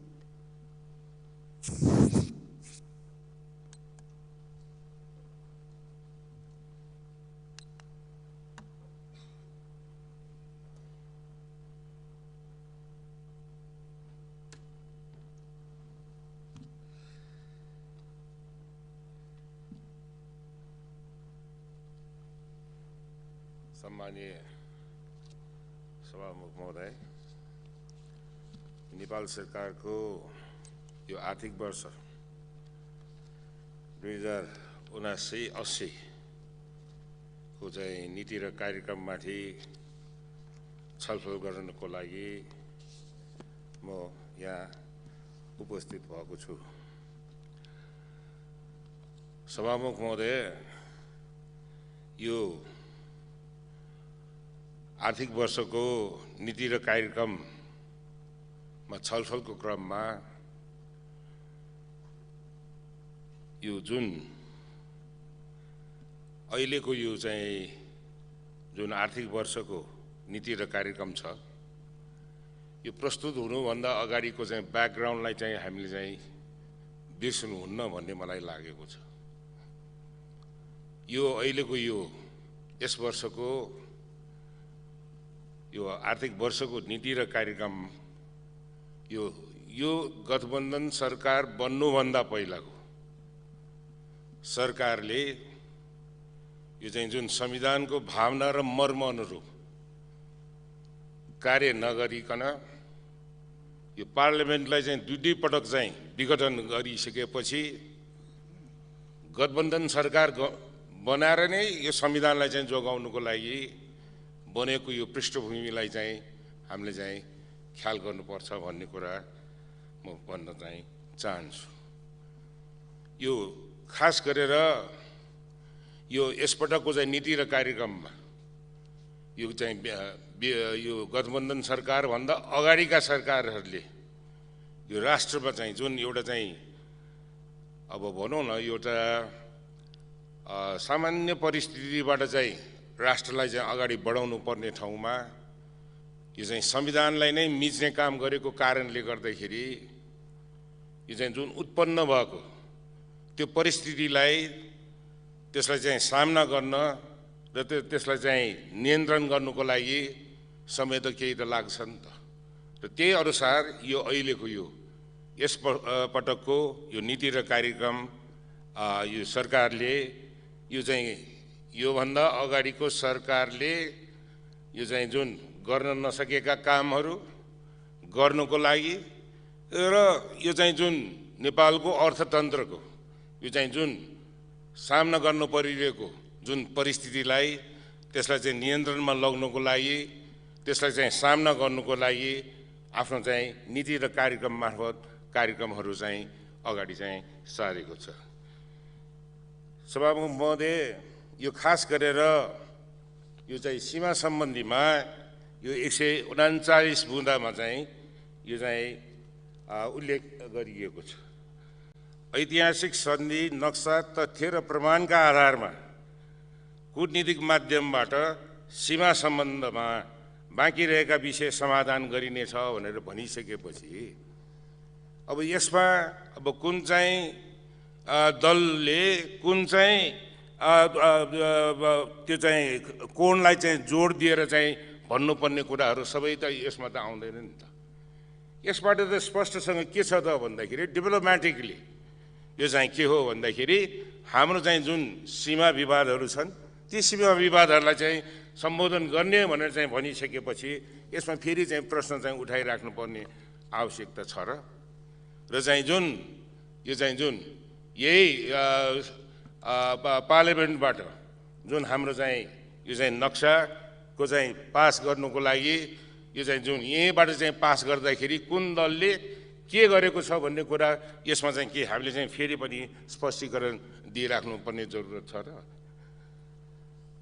सभामुख महोदय यो चाहिँ खास गरेर यो अहिले यो 132 यो चाहिँ जुन बुँदामा यो चाहिँ जुन नागरिकताको बारेमा चाहिँ यहाँ चाहिँ नीति र कार्यक्रममा चाहिँ हामीले चाहिँ उल्लेख गर्नुपर्ने कारण के त भन्दाखेरि यो संसदमा विचाराधीन नागरिकता विधेयकलाई सहमतिको आधारमा छिट्टै टुङ्गोमा पुर्याउने पहल गरिनेछ भनेर चाहिँ भनिएको छ र राष्ट्रिय परिचय पत्रलाई तदारुकताका साथ वितरण गरिनेछ भन्ने कुरा उल्लेख चाहिँ गरिएको छ।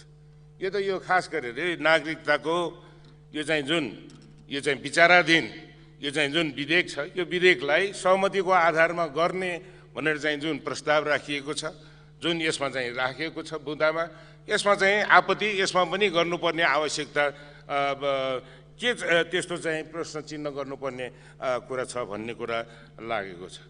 सभामुख महोदय यो खास गरेर यो चाहिँ अब धेरै यो नीति र कार्यक्रममा अब चाहिँ मलाई चाहिँ अलिकति कस्तो भन्दाखेरि अलि राम्रै लागेको कुराहरू यो चाहिँ खास गरेर म चाहिँ एकदम छोटकरीमा चाहिँ सरस्वती रूपमा चाहिँ म यहाँ चाहिँ उल्लेख गर्न चाहिँ चाहन्छु।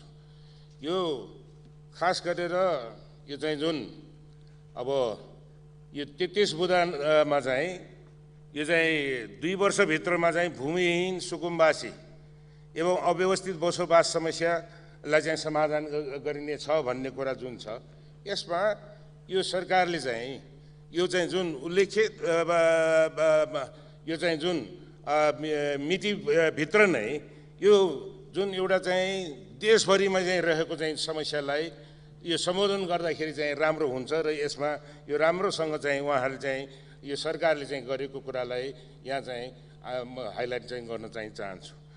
यो अर्को कुरा कस्तो भन्दाखेरि यो make in Nepal made in Nepal यो चाहिँ जुन निजी क्षेत्रलाई पनि यो चाहिँ जुन सरकारले चाहिँ त्यसमा चाहिँ टेवा पुर्याएर यो चाहिँ उत्पादनलाई चाहिँ वृद्धि गर्ने कार्यलाई यो 40 बुँदा नम्बरमा लेखेको कुरा पनि यो चाहिँ यो नीति र कार्यक्रमको एउटा चाहिँ सकारात्मक पक्ष यसलाई चाहिँ मान्नै पर्छ भन्ने मलाई चाहिँ लागेको छ।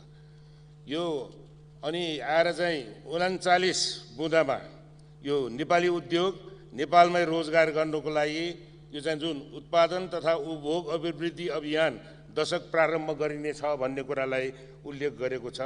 यो पनि खास गरेर यो चाहिँ उत्पादन र उत्पादकत्वमा यो चाहिँ सरकारले जोड दिनको लागि गरेको यो चाहिँ दशक प्रारम्भ गर्ने अभियान चाहिँ हो भन्ने कुरा म भन्न यहाँ चाहिँ चाहन्छु। र अर्को कुरा कस्तो भन्दाखेरि यो चाहिँ निर्यात विस्तारलाई यो निजी क्षेत्रसँग चाहिँ मिलेर यो चाहिँ जुन मार्केट एन्ड ट्रेड इन्टेलिजेन्सको उपयोग गर्ने यो अन्तर्राष्ट्रिय व्यापारमा कहाँ के गर्दाखेरि चाहिँ नेपाललाई चाहिँ राम्रो हुन्छ भन्ने चाहिँ जुन कन्सेप्टलाई चाहिँ यहाँ चाहिँ अगाडि ल्याएको छ यो पनि राम्रै पक्षलाई हामीले चाहिँ यहाँ उल्लेख गर्नै पर्छ। यो चाहिँ फेरि आएर यो चाहिँ 57 यो चाहिँ जुन यो चाहिँ बुँदामा यो निजगढ एयरपोर्टलाई चाहिँ 2080-81 सम्ममा चाहिँ जुन कामलाई चाहिँ अगाडि बढाउने कार्य जुन उल्लेख गरेको छ त्यो पनि राम्रै लाग्यो मलाई र म यहाँ पनि भन्न चाहिँ चाहन्छु। अर्को कुरा यो चाहिँ जुन 59 मा चाहिँ 5 वर्षभित्र यो पूर्व पश्चिम राजमार्ग कम्तीमा चाहिँ 4 लेन एसियन हाइवे स्तरमा चाहिँ बनाउने भन्ने कुरालाई पनि यो चाहिँ राम्रै यो चाहिँ इन्फ्रास्ट्रक्चरमा चाहिँ पूर्वाधार विकास गर्नको लागि यसले चाहिँ जोड दिन्छ भन्ने मलाई लागेको छ। अर्को कुरा यो चाहिँ खास गरेर अब बुढी गण्डकी जलविद्युत आयोजना नेपाल आफै लगानीबाट चाहिँ निर्माण गर्ने छ भनेपछि यसमा चाहिँ अब डिबेट यसमा चाहिँ केमा चाहिँ छ र के नेपालले चाहिँ बनाउन नसक्ने हो त? यो चाहिँ नेपालले नै गर्छ नेपालकै लगानीबाट गर्छ भन्दाखेरि यसमा पनि यो क्वेसन चाहिँ रेज गरिराख्ने कतिको औचित्य हुन्छ भन्ने कुरामा त्यसमा चाहिँ सोच्नुपर्छ भन्ने मलाई लागेको छ। सभामुख महोदय अर्को यो चाहिँ के छ भन्दाखेरि यो चाहिँ यो चाहिँ यो 78 यो चाहिँ बुँदामा यो आगामी 2 वर्षभित्र सबै स्थानीय स्तर यो चाहिँ तहमा विद्युतीकरण गर्ने यो चाहिँ जुन गर्ने भन्ने चाहिँ निश्चित गर्नुको लागि यो विद्युत उत्पादन गर्ने छ भन्ने कुरा पनि यो चाहिँ पोइन्ट चाहिँ राम्रो चाहिँ मलाई चाहिँ लागेको छ। र अर्को कुरा यो खास गरेर यो चाहिँ धारा 51 यो चाहिँ जुन बुँदा नम्बर 91 मा यो राष्ट्रपति चुरे यो तराई मधेस संरक्षण उच्च प्राथमिकतामा चाहिँ राख्ने र यो जुन वातावरणमा जुन ह्रास आयो भने फेरि चाहिँ मधेस र तराई चाहिँ मरुभूमिकरण हुन सक्ने सम्भावना यो चाहिँ जुन छ त्यसलाई चाहिँ ख्याल गरेर यो जुन चुरे तराई मधेस संरक्षणलाई चाहिँ यसलाई चाहिँ जोड दिने भन्ने यो जुन बुँदामा राखेको छ यो पनि अत्यन्तै यो चाहिँ जरुरत कुरा चाहिँ भएको कुरा म यहाँ चाहिँ भन्न चाहन्छु। र अर्को कुरा खास गरेर यो चाहिँ जुन अब शिक्षामा यो चाहिँ जुन दिवा खाजा कार्यक्रम कक्षा 8 सम्म विस्तार गरिनेछ भन्ने कुरालाई राम्रो हामीले चाहिँ मान्नै पर्छ। त्यस्तै गरिकन सामुदायिक विद्यालयमा स्वास्थ्य परिचारिकाको व्यवस्था गरिनेछ भन्ने कुरा यो पनि राम्रै कुरा छ। त्यस्तै गरिकन यो चाहिँ जुन पढ्दै यो चाहिँ कमाउँदै कार्यक्रम विस्तार गर्ने भन्ने कन्सेप्टलाई पनि यसलाई चाहिँ यो चाहिँ अहिलेको यो नीति र कार्यक्रममा राम्रो पक्षलाई चाहिँ म चाहिँ मान्न चाहिँ चाहन्छु। र अर्को कुरा यो चाहिँ जुन सबै स्थानीय तहमा खेलग्राम निर्माण गर्नुको लागि सरकारले चाहिँ जुन यो चाहिँ कार्यक्रम अगाडि सारेको छ यो पनि राम्रो पक्ष हामीले चाहिँ मान्नै पर्छ। र प्रत्येक विद्यालयमा यो खेलकुद क्लब जुन गठन गर्ने भनेको छ यो पनि अत्यन्तै राम्रो पक्ष हो। र यसमा यो चाहिँ जुन खेलाडीहरूलाई यो चाहिँ एउटा चाहिँ प्रोत्साहन गर्नुको लागि र एउटा चाहिँ अनुशासित असल नागरिक उत्पादन गर्नुको लागि यो खेलकुद क्षेत्रलाई हामीले चाहिँ जोड दिएको पाउँछौँ। यो राम्रै पक्ष मलाई चाहिँ लागेको छ। र यो खास गरेर यो अब निजामती सेवा को यो सङ्घीय कानुनलाई कार्यान्वयन गर्नुको लागि आवश्यक यो चाहिँ जुन भनौँ न यो अनुसूचीमा रहेको अधिकारहरूलाई सबै यो तिनै तहका सरकारहरूले चाहिँ लिनको लागि आफ्नो चाहिँ काम गर्नुको लागि आवश्यक कानुनहरू बनाएर गर्ने पक्ष पनि यसले चाहिँ राम्रै गरेको छ। र सभामुख महोदय यो खास गरेर यो नीति र कार्यक्रम यो अहिले यो चाहिँ नेपालको अर्थतन्त्र नेपालको राजनीतिलाई स्थायित्व दिनको लागि यो आर्थिक यो चाहिँ जुन नीति र कार्यक्रम अगाडि सारेका कार्यक्रमहरू चाहिँ यो चाहिँ राष्ट्रहितको पक्षमा छ, जनताको पक्षमा भएको हुनाले यसमा चाहिँ यो राम्रो कुरालाई अगाडि म चाहिँ फेरि पनि दोहोऱ्याएर भन्न चाहन्छु। धन्यवाद। माननीय श्री शक्ति बहादुर बस्नेत मान्यज्यूको समय 6 मिनट। त्यसपछि माननीय श्री झलनाथ खनाल।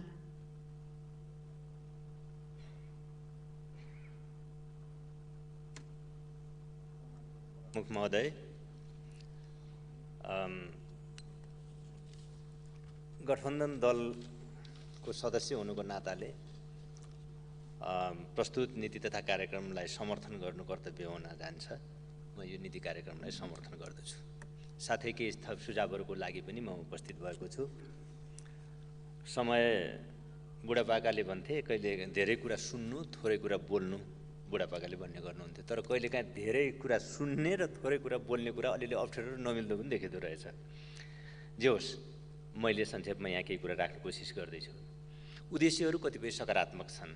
नीति कार्यक्रमका आर्थिक स्थायित्व कायम गर्दै तीव्र आर्थिक विकासका कुरा छन्, अर्थतन्त्रमा संरचनागत सुधारका कुराहरू गरिएको छ, उत्पादन र उत्पादकत्वको वृद्धिको कुरा, रोजगारी सृजनाको कुरा, आयको असमानता घटाउने, गरिबी दर घटाउने, पर्यावरणीय सन्तुलन, सङ्घीयताको सुदृढीकरण, सुशासन लगायतका उद्देश्यहरूसहित कृषकको संरक्षण गर्ने नीति, विकास सम्बन्धी छुट्टै कानुनहरू निर्माण गर्ने, फार्म टु इन्डस्ट्रीको कुरा, नेपाली उत्पादन तथा उपयोगमा अभिवृद्धिको कुरा, उत्पादनलाई औद्योगिक प्रशोधनसँग जोड्ने, यी कुराहरू सुधारात्मक प्रयासको रूपमा मैले लिएको छु र यसलाई मैले सकारात्मक रूपमा ग्रहण गर्दै यसको समर्थन पनि गर्न चाहन्छु। फेरि पनि आजको असामान्य अवस्थालाई ध्यान दिँदा आजको राष्ट्रिय आवश्यकता, आजको असामान्य अवस्था, आजको जनताका आकाङ्क्षाहरू समेतलाई ध्यान दिँदै जाँदा अलि यसले एउटा अलि गुणात्मक ढङ्गले एउटा नयाँ कार्यक्रम त माग गरेको छ नै। हामी सबैलाई थाहा छ आर्थिक सूचकहरू त्यति सकारात्मक छैनन्। अर्थतन्त्रमा सीमित स्वार्थ समूहहरूको नियन्त्रण बढ्दोको अवस्था बढ्दो छ। यो कुरा भनिरहँदा विगत 4 वर्षमा सरकारको नेतृत्व गर्ने पार्टीले अझ बढी ध्यान दिनुपर्दछ। यो परिस्थितिको लागि विगत 4 वर्षले निकै धेरै मलजल गरेको छ। यो कुरालाई पनि हामीले ख्याल गर्नुपर्ने हुन्छ। राजनीतिको सेवा क्षेत्रमा शिक्षा स्वास्थ्य मात्र व्यापारीकरण भएन, अब राजनीतिक सेवा पनि व्यापारीकरण हुने खतरा बढ्दै गइराखेको छ। निर्वाचन अत्यन्त महँगो हुँदै गइराखेको छ। अघि यहाँ चाहिँ धाँधली आदि इत्यादिका कुराहरू त भए, त्योभन्दा डरलाग्दो कुरा निर्वाचन खर्चिलो र बोझिलो जसरी हुँदै गइराखेको छ। यसले राजनीतिलाई व्यापारीकरणतिर लैजाँदैछ। यो व्यापारीकरणको दौडमा, यो प्रतिस्पर्धाको दौडमा यहाँ धाँधली भयो भन्ने पार्टीहरू नै अग्रस्थानमा भएको कुरा यत्रतत्र देखिराखेको छ। यसप्रति गम्भीर हुन म चाहिँ आग्रह गर्दछु। आजको निर्वाचनको सबभन्दा जटिल परिस्थिति, यसले लोकतन्त्रमा जनताद्वारा नियन्त्रित र जनताप्रति उत्तरदायी शासन व्यवस्था लोकतन्त्र हो, तर जनताको नियन्त्रण कमजोर हुँदै जाने परिस्थिति निर्माण हुँदैछ। बरु निर्वाचनको सन्दर्भमा चर्चा गरिराख्दा ध्यान दिनुपर्ने विषय यो हो।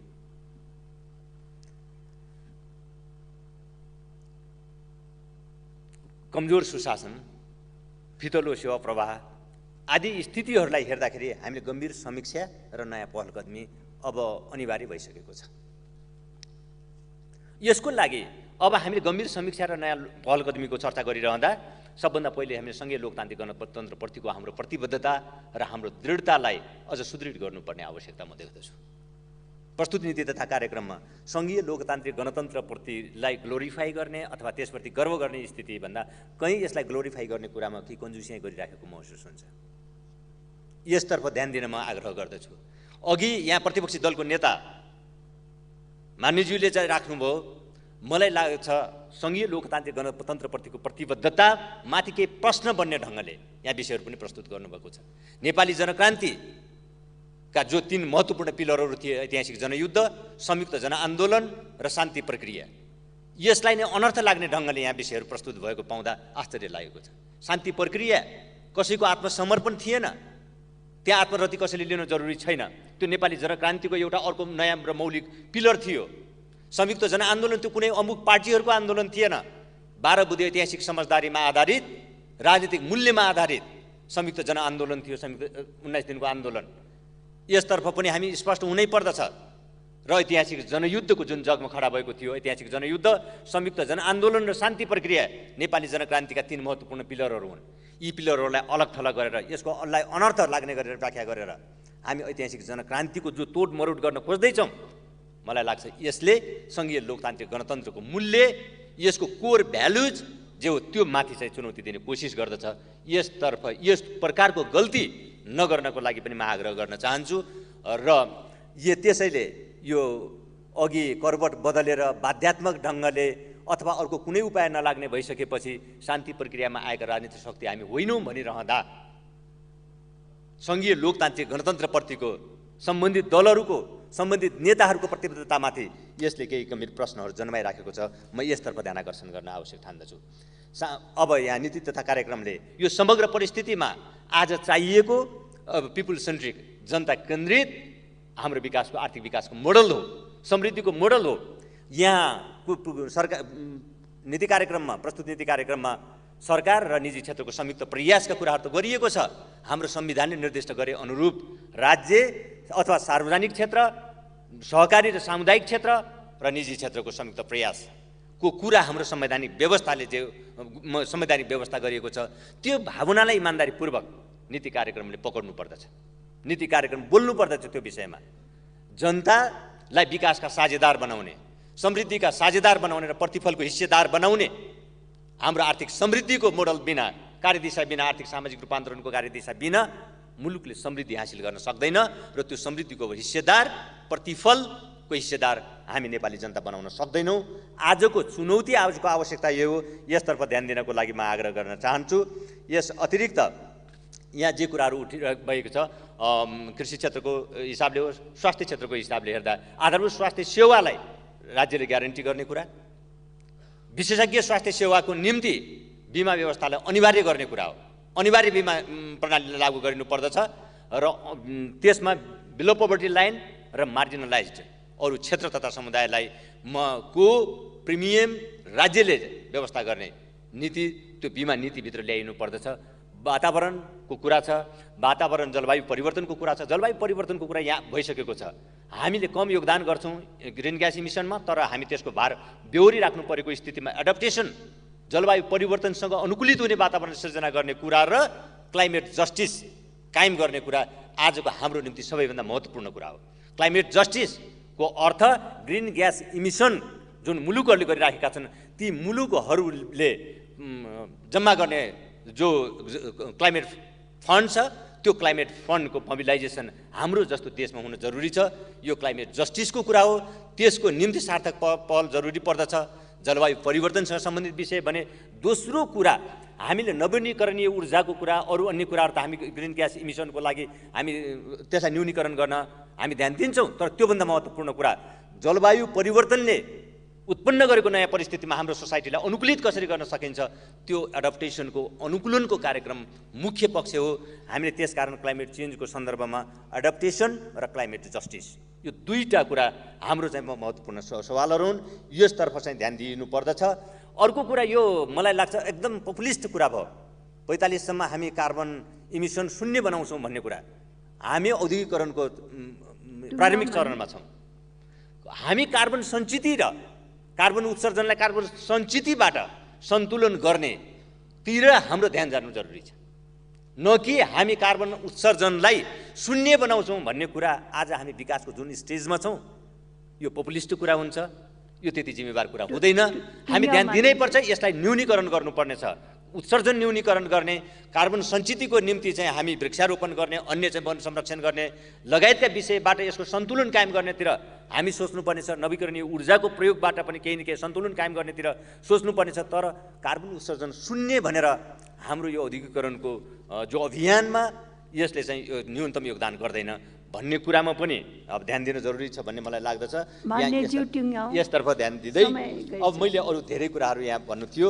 अब वनसँग समृद्धिका लागि वन लगायतका कार्यक्रमहरू, आर्थिक सामाजिक रूपान्तरणका अन्य कार्यक्रमहरू छन् जो यसले अहिले हाम्रो परिवर्तित व्यवस्थाले माग गरेका यी विषयहरू अनुकूल हाम्रा यी बजेटमा अझ व्यवस्थित भएर आउनेछन् भन्ने विश्वाससहित मेरो भनाइ टुङ्गाउँछु। धन्यवाद। पूर्व प्रधानमन्त्री माननीय श्री झलनाथ खनालजीलाई म समय दिन्छु। यसपछि माननीय श्री राजकिशोर यादव।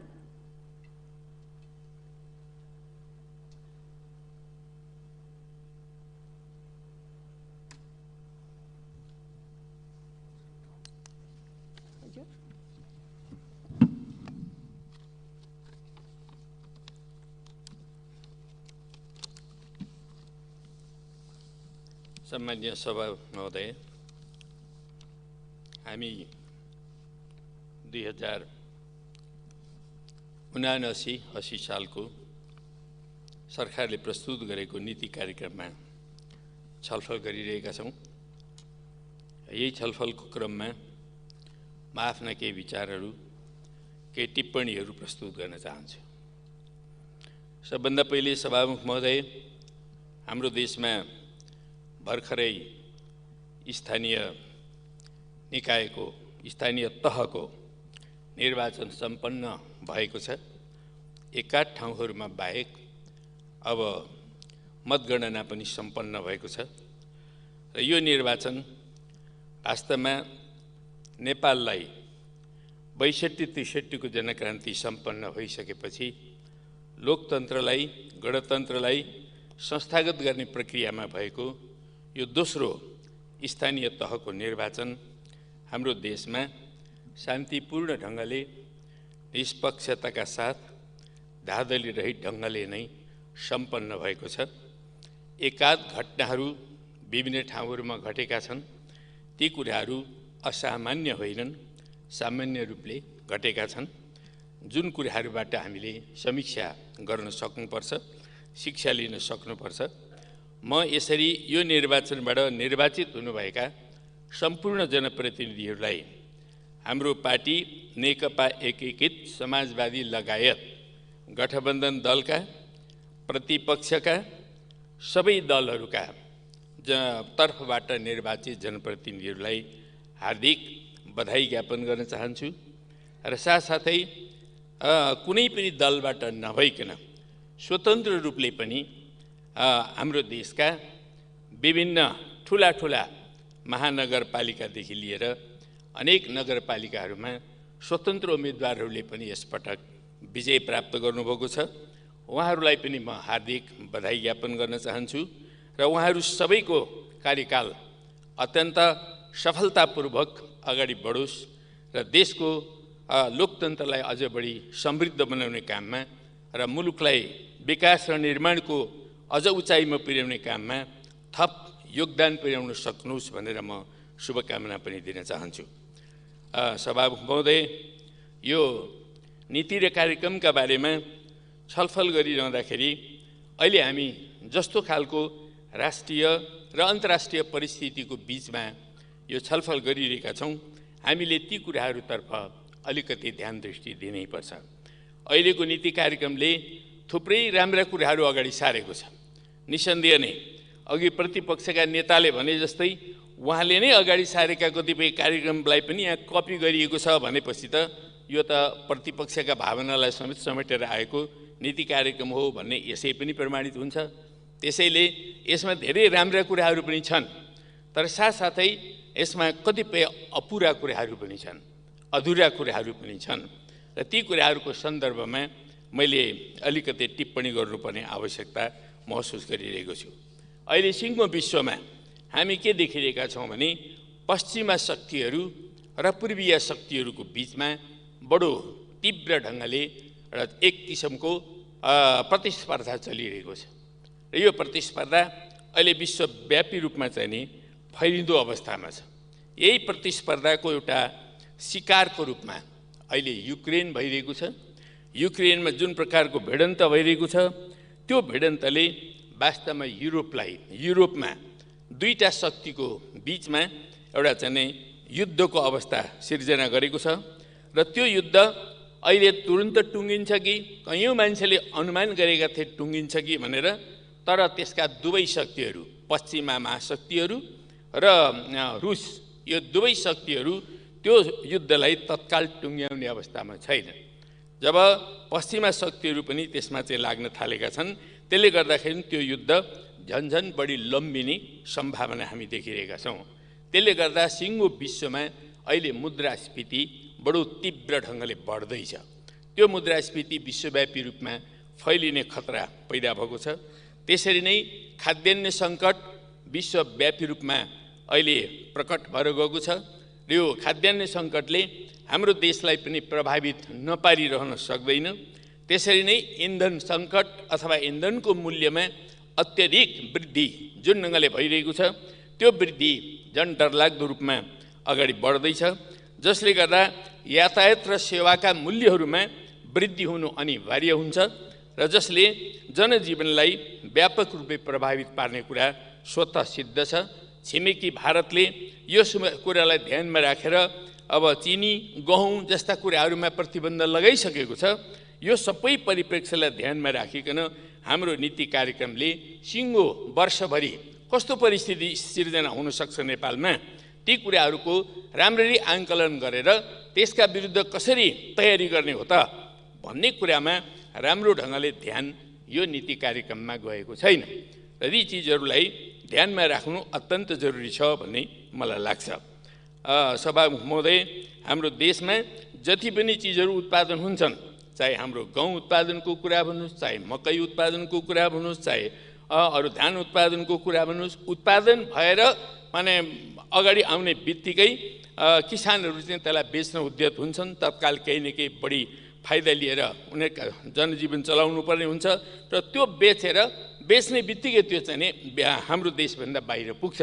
त्यसलाई हामीले भण्डारण गर्ने कुनै व्यवस्था गर्न सकिरहेका छैनौँ र जबसम्म हामीले हाम्रो देशमा उत्पादन भएको चिजलाई, चाहे त्यो अन्न उत्पादनको कुरा होस्, फलफुल उत्पादनको कुरा होस् या अन्य चिजहरूको उत्पादनको कुरा होस्, त्यसलाई हामीले जबसम्म यहाँनिर सुरक्षित गर्न सक्दैनौँ, त्यसलाई भण्डारण गर्न सक्दैनौँ, भण्डारण गर्ने आधुनिक प्रविधिहरू विकास गर्न सक्दैनौँ, त्यस बेलासम्म हामीले अनेकन सङ्कटहरू भोग्नुपर्ने हुन्छ र हामी विभिन्न ढङ्गका आर्थिक भारमा पर्नुपर्ने स्थिति हुन्छ र पर्दै आएको छ। यो कुरातर्फ पनि हाम्रो नीति कार्यक्रमले राम्ररी ध्यान दिएको मैले पाइरहेको छैन।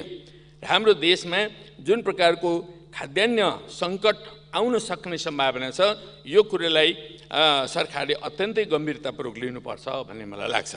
जहाँसम्म यो बजेटमा आएका अन्य नीति कार्यक्रमका कुराहरूमा जाँदाखेरि हाम्रो देशमा मैले योभन्दा अगाडि पनि केही दिन अगाडि पनि भनेको छु कि हाम्रो देश कृषि प्रधान देश भएको हुनाले र हाम्रो अर्थतन्त्रको जग नै कृषि भएको हुनाले कृषकहरूले जे चिज उत्पादन गरिरहेका छन् त्यो उत्पादन गरिरहेको कुरालाई बजारसम्म पुर्याउने व्यवस्था या कृषकहरूले उत्पादन गरिरहेको कुराहरूको मूल्य दिने कुराहरूमा हामीले अहिलेसम्म पनि एउटा सुस्थिर नीति बनाउन सकेनौँ। र जुन कृषकहरूले उत्पादन गरिरहेका हुन्छन् त्यो उत्पादन कृषि उपजलाई हामीले समर्थन मूल्य दिने, राज्यले समर्थन मूल्य तोक्ने कुराहरू गर्नै पर्छ। त्यो गर्न सकेनौँ भने हामी कृषकहरूलाई बचाउन सक्दैनौँ, कृषकहरूको आम्दानी बढाउन पनि सक्दैनौँ। यो कुरालाई नीति कार्यक्रमले राम्रोसँगले ध्यान दिन सकेको मैले पाइनँ। त्यसै गरी कृषि बजारको कुरा, चाहे हामी एउटा वार्डभित्र नै किन नभनौँ, त्यहाँ पनि कृषि बजारको आवश्यकता छ, पालिकामा आवश्यकता छ र राष्ट्रिय बजार र अन्तर्राष्ट्रिय बजारसँग कृषकहरूको यी उत्पादनका चिजहरूलाई बजारसम्म पुर्याउने कुराहरूमा कृषक आफै सक्दैनन्। हाम्रो देशका कृषकहरूसँग त्यो खालको क्षमता पनि छैन र त्यो खालको पूर्वाधार पनि हाम्रो देशमा छैन। त्यसो हुनाले राज्यले नै भूमिका खेलेर मात्रै कृषकहरूलाई राष्ट्रिय बजार र अन्तर्राष्ट्रिय बजारसँग जोड्न सकिने सम्भावना हुन्छ। त्यसो हुनाले राज्यले खेल्नुपर्ने जुन भूमिका हो सभामुख महोदय, त्यो भूमिकालाई उजागर गर्नुपर्ने हुन्छ, ठोस रूपमा अगाडि सार्नुपर्ने हुन्छ। त्यो कुरा पनि नीति कार्यक्रमले राम्रोसँगले ल्याउन सकिरहेको छैन। त्यसै गरी उद्योग धन्दा स्थापना गर्ने सिलसिलामा जुन ढङ्गको हाम्रो आफ्नै संविधानले हामीलाई मार्गदर्शन गरिरहेको छ, मैले योभन्दा अघिल्लो मेरो चाहिँ वक्तव्यमा पनि मैले भनेको छु सभामुख महोदय, हामीले अब अगाडि बढ्दाखेरि वर्तमान संविधानलाई मार्गदर्शन मान्नै पर्छ र त्यो संविधानको पनि कमसेकम भाग 4लाई हामीले मार्गदर्शन मानेर जहाँ राज्यका निर्देशक नीति र सिद्धान्तहरू भनेर हामीले अगाडि सारेका छौँ, त्यसको मार्गदर्शनमा हाम्रा अन्य नीतिहरू, चाहे त्यो कृषि नीति होस्, चाहे भूमि नीति होस्, चाहे औद्योगिक नीति होस्, ती कुराहरू हामीले बनाउनु पर्ने हुन्छ। तर त्यो जुन मार्गदर्शन हो त्यो मार्गदर्शनलाई पनि यसले यो नीति कार्यक्रमले राम्रोसँगले प्रतिबिम्बित गरेको मैले पाइनँ। किनभने त्यसलाई प्रतिबिम्बित गर्ने हो भने हामीले राजकीय क्षेत्र, सहकारी क्षेत्र र निजी क्षेत्र, यो 3टा क्षेत्रलाई समन्वय गरेर जानुपर्ने कुरा आजको संविधानले प्रष्ट रूपले हामीलाई मार्गदर्शन गर्छ। यदि हामी त्यो कुरा छोड्छौँ भने संविधानको मार्गदर्शनलाई छोडेको कुरा हुन्छ, संविधानको मर्म र भावनालाई छोडेको कुरा हुन्छ सभामुख महोदय। त्यसो हुनाले यो कुरालाई गम्भीरतापूर्वक लिनुपर्छ र यो मुलुकमा राष्ट्रिय उद्योग धन्दाहरू विकास गर्ने एउटा चाहिँ नि आधारहरू तयार पारेर जानुपर्ने हुन्छ। यद्यपि यो नीति कार्यक्रम मलाई के लाग्छ भने यो हाम्रो जुन संसद छ, जो हामीले 74 सालमा निर्वाचित गरेको संसद हो, यो संसदको 5 वर्षको आयु अब यो वर्ष टुङ्गिँदैछ। यस हिसाबले भन्ने हो भने यो अन्तिम नीति कार्यक्रम हो।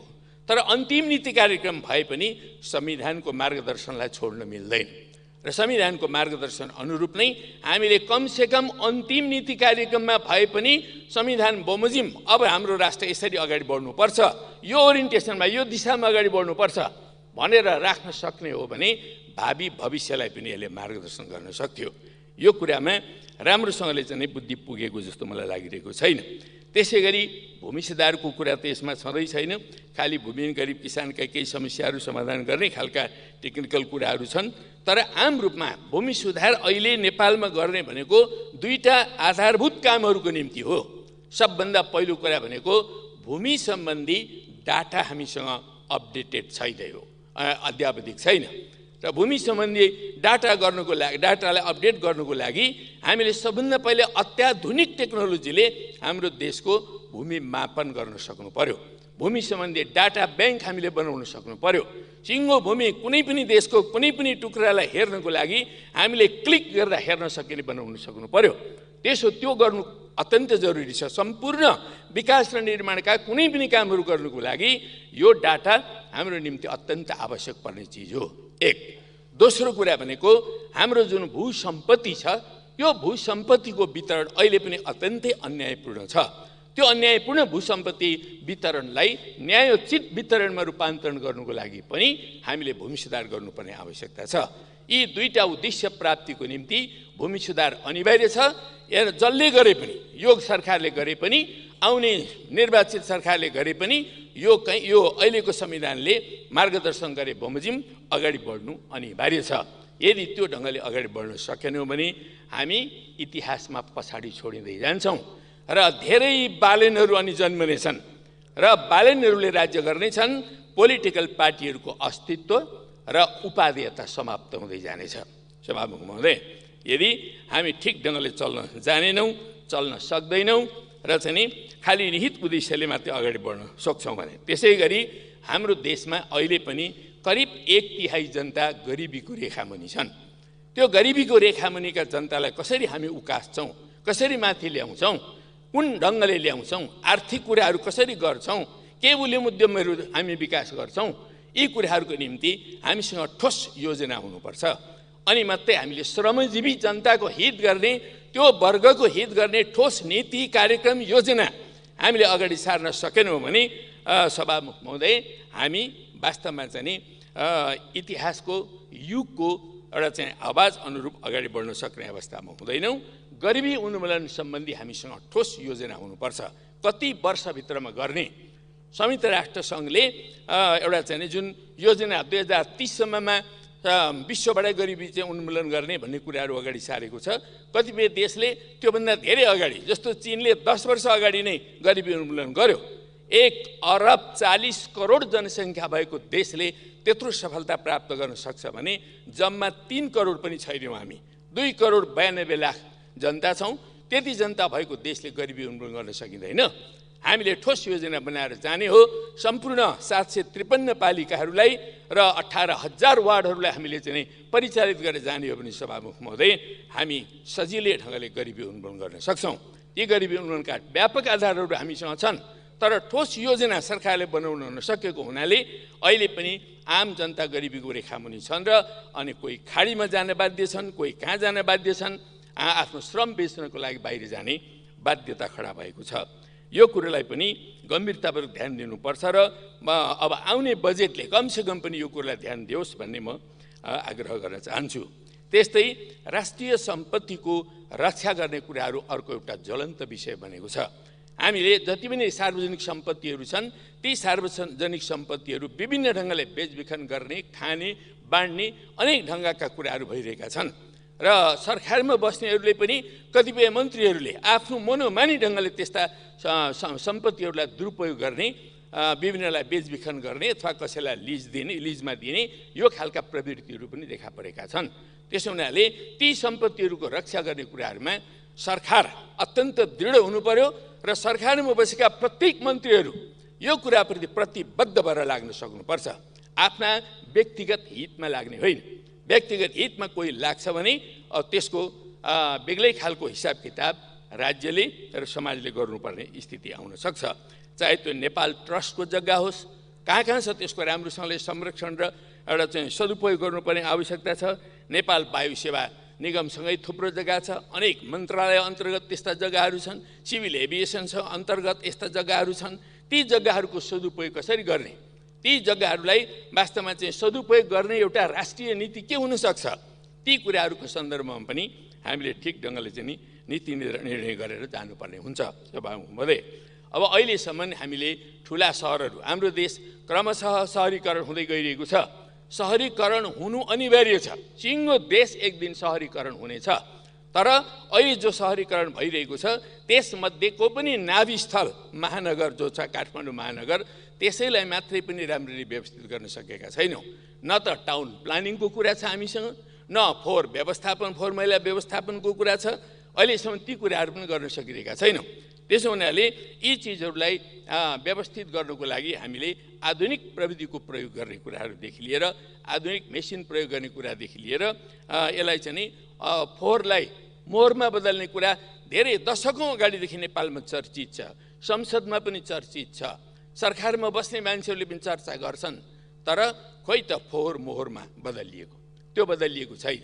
त्यसलाई बदल्ने ढङ्गले एउटा ठोस नीतिका आधारमा कस्तो मेसिन ल्याएर हामीले त्यो गर्न सक्छौँ, प्रशोधन गर्न सक्छौँ। त्यसबाट हामी मल पनि निकाल्न सक्दो रहेछौँ, त्यसबाट हामी बिजुली पनि निकाल्न सक्दो रहेछौँ, अनेकन चिजहरू गर्न सकिँदो रहेछ, फाइदा हुँदो रहेछ। र फोहोर भनेको पनि हाम्रो सम्पत्ति रहेछ। त्यसकारणले त्यो चिजलाई त्यस हिसाबले अगाडि बढाउने ढङ्गले चाहिँ नि ठोस नीतिका साथ हामी अगाडि जान सक्नुपर्छ। सभामुख महोदय, हामीले हाम्रा कैयौँ उद्योग धन्दाहरूलाई विभिन्न ढङ्गले बचाउन सकेनौँ। जस्तो कपडा उद्योगकै कुरा गर्नुहोस्, आजभन्दा झन्डै 20 वर्ष अगाडि मैले कपडा उद्यमीहरूसँग र हाम्रो हेटौडा कपडा कारखानाकै म्यानेजरहरूसँग बसेर कुराकानी गर्दाखेरि मैले के तथ्याङ्क पाएको थिएँ भने त्यति बेलाको नेपालमा करिब 30 करोड मिटर कपडा एक वर्षमा हाम्रो देशमा खपत हुँदो रहेछ। त्यसमध्ये 15-16 करोड मिटर नेपालमै उत्पादन हुँदो रहेछ र खालि आधा जति झन्डै 50% जति बाहिरबाट चाहिँ ल्यायो भने हाम्रो देशलाई पुग्दो रहेछ। त्यति बेला उहाँहरूको के भनाइ थियो भने हामीलाई अतिकरी यो जुन मेसिन छ यसलाई यो मेसिनले अत्याधुनिक बनाइदिने हो भने, प्रविधिले अत्याधुनिक बनाइदिने हो भने र अलिकति सरकारले लगानी गरिदिने हो भने हामी चाहिँ नि नयाँ ढङ्गले कपडा उत्पादन गर्न सक्छौँ, योभन्दा ठुलो मात्रामा उत्पादन गर्न सक्छौँ र क्रमशः नेपाललाई आत्मनिर्भर बनाउन सक्छौँ भन्ने कुराहरू थियो। तर त्यसलाई अपडेट, त्यसलाई चाहिँ नि एउटा चाहिँ नि समुन्नत गर्ने कुराहरू, स्तर उन्नत गर्ने कुराहरू, प्रविधि विकास गर्ने कुराहरूको सट्टा यी चिजहरूलाई हामीले निजीकरण गरिदियौँ। अहिले देश उपभोक्ता मुलुकमा रूपान्तरित छ। सभामुख महोदय, अब कसरी हामीले वास्तवमा आफ्नो देशमा उत्पादन बढाउने? हाम्रो के अरे अर्थमन्त्रीले अस्ति उत्पादन बढाउने कुरा गर्नुभएको छ। यो नीति कार्यक्रममा पनि उत्पादन बढाउने कुरा चाहिँ आएको छ। तर उत्पादन बढाउने कसरी बढ्छ उत्पादन? यी चिजहरूमा हामीले जबसम्म हाम्रो देशकै उद्योग धन्दाहरूलाई विकास गर्न सक्दैनौँ तबसम्म हाम्रो उत्पादन बढाउने कुराहरू असम्भव हुन्छ। त्यसो हुनाले हामीले विविध क्षेत्रका सम्भावनाहरूलाई राम्रोसँगले हेरेर अगाडि बढ्नुपर्ने आवश्यकता छ। पर्यटनको हिसाबले त हाम्रो देश जस्तो सुन्दर देश अर्को देश सम्भवतः विश्वमा छैन होला। प्राकृतिक हिसाबले यति सुन्दर देश छ, तर त्यसलाई जुन ढङ्गले हामीले व्यवस्थित गर्नुपर्ने हो, विकास गर्नुपर्ने हो, त्यो कुराहरू पनि हामीले राम्ररी गर्न सकेका छैनौँ। खास गरी लुम्बिनी जस्तो क्षेत्र हामीसँग छ, तर त्यो लुम्बिनी जस्तो क्षेत्रलाई जसरी विकास गर्नुपर्ने हो त्यो विकास गर्ने हामीसँग चाहिँ नि एउटा विस्तृत र दीर्घकालीन अवधारणा बनाउन सकिएको छैन अझै पनि। हामीले लुम्बिनीलाई हेर्ने हो भने चाहे त्यो कपिलवस्तु भन्नुहोस्, चाहे रूपन्देही भन्नुहोस्, चाहे नवलपरासी भन्नुहोस्, तिनटै जिल्लाको एउटा चाहिँ नि एकीकृत मास्टर प्लान बनाएर हामीले अगाडि बढाउन सक्यौँ भने मात्रै वास्तवमा त्यो क्षेत्रको जुन ऐतिहासिकता छ, त्यो जुन एउटा सभ्यताको विकासको एउटा थलो छ, बुद्धिज्मको एउटा जुन थलो छ, त्यसलाई हामीले ठिक ढङ्गले विकास गर्न सक्थ्यौँ र विश्वभरिका बुद्धिस्टहरूलाई हामीले यो देशमा हामी आकर्षित गर्न सक्थ्यौँ, जसले पर्यटनको विकासमा वास्तवमा एउटा चाहिँ नि गेम चेन्जिङ जसलाई भन्ने गरिन्छ त्यो गेम चेन्जिङ स्थिति चाहिँ हामी बनाउन सक्थ्यौँ। तर त्यो दिशामा हामी राम्रोसँगले काम गर्न सकिरहेका छैनौँ। हामी आफ्ना मान्छे भर्ती गर्छौँ अनि त्यहाँबाट लाभ हासिल गर्ने कुराहरूमा केन्द्रित छौँ। कैयौँ मन्त्रीहरू सरकारहरूको त्यो खालको ढाँचा अहिलेसम्म बदलिन सकेको छैन। न हिजो बदलियो न अहिले बदलिरहेको अवस्था छ। यसो हुनाले ती चिजहरूलाई ध्यानमा राखेर हामी जानुपर्ने आवश्यकता छ। सभामुख महोदय, अब पर्यटनका धेरै विषयहरू छन्, म यसमा अहिले जान चाहन्न। कर प्रणालीको बारेमा मैले अस्ति पनि भनेको छु, प्रगतिशील कर प्रणालीलाई अगाडि बढाउँ भनेर। तर नीति कार्यक्रमले त्यो ढङ्गले प्रष्ट एउटा प्रतिबद्धता ल्याउन सकेन। जबसम्म कर प्रणालीलाई हामीले प्रगतिशील कर प्रणालीमा ढाल्न सक्दैनौँ र विकास गर्न सक्दैनौँ, त्यसो गर्न नसक्नेहरूले समाजवादको कुरा नगरे पनि हुन्छ। बिना बित्थामा जनतालाई भ्रममा किन पारिरहनु? हामी समाजवादको पक्षमा छैनौँ भन्नु बरु सबभन्दा राम्रो हुन्छ। समाजवादको पक्षमा छु भन्ने हो भने कर प्रणाली जहाँसुकै पनि जुनसुकै देशमा पनि हामीले आफूलाई समाजवादको पक्षधर भन्नेहरूले कर प्रणालीलाई प्रगतिशील कर प्रणालीमा ढाल्नै पर्छ। एउटा यस्तो मेजर चिज हो जुन कुराले समाजमा कसरी समानता स्थापना गर्ने भन्ने कुराहरूसँग जोडिएको विषय हो। त्यसकारणले त्यो कुरालाई पनि ध्यान दिनुपर्ने हुन्छ। नीति कार्यक्रमले प्रष्ट रूपले यो कुरा बोल्न सकेन। त्यसकारणले यी कुरालाई पनि मैले जोड दिनुपर्छ भन्ने कुराहरू राख्न चाहन्छु। सभामुख महोदय, त्यसै गरी हामीले पहिलादेखि भन्दै आएको राजकीय क्षेत्र, सहकारी क्षेत्र, निजी क्षेत्रलाई समन्वय गर्ने कुरा अहिले पनि राजकीय क्षेत्र छ। राजकीय क्षेत्रमा कतिपय कर्पोरेसनहरू छन्।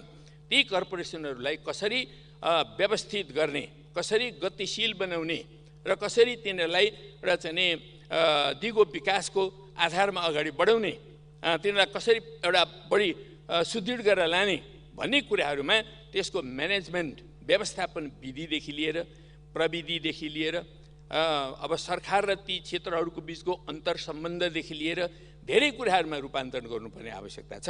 नत्र भने राजकीय क्षेत्र अगाडि बढ्दैन। तर कैयौँ देशहरूमा हेर्नुहोस् त, राजकीय क्षेत्र कति गतिशील भएर अगाडि बढ्न सक्दो रहेछ। चीनलाई, हाम्रो छिमेकी चीनलाई नै हेरौँ, अहिले राजकीय क्षेत्रका ठुल्ठुला उद्यमहरू चाहिँ नि अहिले विश्वका ग्लोबल कम्पनीको रूपमा रूपान्तरित भएका छन्। ती कसरी हुन सके? राजकीय क्षेत्रले कसरी काम गर्न सक्यो? के कारण छ, कुन फ्याक्टर छ जसले गर्दा ती काम गर्न सक्छन्? तर हाम्रो देशको राजकीय क्षेत्रका कर्पोरेसनहरू भ्रष्टाचारका अड्डा बन्छन्। किन? यसमा के फरक छ, के भिन्नता छ? यो चिजलाई हामीले ठिक ढङ्गले विश्लेषण गर्न सक्नुपर्छ। राजकीय क्षेत्रलाई सुदृढ गर्न सकिएन भने समाजवादतर्फ जान सकिँदैन। त्यसो हुनाले राजकीय क्षेत्रलाई सुदृढ गर्ने हिसाबले नै हाम्रा नीति, कार्यक्रम र बजेटहरू पनि त्यो दिशामा चाहिँ आउनुपर्छ भन्ने कुराहरू म राख्न चाहन्छु। त्यस्तै पेट्रोलियम पदार्थको अन्वेषण गर्ने कुराहरू धेरै अगाडिदेखि भएको हो। अहिले कहाँ पुग्यो त त्यो? हामीले कहाँ पुर्यायौँ? छ कि छैन नेपालमा पेट्रोल? त्यो पत्ता लाग्यो कि लागेन? लाग्यो भने कहिलेसम्ममा हामीले त्यसलाई चाहिँ नि दोहन गर्न सक्छौँ? त्यसलाई प्रशोधन गर्ने ठाउँमा, उत्पादन गर्न सक्ने र प्रशोधन गर्ने ठाउँमा कहिले पुर्याउन सक्छौँ? यो सदनले त्यो कुराहरूको बारेमा सूचना प्राप्त गर्नु अत्यन्त जरुरी छ। सभामुख महोदय, त्यसको आधारमा योभन्दा अगाडिको नीति कार्यक्रममा पनि, त्योभन्दा अगाडिको नीति कार्यक्रममा पनि 3-4 वर्षदेखि म पढिरहेको छु, पेट्रोलियम पदार्थको अन्वेषण गरिनेछ, इत्यादि गरिनेछ। यो मात्रै छ त्यहाँ। त्यही वाक्य सधैँभरि राखेर त भएन। त्यसको डेभलपमेन्ट पनि हुन्छ होला। डेभलपमेन्ट कहाँ पुग्यो त? त्यो कुरा चाहिँ नि अहिलेसम्म प्रष्ट छैन सभामुख महोदय। त्यसै गरी अहिलेको विश्वमा जति राष्ट्रहरू छन्, राष्ट्रहरू मात्र होइन, कम्पनीहरूले समेत R&D सिस्टम भन्छन्। अब रिसर्च र डेभलपमेन्ट, अनुसन्धान र विकास एक अर्काका यति अभिन्न अङ्गहरू बनिसकेका छन् कि बिना अनुसन्धान विकास गर्न सकिँदैन। जस्तो उदाहरणको लागि हामी कृषिमा किन पछि पर्यौँ? बरु त्यो पञ्चायत कालको पछिल्लो अवधिमा चाहिँ नि निकै धेरै यो कृषि क्षेत्रका चाहिँ अनुसन्धान केन्द्रहरू बनाइएको रहेछ। म अन्तरिम कालमा म कृषि मन्त्री थिएँ, म सम्झन्छु त्यति बेला निकै धेरै अनुसन्धान केन्द्रहरू थिए। ती अनुसन्धान केन्द्रहरू हेर्दै समाप्त गरियो। हेर्दै त्यसले के फरक पर्यो त भन्दाखेरि कृषिमा हाम्रो कुनै अनुसन्धान नै भएन। कृषिमा अनेक किरा लाग्न थाले, अनेक रोग लाग्न थाले इत्यादि भयो, अनि हाम्रो कृषि उत्पादन लगातार घट्दै गयो। हामीले किरामेरेसँग लड्न सकेनौँ, हामीलाई साइन्सलाई प्रयोग गर्न सकेनौँ, प्रविधिलाई प्रयोग गर्न सकेनौँ। त्यसले गर्दाखेरि हाम्रो कृषि उत्पादन चाहिँ घट्दै गइरहेको छ। फलफुलहरूको उत्पादन पनि घट्दै गइरहेको छ। त्यसकारणले यदि कृषि उत्पादनलाई बढाउने हो भने हामीले अनुसन्धानलाई अनिवार्य लानुपर्छ। कृषि अनुसन्धानलाई अनिवार्य रूपले व्यापक बनाएर हामीले जान सक्नुपर्छ। तब मात्रै, जस्तो पूर्वमा अलैँचीले त्यहाँका किसानहरूले व्यापक फाइदा उठाइरहेको अवस्था थियो केही वर्ष अगाडिसम्म। तर अहिले अलैँची करिब समाप्त भयो। त्यसमा रोग लाग्यो। त्यो रोग लागिसकेपछि अहिले अलैँचीको बिरुवै पाइँदैन। त्यसकारणले त्यस्तो अवस्था किन आयो? के कारणले गर्दा त्यो रोगले समाप्त पार्यो? कुन रोग हो? पत्ता त पक्कै नै लाग्छ त्यो साइन्टिफिक ढङ्गले अध्ययन गर्ने हो भने। तर त्यो साइन्टिफिक अध्ययन गर्ने कुनै अनुसन्धान केन्द्र नै भएन हाम्रो। त्यो कारणले गर्दाखेरि हामी पछि परेका छौँ। यस्तै सुन्तलामा हेर्नुहोस्, कति ठाउँमा यति राम्रो सुन्तला फल थियो, अब अहिले त्यसमा त्यो खोटेत्रो लाग्ने, त्यसको त्यो बोक्रामा चाहिँ एकदमै त्यो नराम्रो चिजहरू लाग्ने, ती कुराहरू हुन्छन्। अब त्यो कुनै साइन्टिफिक रिसर्च छैन, त्यसलाई हटाउन सकिन्न, अनि सुन्तला यसो हेर्नु नराम्रो हुन्छ। उहाँ नागपुरको सुन्तला चिल्लो पारेर अनि त्यहाँका मान्छेहरूले ल्याउँछन्, यहाँ बेच्छन्, त्यो चाहिँ बिक्छ, खाँदा चाहिँ मिठो हाम्रो छ। तर बिग्छ त्यो।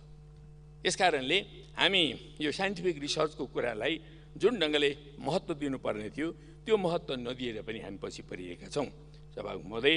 त्यसकारणले यो देशमा एउटा राम्रो राष्ट्रिय थिङ्क ट्याङ्क हामीले बनाउनु जरुरी छ। त्यस्तो राष्ट्रिय थिङ्क ट्याङ्क जो साँच्चै नै सबल, साँच्चै नै योग्य, साँच्चै नै विज्ञ मानिसहरूलाई लिएर विभिन्न क्षेत्रका र ती देशभक्त पनि हुनु पर्यो। ती मानिसहरू चाहिँ देशभक्त पनि हुनु पर्यो। त्यस्ता मानिसहरूको थिङ्क ट्याङ्क बनाउन हामीले सक्यौँ भने मात्रै विभिन्न क्षेत्रका पोलिसीहरूको बारेमा लगातार नीति अनुसन्धान हामीले गरिरहनु पर्ने हुन्छ। त्यो नीति अनुसन्धानले सरकारलाई निरन्तर लाभ दिइरहेको अवस्था हुन्छ। त्यसरी मात्रै सरकार चाहिँ नि एउटा अगाडि बढेर जान सक्छ। कुनै पनि सरकार जसको जुन पार्टीको सरकार बनोस्, संयुक्त सरकार बनोस्, एकल सरकार बनोस्, जस्तो सरकार बने पनि त्यो राष्ट्रिय थिङ्क ट्याङ्कले सहयोग पुर्याउने कुराहरू हुन्छन्। त्यसकारण त्यस्तो थिङ्क ट्याङ्क बनाउनु पर्ने जरुरी छ। अहिले त्रिभुवन युनिभर्सिटी अन्तर्गत 3-4वटा रिसर्च सेन्टरहरू छन्। जस्तो अब रिकास छ, सिनास छ, सेडा छ, सेरिड छ। यी 4वटा संस्थाहरू छन्। तर ती ठाउँमा कर्मचारी भर्ती गरिएको छ। कर्मचारीहरू अथवा केही डाक्टर साहबहरू हुनुहुन्छ, उहाँहरू एन केन प्रकारेण जागिर खाएर बस्नुभएको छ। तर सरकारले कुनै न नीति दिन्छ, न कार्यक्रम दिन्छ, न अनुसन्धानका कुनै विषय दिन्छ, न रिसोर्स नै दिन्छ। अब केही पनि नदिएपछि कि त ती संस्थाहरू चाहिँदैन भन्नु पर्यो। चाहिने संस्थाहरू हुन् भने ती संस्थाहरूलाई त्यही ढङ्गले रिसोर्स दिएर, प्रोग्राम दिएर, नीति दिएर यी विषयहरूमा रिसर्च गर्नु पर्यो भनेर भन्नुपर्ने हुन्छ। त्यसो हुनाले यस्ता महत्त्वपूर्ण जुन संस्थाहरू छन् ती संस्थाहरूलाई हामीले सहयोग पुर्याउनु पर्ने हुन्छ र यो नीति कार्यक्रमले पनि त्यो कुरालाई चाहिँ ध्यान दिन सकेन सभामुख महोदय। त्यसै गरेर अर्को भनेको महावीर पुनले एउटा आविष्कार केन्द्र खडा गरेका छन्। एउटा व्यक्तिले विभिन्न कुराहरूमा उनले चाहिँ एउटा इनोभेटिभ कामहरू, नवप्रवर्तनका कामहरू गरिरहेका छन्। एउटा राम्रो काम हो त्यो। सरकारले त्यस्ता मान्छेहरूलाई निकटमा ल्याएर किन सहयोग गर्न सक्दैन, किन उनीहरूलाई उत्प्रेरित गर्न सक्दैन? त्यस्तै युवा साइन्टिस्टहरू छन् विभिन्न क्षेत्रमा, बडो राम्रो राम्रो ढङ्गका चाहिँ उनीहरूले त्यो अनुसन्धान गर्दै रहेछ, आविष्कार गर्दै रहेछ। कोही सेटेलाइटको कुराहरू गरिरहेका छन्, कोही के को कुरा गरिरहेका छन्, अनुसन्धान गरिरहेका छन्। यस्ता मानिसहरूलाई, जो ट्यालेन्ट मान्छेहरू छन्, ती मान्छेहरूलाई हामीले चाहिँ नि सरकारले समाउन सक्नु पर्यो, उनीहरूलाई चाहिँ उत्प्रेरित गर्न सक्नु पर्यो र ती क्षेत्रहरूमा अनुसन्धान अगाडि बढाउनुको लागि सरकारले सहयोग गर्नु पर्यो। उनीहरूसँग अलिकति रिसोर्स मात्रै भयो भने पनि उनीहरूले चाहिँ नि त्यस्ता कामहरूलाई अगाडि बढाउन सक्दा रहेछन्। यो कुरालाई पनि सरकारले ध्यान दिनुपर्छ भन्ने मलाई लाग्छ सभामुख महोदय। तर यी कुराहरूमा अहिले आएको जुन चाहिँ नि नीति कार्यक्रम छ, त्यो नीति कार्यक्रममा यी चिजहरू पर्न सकेका छैनन्। त्यस्तै जलविद्युत आयोजनाहरू बनाउने कुराहरूको सन्दर्भमा हामी अलि बढी मात्रामा चाहिँ विदेशतर्फको मुखापेक्षी भएर अगाडि बढिरहेका छौँ। विदेशी लगानीलाई पनि ल्याउनु हुँदैन भन्ने कुरा होइन, तर हामी आफैले बनाउन सक्ने जो हामी भित्रै क्षमताहरू छन्, ल्याकतहरू छन्, सम्भावनाहरू छन्, त्यसलाई केलाउने काम चाहिँ बिल्कुलै भइरहेको छैन।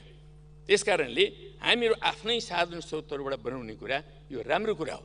यस्तो कुरालाई हामीले प्रोत्साहित गरेर जानुपर्छ र सकेसम्म आम जनतालाई त्यसमा सहभागी बनाउनुपर्छ। हाम्रो देशको जलस्रोतको मालिक हाम्रो देशका जनतालाई बढी बनाउने काममा हामी बढी मात्रामा प्राथमिकता दिएर लाग्न सक्नुपर्छ। विदेशीहरूलाई अथवा अरूलाई ल्याउने चाहिँ हामीले नयाँ टेक्नोलोजी ल्याउनुको लागि, नयाँ म्यानेजमेन्ट ल्याउनुको लागि, पुँजी केही ल्याउनुको लागि हामीले उनीहरूलाई ल्याउने कुरा एउटा कुरा हो। तर आधारभूत रूपमा नेपाली जनतालाई चाहिँ नि मालिक बनाउने हिसाबले चाहिँ नि, सम्पन्न बनाउने हिसाबले चाहिँ नि हामीले त्यस्ता कुराहरू ल्याउने कुराहरू गऱ्यौँ भने मात्रै देश उकालोतर्फ लाग्छ सभामुख महोदय। त्यस्तै मैले यो नीति कार्यक्रममा आफ्नै सेटेलाइट बनाउने भन्ने कुराहरू पढेँ। त्यो बडो राम्रो कुरा हो। आफ्नै सेटेलाइट बनाउने, कहाँ राख्ने? आफ्नो सेटेलाइट बनाएर कहाँ छ राख्ने ठाउँ? म प्रश्न गर्न चाहन्छु कि हाम्रो देशको र सबै देशका आफ्ना आकाशहरू हुन्छन्। हाम्रो पनि आकाश छ जसलाई अर्बिटल स्लट भनिन्छ। म 1996 यो देशको सञ्चार मन्त्री भएको थिएँ सभामुख महोदय। त्यो सञ्चार मन्त्री भएको बेलामा मेरो इच्छा के थियो भने हाम्रो टेलिभिजनलाई अब चाँडोभन्दा चाँडो सेटेलाइटमा जोड्नुपर्छ भन्ने मेरो चाहिँ नि आकाङ्क्षा थियो। मैले पहिलो बैठकमा नै त्यहाँको सचिव र हाम्रो अफिसरहरूलाई भने कि हाम्रो चाहिँ नि यो अर्बिटर स्लट कहाँ के गरिरहेछ, के भइरहेछ भनेर सोधेँ। हाम्रो सचिवदेखि लिएर त्यहाँ भएका इन्जिनियरहरूले समेत मेरो शब्दै बुझेनन्। सभामुख महोदय, अर्बिटल स्लट भनेको के हो? 2-3 चोटि सोधेँ मलाई अर्बिटल स्लट, 2-3 चोटि मैले बताएँ। अनि बल्ल केही इन्जिनियरहरूले चाहिँ बुझे, तर उनीहरूलाई पनि केही पनि थाहा छैन नेपालको अर्बिटर स्लट कहाँ छ। जबकि 1962मा इन्टरनेसनल टेलिकम्युनिकेसन युनियनले विश्वमा एउटा विश्व सम्मेलन गरेको थियो। त्यो विश्व सम्मेलन मार्फत प्रत्येक देशको, हरेक देश, यो आकाश पनि हाम्रो साझा सम्पत्ति हो, आकाश अन्तरिक्ष हाम्रो साझा सम्पत्ति हो, समुद्र हाम्रो साझा सम्पत्ति हो, पृथ्वी पनि हाम्रो साझा सम्पत्ति नै थियो, तर अहिले निजीकृत हुँदै हुँदै हुँदै हुँदै गइरहेको छ।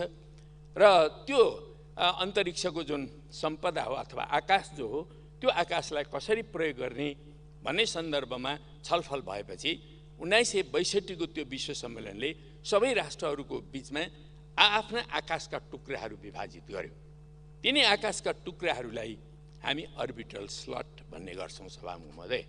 र त्यो अर्बिटल स्लट, नेपालको पनि अर्बिटल स्लट छुट्याइएको थियो 62मा। त्यसपछि 20 वर्षको टाइम दिएर प्रत्येक राष्ट्रले आफ्नो कसरी त्यसको युज प्लान बनाउँछ, उपयोग कसरी गर्छ, 20 वर्षभित्रमा उनीहरूले चाहिँ कसरी उपयोग गर्ने हो त्यो प्लान बताउनु भनेर 62को सम्मेलनले पास गरेको रहेछ। 62बाट 72 गयो, 72बाट 82 आयो, केही भएन। नेपालको तर्फबाट कुनै सञ्चार मन्त्री, सञ्चार सचिव, सरकार, प्रधानमन्त्री कसैले त्यसको वास्ता पास्ता केही पनि गरेन। 82मा फेरि एउटा अर्को सम्मेलन भएछ। त्यो अर्को सम्मेलनले 10 वर्षको टाइम दिएर कतिपय यो विकास मुलुकहरूले समेत त्यस्तो कुराहरू नगरेको हुनाले अर्को 10 वर्षको टाइम दिने भनेर 92 सम्मको टाइम दिएछ। त्यो 92 सम्मको टाइम दिइसकेपछि पनि नेपालको तर्फबाट कुनै रेस्पोन्स भएन।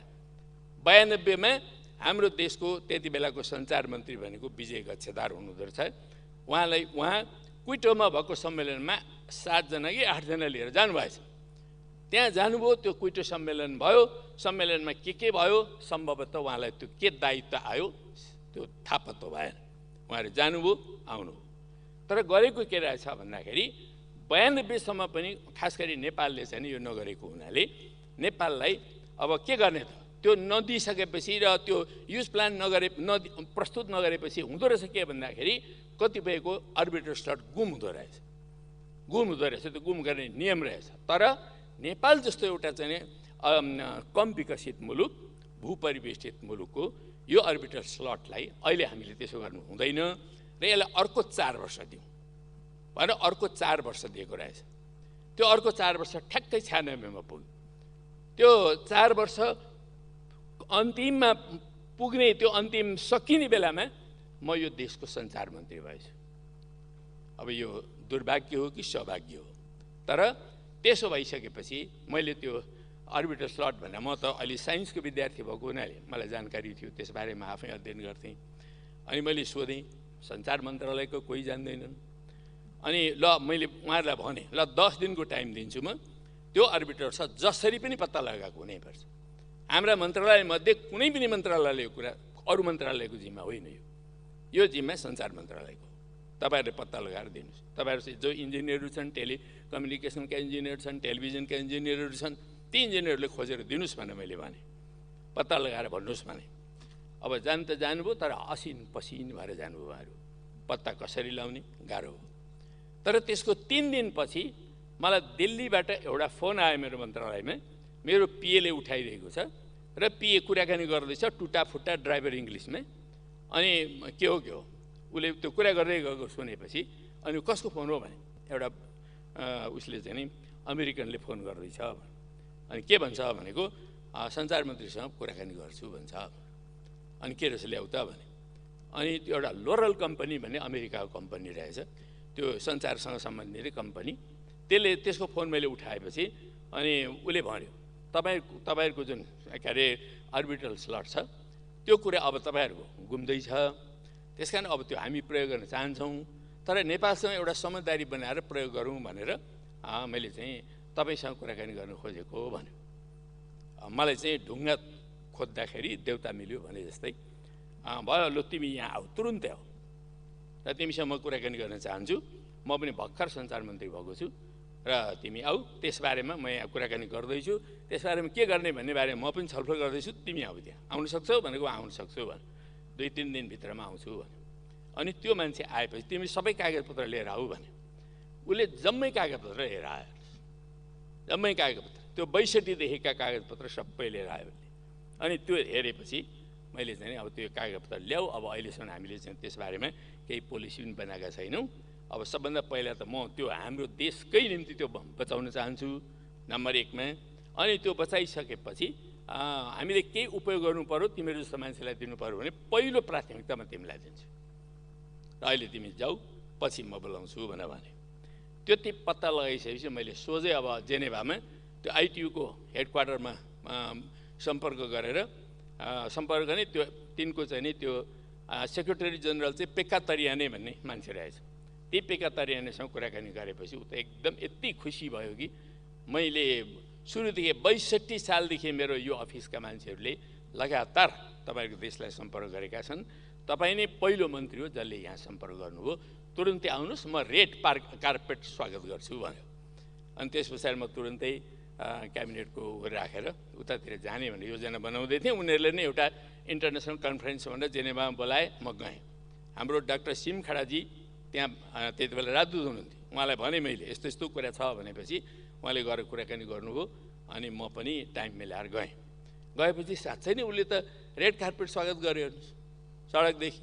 हाम्रो सिंहखडाजी पनि छक पर्नुभयो। उसले भन्छ म कुनै राष्ट्रपति या प्रधानमन्त्री बाहेक मैले कसैलाई रेड कार्पेट स्वागत गरेको छैन, तपाईँ नै पहिलो मान्छे हो भन्यो मलाई।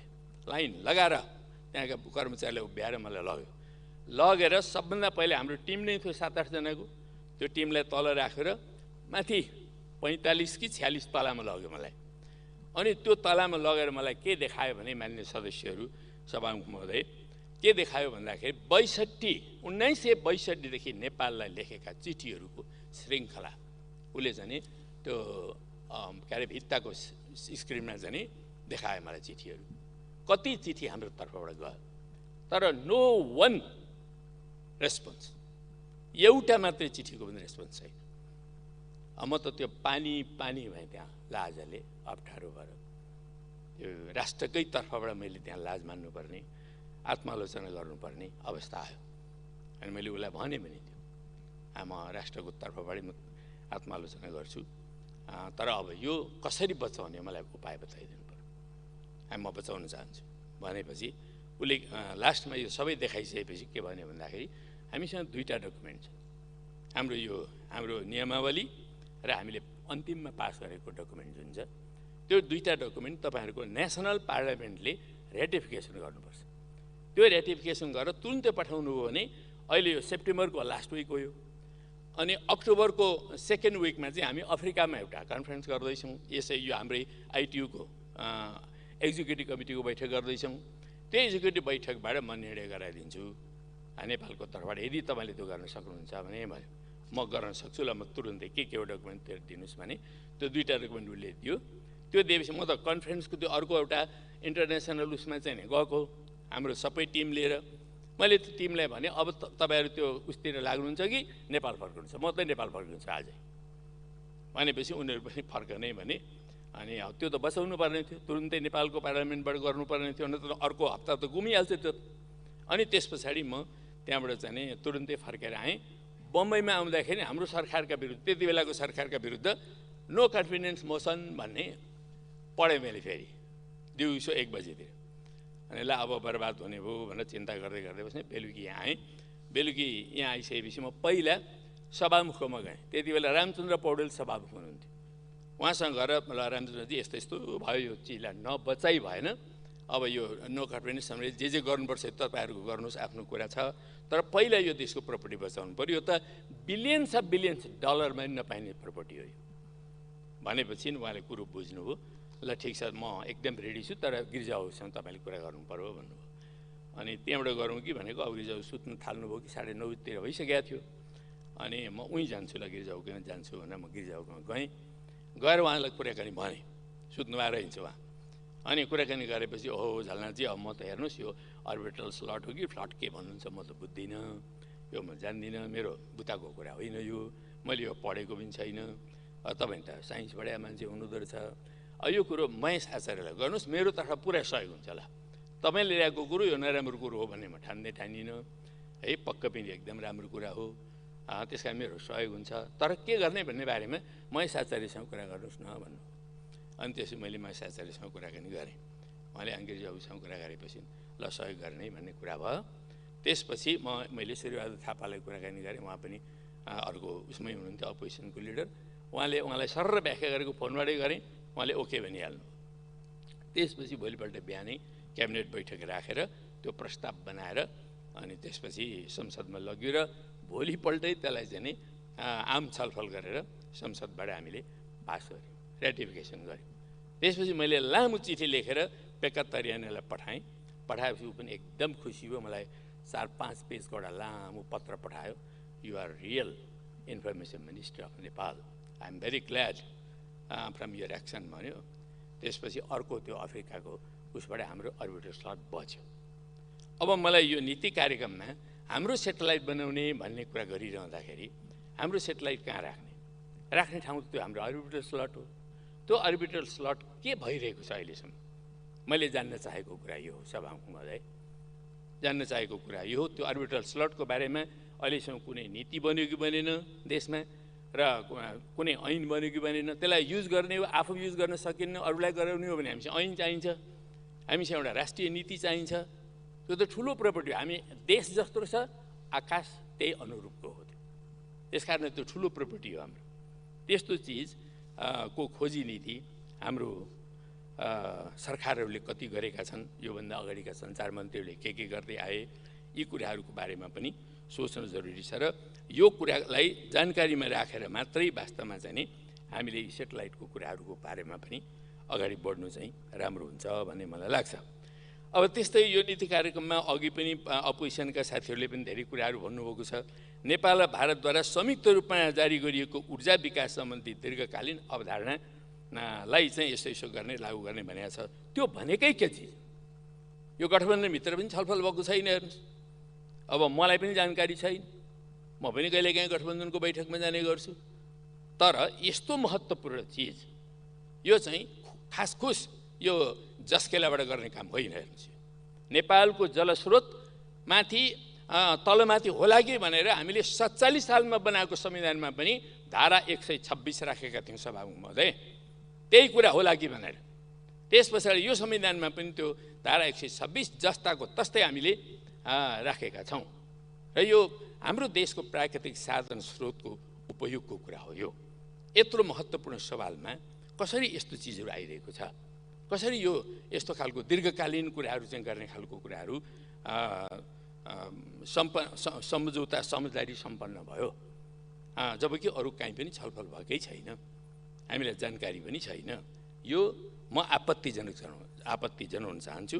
यो गठबन्धनभित्र पनि छलफल भएको छैन र गठबन्धनभित्रबाट नै गर्दाखेरि पनि कुनै पनि नीतिहरू यदि त्यो गम्भीर दीर्घकालीन महत्त्वका र राष्ट्रिय महत्त्वका चिजहरू छन् भने गठबन्धनभित्रको सहमति बिना गर्न पाइँदैन, कुनै पनि मन्त्रीले गर्न पाउँदैन त्यो। त्यस कारणले त्यो कुराहरू म राख्न चाहन्छु। गठबन्धनको एउटा चाहिँ संस्कृति हुनु पर्यो, संस्कार हुनु पर्यो। मैले जे लिएको छु म आफै यसको चाहिँ सम्पूर्ण हुँ भन्ने ठान्नु हुँदैन। सरकार संयुक्त छ भने नीतिहरू पनि संयुक्त हुनु पर्यो, त्यसमा साझा चिजहरू हुनु पर्यो, साझा कुराहरू लिएर जानु पर्यो, त्यसरी मात्रै गठबन्धन रहन्छ। न त गठबन्धनको के काम, कोही गठबन्धनका घटकहरू चाहिँ पूजा मात्रै गर्ने अनि कोही अगाडि जाने त्यस्तो खालको बनाउन खोजियो भने त्यो राम्रो हुँदैन। त्यसो हुनाले म गठबन्धनका सबै घटकहरूलाई पनि भन्न चाहन्छु र सबभन्दा ठुला दुईटा घटकहरू काङ्ग्रेस र माओवादी, यो दुईटै पार्टीका नेताहरूलाई पनि भन्न चाहन्छु, यो के चिज हो यसबारेमा अविलम्ब गठबन्धनभित्रै छलफल होस् र यसको बारेमा प्रश्नता आओस्, तब मात्रै हामी अगाडि बढ्नु राम्रो हुन्छ भन्ने मलाई लाग्छ। यो विषय अलिक गम्भीर विषय हो भन्ने मलाई लागेको छ।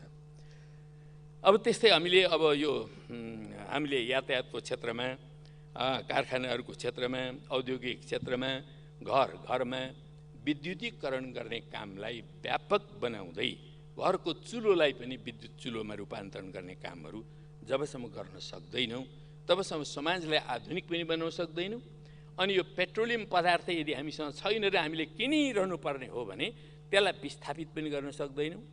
र पेट्रोलियम पदार्थ नै यति महँगो कमोडिटी भयो हाम्रो निम्ति, जुन कमोडिटीको कारणले निरन्तर किन्नुपर्ने, त्यो अन्तर्राष्ट्रिय मूल्य त्यसको वृद्धि भइरहने, अनि त्यसले गर्दाखेरि चाहिँ हाम्रो व्यापार घाटा चाहिँ सधैँ निरन्तर हरेक वर्ष, महिना, हप्ता बढेर जाने त्यो खालको अवस्था भइरहेको छ।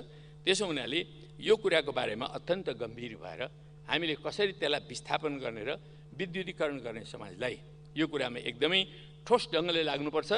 अहिलेको नीति कार्यक्रमले केही आंशिक कुरा उठाएको छ, ठिकै छन्, तर समग्रमा एउटा ठोस नीति, एकीकृत नीति लिएर अगाडि बढ्ने कुराहरूमा जुन प्रतिबद्धताका साथ यो नीति कार्यक्रम आउनुपर्ने थियो त्यो कुरा चाहिँ हुन सकिरहेको छैन सभामुख महोदय।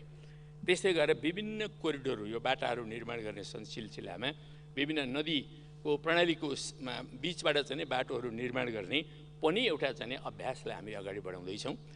राष्ट्रिय एउटा राजमार्गहरूको नेटवर्क निर्माण गर्ने सिलसिलामा त्यसमध्ये अनेक नदी कोरिडोरहरूको बारेमा हामी अगाडि बढाउँदैछौँ। त्यसमध्ये केही नदी कोरिडोरहरूको बारेमा यो नीति कार्यक्रममा उल्लेख छ, ती कुरा ठिक छन्, तर मेची कोरिडोर र महाकाली कोरिडोर यी कुराहरू चाहिँ नीति कार्यक्रममा परेनन्।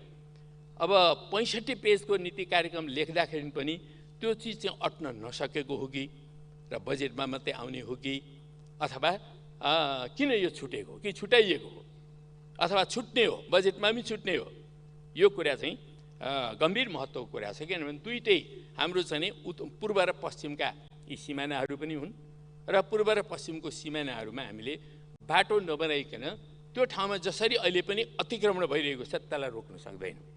हामीले बिओपी सोपी बनाएर चाहिँ राख्न त राखेका छौँ, तर बिओपीका ती जवानहरू त्यो सीमासम्म पुग्न सक्दैन, बाटो छैन, गाडी जाँदैन, अनि एकजना हिँडेर जाँदाखेरि उनीहरू आफै पनि असुरक्षित छन्। त्यो कारणले गर्दाखेरि यी चिजहरू हामीले बनाउनु अत्यावश्यक छ। त्यो बनायौँ भने आर्थिक हिसाबले पनि हाम्रो सीमा व्यापार पनि बढेर जान्छ र सीमा व्यापार बढेपछि स्वाभाविकले त्यो क्षेत्रको अर्थतन्त्र पनि उठेर जान्छ र हाम्रो सुरक्षा पनि प्रबन्ध राम्रो हुन्छ र पर्यटन व्यवसायलाई पनि त्यसले चाहिँ मद्दत गर्न सक्छ। त्यसो हुनाले यो दीर्घकालीन महत्त्वका, रणनीतिक महत्त्वका चिजहरू हुन्। यो कुरालाई नीति कार्यक्रममा त यो परेन, अब बजेट आउँदाखेरि पनि यो कुरा चाहिँ छुटाउने काम नहोस् भनेर मैले यो कुरालाई आज यहाँ उठाउन चाहेको छु। अर्को नीति कार्यक्रमले सिङ्गै छोडेको कुरा के हो भने यो देशको कला, साहित्य, संस्कृतिको विकास कहीँ कुनै मुद्दामा पनि छैन। यो चाहिँ ठुलो ग्यापै सिर्जना भएको छ। कुनै पनि देशले आफ्नो कला बिर्सन्छ, साहित्य बिर्सन्छ, संस्कृति बिर्सन्छ भने त्यो देश खोक्रो हुन्छ, त्यो काम लाग्दैन, त्यो देश टिक्नै सक्दैन। त्यसकारणले कला, साहित्य र संस्कृतिको विकास गर्ने कुरा भाइटल महत्त्वको कुरा हो, दीर्घकालीन महत्त्वको कुरा हो। जुन देशको कला, साहित्य र संस्कृति सम्पन्न छ, समृद्ध छ, त्यो राष्ट्र, त्यो समाज आफै समृद्ध हुन्छ, त्यो देशका जनता यसै सभ्य हुन्छ, सुसंस्कृत हुन्छ। तर त्यसलाई विकास गर्न सकिएन भने त्यो खालको एउटा सभ्यता र संस्कृति विकास गर्न सकिँदैन। त्यसो हुनाले सभा महोदय यो कुरालाई हामीले अत्यन्त गम्भीरतापूर्वक ध्यान दिनुपर्छ। हामीसँग केही एकाडेमीहरू छन्, ती एकाडेमीहरू पनि अहिले कस्तो अवस्थामा छन् भन्दा फगत जागिर खाएर बसेका छन्। उनीहरूसँग कुनै नीति छैन, कार्यक्रम छैन, डेभलपमेन्ट सम्बन्धी कुनै कार्यक्रम छैन। राष्ट्रव्यापी रूपमा हामीले साहित्य सम्मेलन गर्न सक्छौँ, राष्ट्रव्यापी हामी गीतहरूको चाहिँ सम्मेलन गर्न सक्छौँ, नाचहरूको चाहिँ राष्ट्रिय सम्मेलनहरू गर्न सक्छौँ, अनेक गर्न सक्छौँ र राष्ट्रिय संस्कृतिको विकास हुन्छ नि।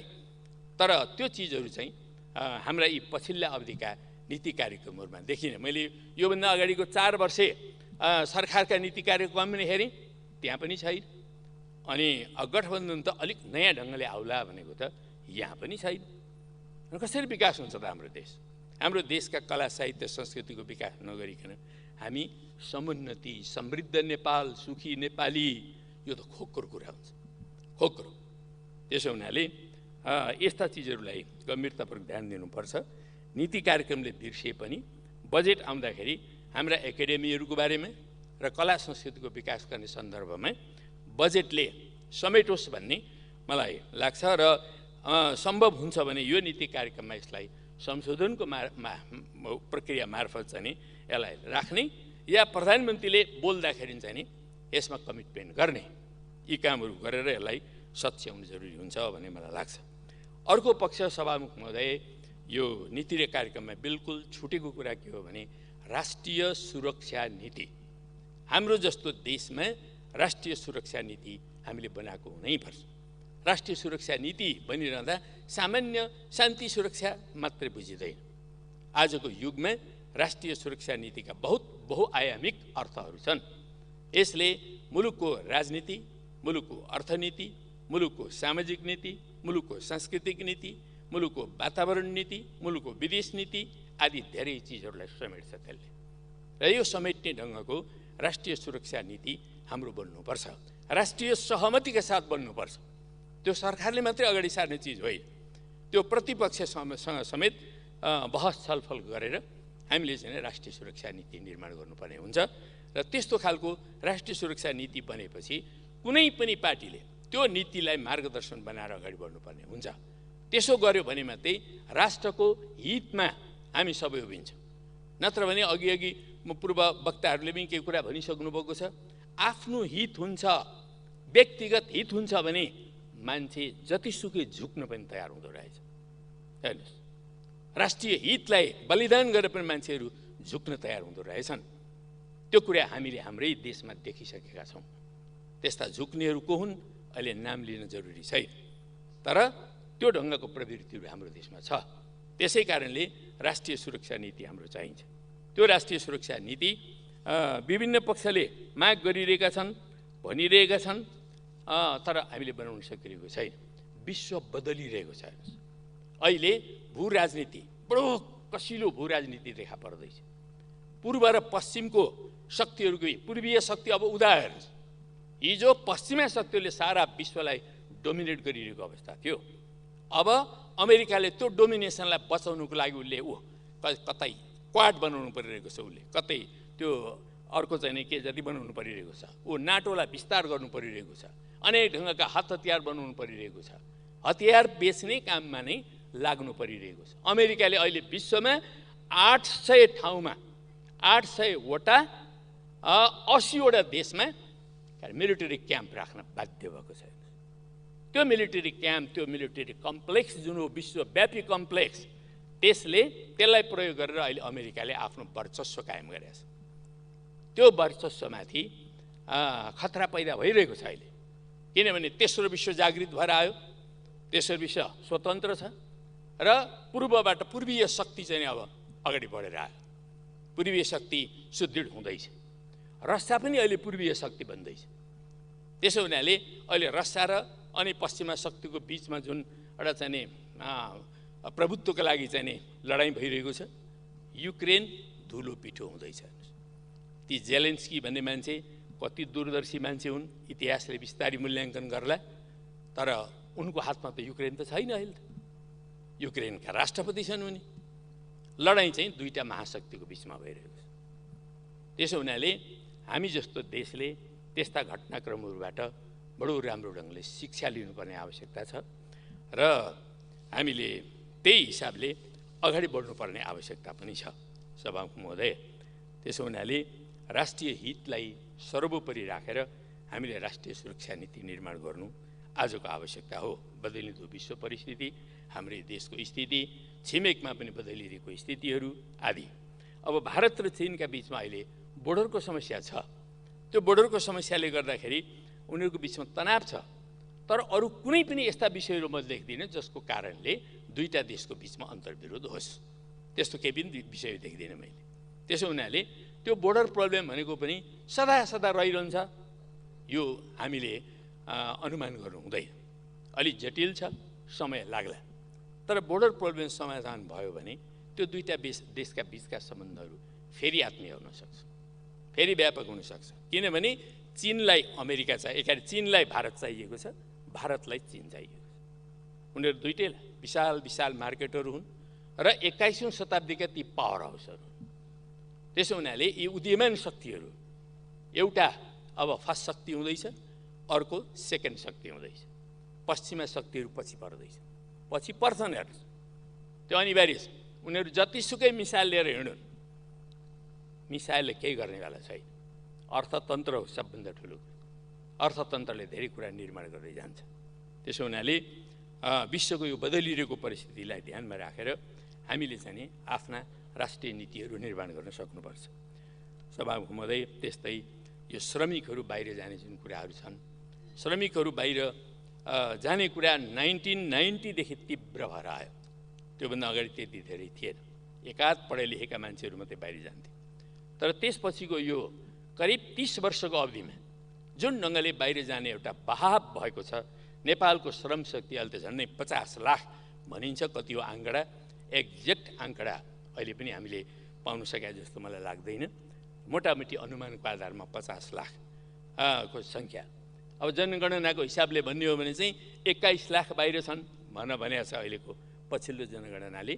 कति आँकडा हो त्यो बेगल कुरा हो, तर ठुलो सङ्ख्यामा नेपालीहरू बाहिर छन्, श्रमिकहरू नेपालीहरू बाहिर छन्। त्यो श्रमिकहरूलाई बाहिर जानबाट रोक्ने ढङ्गका नीति हामीले अगाडि सार्नै पर्छ। अन्त्यतः हाम्रो आधारभूत नीति त्यो हुनुपर्छ। तर अहिले चाहिँ हामी रोक्न सक्दैनौँ। त्यसकारणले सही डेस्टिनेसनहरू राम्रो ढङ्गले सरकारले पहिल्याउने, कुन डेस्टिनेसनमा कुन ढङ्गका मान्छेहरू पठाउने, उनीहरूलाई यी तालिम राम्रोसँगले दिने, उनीहरूलाई कम्तीमा पनि 1 हदसम्म दक्ष बनाउने र सुरक्षाको सम्पूर्ण प्रबन्धहरू मिलाउने र उनीहरू जाँदाखेरि पनि फेरि काम गरेर फर्कन सक्ने कुराको ग्यारेन्टी गर्ने, उनीहरू त्यहाँ जाँदाखेरि पनि काम गर्दाखेरि पनि उनीहरूको हेल्थ आदि इत्यादि कुराहरूको सुरक्षाको प्रबन्ध गर्ने, सामाजिक सुरक्षाको सुनिश्चितता गर्ने आदि जस्ता सबै प्रबन्धहरू मिलाएर मात्रै बाहिर पठाउने कामहरू हामीले गर्नुपर्ने हुन्छ। यो श्रम बाहिर पठाउने कुराहरूमा हाम्रा जे नीति छन् त्यसको राम्ररी पुनरावलोकन गरेर त्यसलाई अद्यावधिक गर्नु जरुरी छ भन्ने म ठान्छु। र हाम्रो एयरपोर्टहरू भ्रष्टाचारका अड्डा बनेका छन्। अड्डा, हरेक एउटा श्रमिकबाट उनीहरू शोषण गर्छन्। ती शोषण गर्ने सम्पूर्ण प्रवृत्तिहरूलाई विनाश गर्न सक्नुपर्छ, हामीले अन्त्य गर्न सक्नुपर्छ। र त्यहाँ जुन ढङ्गले त्यहाँ शोषण हुन्छ ती मान्छेहरूमाथि कारबाही गर्न सक्नुपर्छ सरकारले। तर सरकारका मान्छेहरू नै लागेर आफ्ना मान्छे त्यहाँ भर्ती गरेर अनि त्यसपछि त्यहाँ मार्फत खाने खालका जुन प्रवृत्तिहरू आज हामी देख्दैछौँ, लामो समयदेखि जारी छ यो कुरा। त्यो कुरालाई अन्त्य गरिएन भने नेपालका श्रमिकहरूको शोषण गरेर एकाध मन्त्री एकाध कर्मचारी मोटाउन त मोटाउलान्, तर यो देश चाहिँ खोक्रो हुँदै जान्छ। त्यसो हुनाले यो प्रवृत्ति, जो गलत प्रवृत्ति अहिले छ, यसलाई पनि अविलम्ब रोक्नुको निम्ति भूमिका खेल्नुपर्छ भन्ने मलाई लाग्छ। त्यस्तै हाम्रो राष्ट्रिय अनुसन्धान विभाग, पूर्व सरकारको पालामा धेरै चिजहरू केन्द्रीकरण गरियो। राष्ट्रिय अनुसन्धान विभागलाई त्यहीँ लगियो, राजस्वलाई पनि त्यहीँ लगियो, अनि धेरै चिजहरूलाई त्यहाँ लगियो। यहाँ के अरे त्यो अख्तियारलाई पनि त्यहीँ लगियो, सब मातहत बनाइयो। यो मातहत बनाउने चिजहरू होइनन्।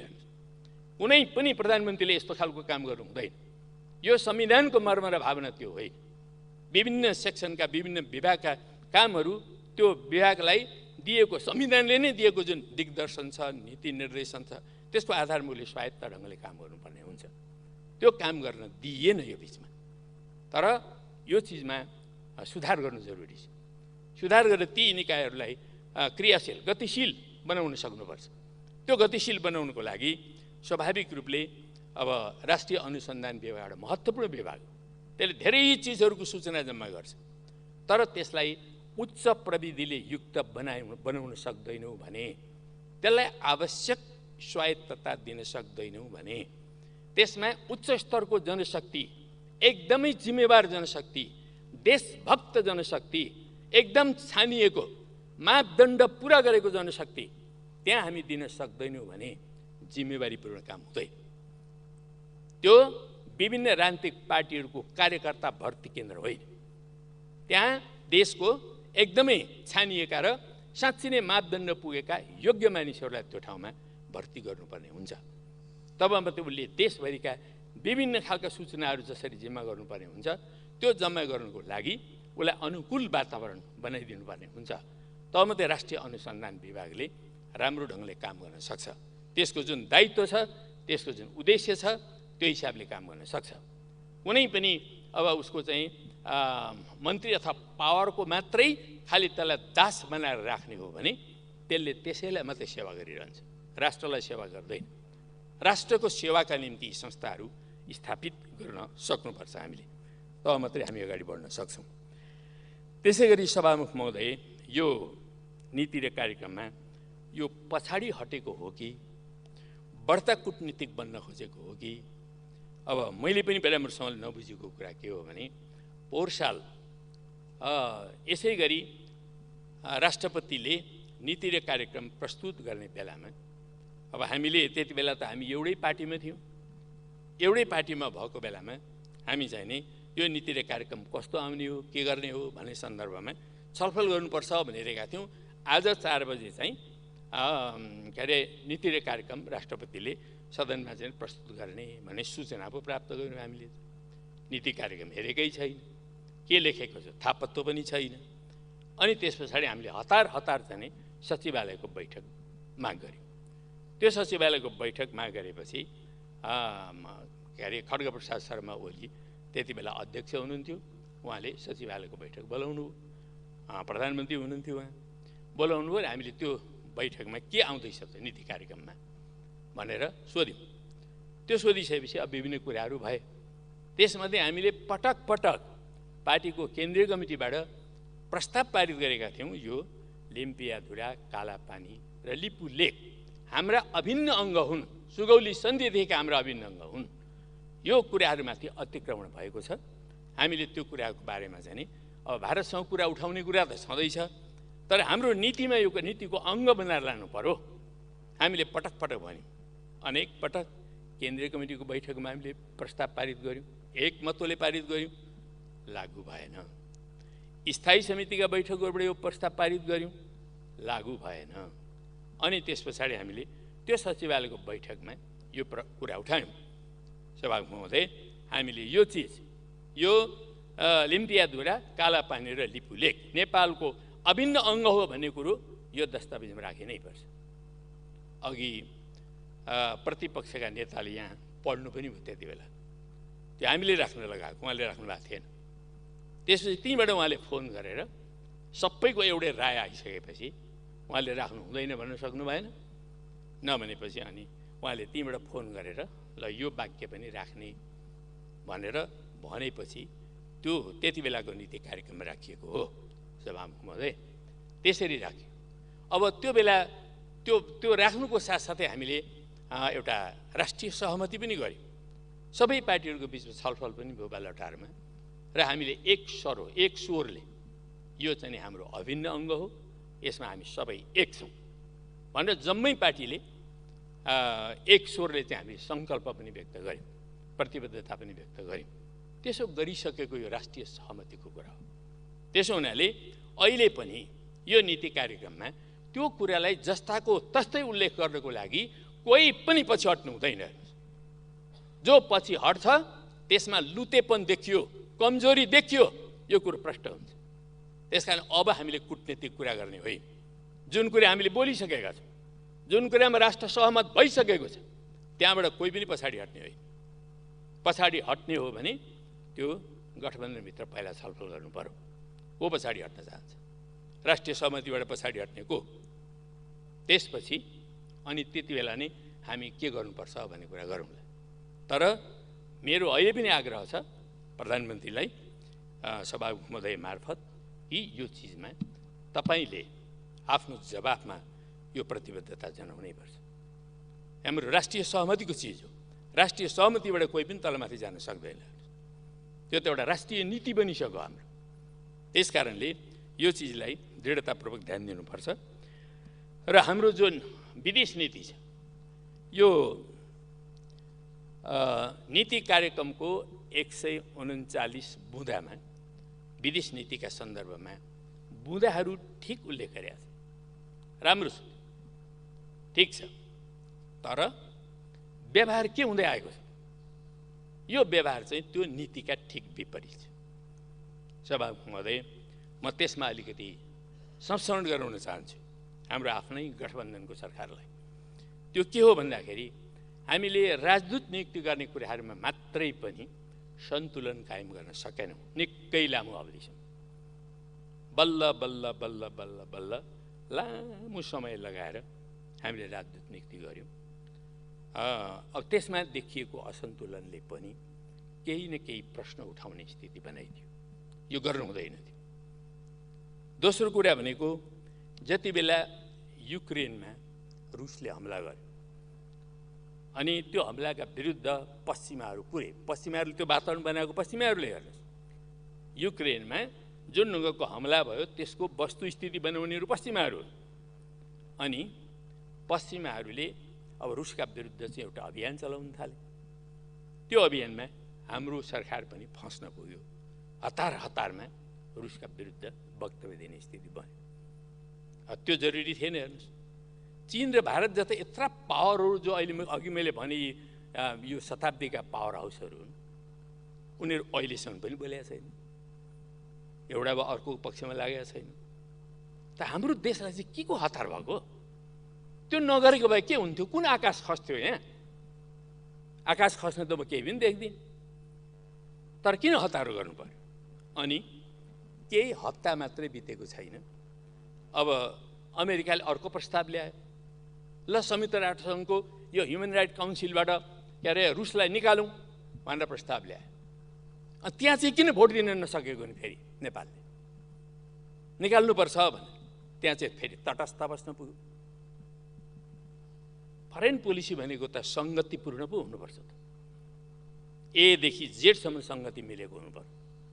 हामी रुसको आक्रमणलाई समर्थन गर्दैनौँ, कसैको पनि आक्रमणलाई समर्थन गर्दैन। युद्धका विरुद्धमा छौँ हामी। नेपाल युद्धका विरुद्धमा हुन्छ। यो असंलग्न मुलुक, यो शान्तिको पक्षमा छ, यो संयुक्त राष्ट्रको बडापत्रको पक्षमा छ। हामी पञ्चशीलका 5 सिद्धान्तहरूको आधारमा हाम्रा विदेश नीति अगाडि बढाउन चाहन्छौँ। त्यसो हुनाले हामी ती आक्रमणको पक्षमा त छैनौँ।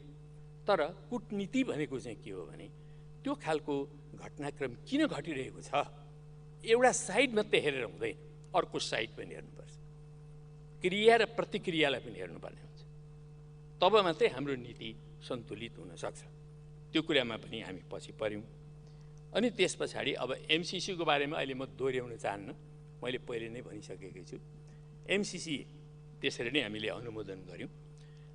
त्यो व्याख्यात्मक घोषणा भन्ने चिज कता हरायो, त्यो कसले लग्यो, कसले अपहरण गर्यो, त्यहाँभित्र भएका कुराहरू कता गए, कोही चरो पनि बोल्दैन, मुसो पनि बोल्दैन। आजभोलि अचम्म छ। त्यसबारेमा अहिले म जान चाहन्न। तर त्यसपछि यो पछिल्लो अवधिमा म अनौठो के लाग्यो भने नेपाल दुईटा देशहरूको बिचमा, ठुला देशहरूको बिचमा छ र हामीले हाम्रो परराष्ट्र नीतिमा अर्को के जोड्यौँ अलि अघिल्लो कालदेखि भने यी अघि भनिएका सिद्धान्तहरूदेखि बाहेक एउटा हाम्रो भूमि हाम्रा छिमेकीहरूको विरुद्ध हामी प्रयोग गर्न दिन्नौँ। हामीले यो पनि हाम्रो परराष्ट्र नीतिको एउटा अङ्ग हो भनेर जोडेका छौँ। अब यो जोडिसकेपछि यसलाई त परिपालना पनि गर्नु पर्यो नि, जोडिदिएर मात्र त हुँदैन, यसलाई परिपालना पनि गर्न सक्नु पर्यो, अन्यथा सम्बन्धहरू विग्रहतिर जान्छ। अब पछिल्लो अवधिमा हामीले के गर्यौँ भन्दाखेरि अमेरिका र चीनको त आफ्नो प्रतिस्पर्धा छ। अमेरिकाले तिब्बत कानुन बनाउँछ, हङकङ कानुन बनाउँछ, के अरे उइगुर कानुन बनाउँछ। अर्काको देशको प्रान्तको बारेमा कानुन बनाउने हक उसलाई छ कि छैन? यो अन्तर्राष्ट्रिय नियमले दिन्छ कि दिँदैन त्यो बेग्लै कुरा होला, तर उसले बनायो। अनि तिब्बत हेर्ने उपविदेश मन्त्री पनि बनायो। अनि त्यो तिब्बत हेर्ने उपविदेश मन्त्रीलाई अहिले नेपालमा निम्त्याइयो। कसले निम्तो दिएको? किन निम्तो दिएको?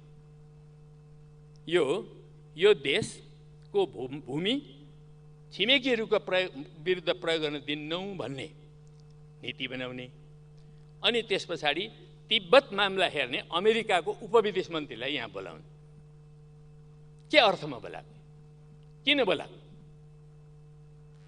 मलाई त थाहा छैन, म गठबन्धनकै नेता हुँ, मलाई त थाहा पत्तो छैन।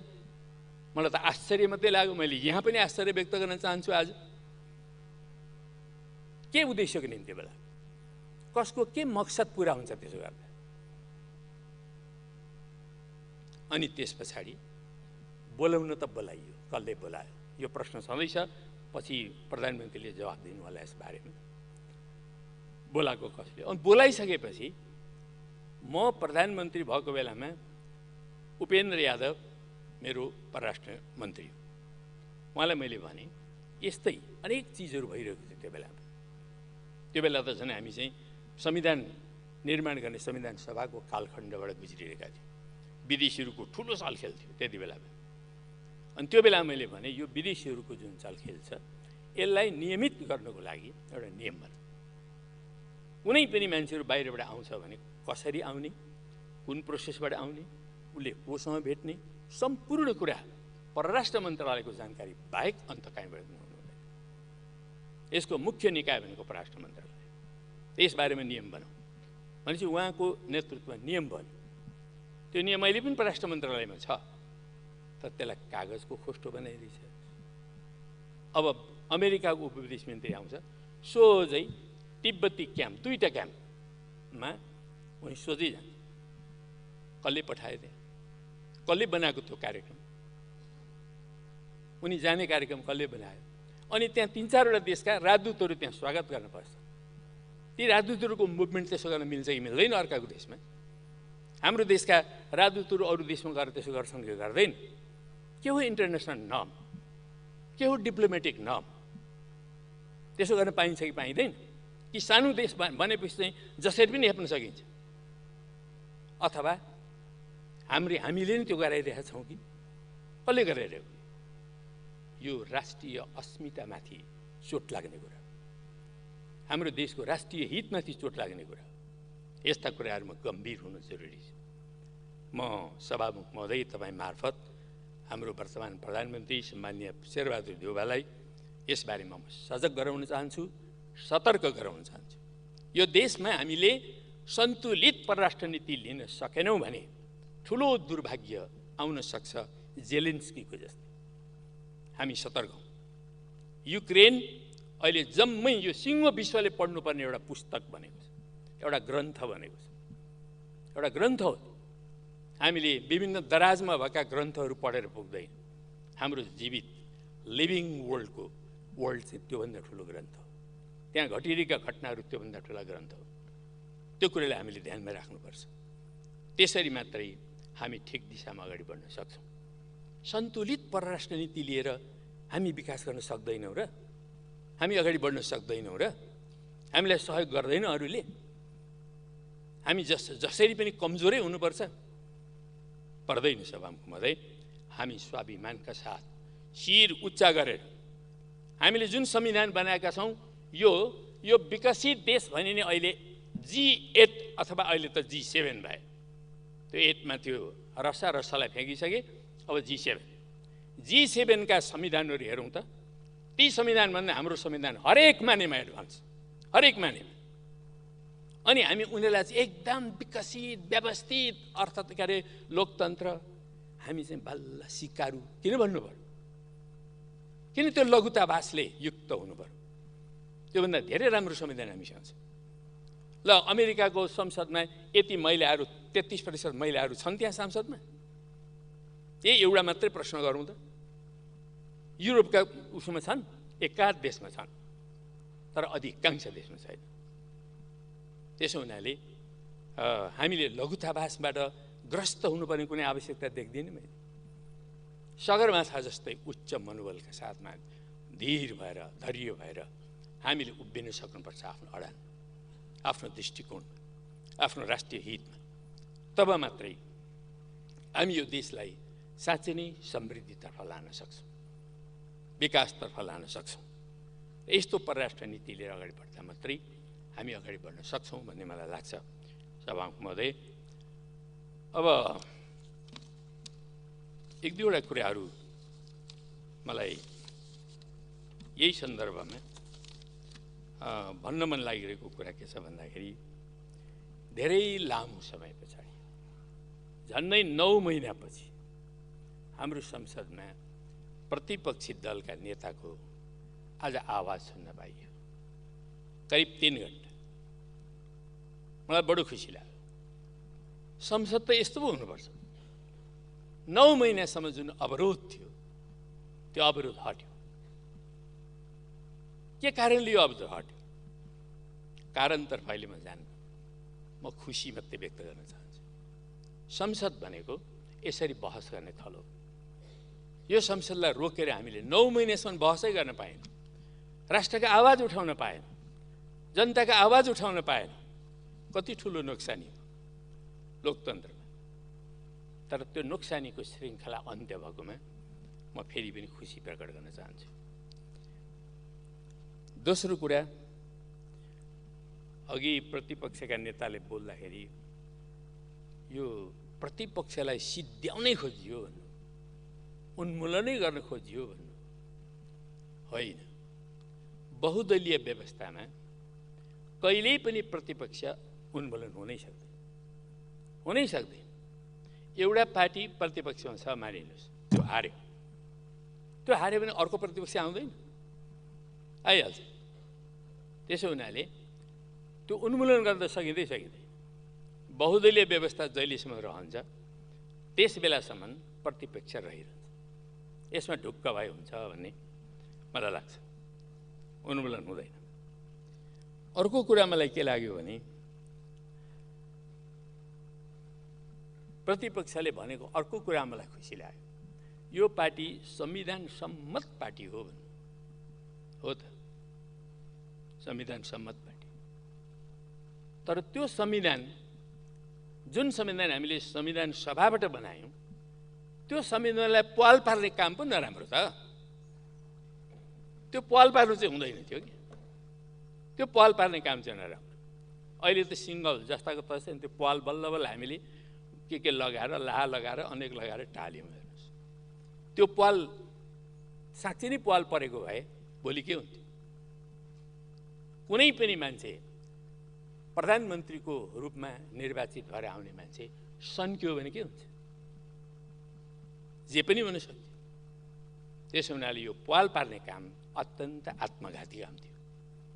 त्यो आत्मघाती काम अब सकियो र उहाँले पनि हामी संविधान सम्मत छौँ, संविधानकै पक्षधर छौँ भन्ने खालको जुन कुरा गर्नुभएको छ, त्यो साँच्चै अन्तर्दिलबाट बोलेको हो भने मेरो उहाँलाई फेरि धन्यवाद छ।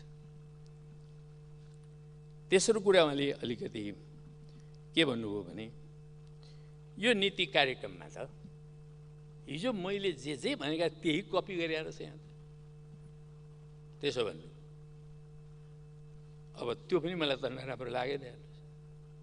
तर पछि निष्कर्ष निकाल्दा यो चाहिँ कामै लाग्दैन भन्नु।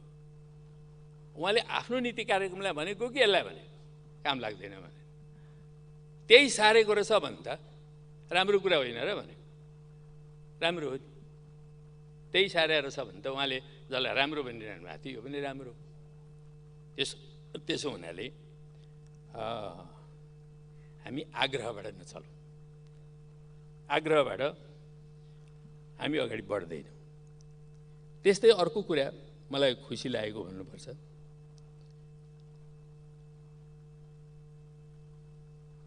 आफ्नो नामको जग्गा उहाँले सबै मेरो श्री सम्पत्ति चल अचल सम्पत्ति मैले राज्यलाई बुझाएँ। यस्तो कोही छ सोध्नु हो, मलाई यस्तो जवाफ दिन खसखस लागिहाल्यो। उहाँ जति बेला प्रधानमन्त्री हुनुभयो त्योभन्दा निकै अगाडि म प्रधानमन्त्री आएको थिएँ, आजभन्दा 15 वर्ष अगाडि करिब। त्यो 15 वर्ष अगाडि म प्रधानमन्त्री भएको बेलामा मेरो इलाममा चाहिँ नि मेरो पैतृक सम्पत्ति अचल सम्पत्ति अलिकति थियो। त्यो 55 रोपनी जग्गा मैले राज्यलाई दिएर सिटिबिटी निर्माण गरेँ। सिटिबिटी निर्माण गर्नुको लागि मैले इलाममा जग्गा खोजेको, झ्याप्प झुप्प त्यो जग्गा मिलेन। म आफ्नै जग्गा दिन्छु भनेर मैले मसँग जो पैतृक जग्गा थियो त्यो 55 रोपनी मैले दिएर सिटिबिटी बनाएँ। यहाँहरू सबैलाई, सभामुख महोदय तपाईँलाई पनि र तपाईँ मार्फत सम्पूर्ण सांसदहरूलाई म एकचोटि इलामको त्यो सिटिबिटी डाँडा, अहिले त सिटिबिटी डाँडा भन्न थाले सबैले, त्यो सिटिबिटी डाँडामा गएर एकचोटि अवलोकन गरिदिनुको लागि म आग्रह गर्छु। त्यो मैले 55 रोपनी जग्गा दिएर राज्यलाई दिएर खडा गरेको सिडिबिटी हो। खालि मैले यो किन प्रसङ्ग उठाएको भने कतै हाम्रो प्रतिपक्षका नेतालाई म मात्रै यस्तो दानी छु भन्ने लाग्यो हो कि भनेर अरू मान्छेहरू पनि छन् यो देशमा, त्यसमा चिन्ता नगर्नुहोस्, अझै अरू पनि निस्केलान्। यी दुईटा पूर्व प्रधानमन्त्रीका उदाहरण भएपछि अरू किन ननिस्केलान् र? म आशा गर्छु अरू धेरै निस्केलान्।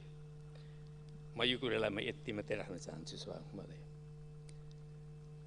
अब अर्को चाहिँ मैले भर्खरै हाम्रो प्रतिपक्षकै नेताको एउटा इन्टरभ्यू, लामो इन्टरभ्यू रहेछ, हाम्रो विजय कुमार पाण्डेले दिशानिर्देश भन्नेमा लिएको इन्टरभ्यू।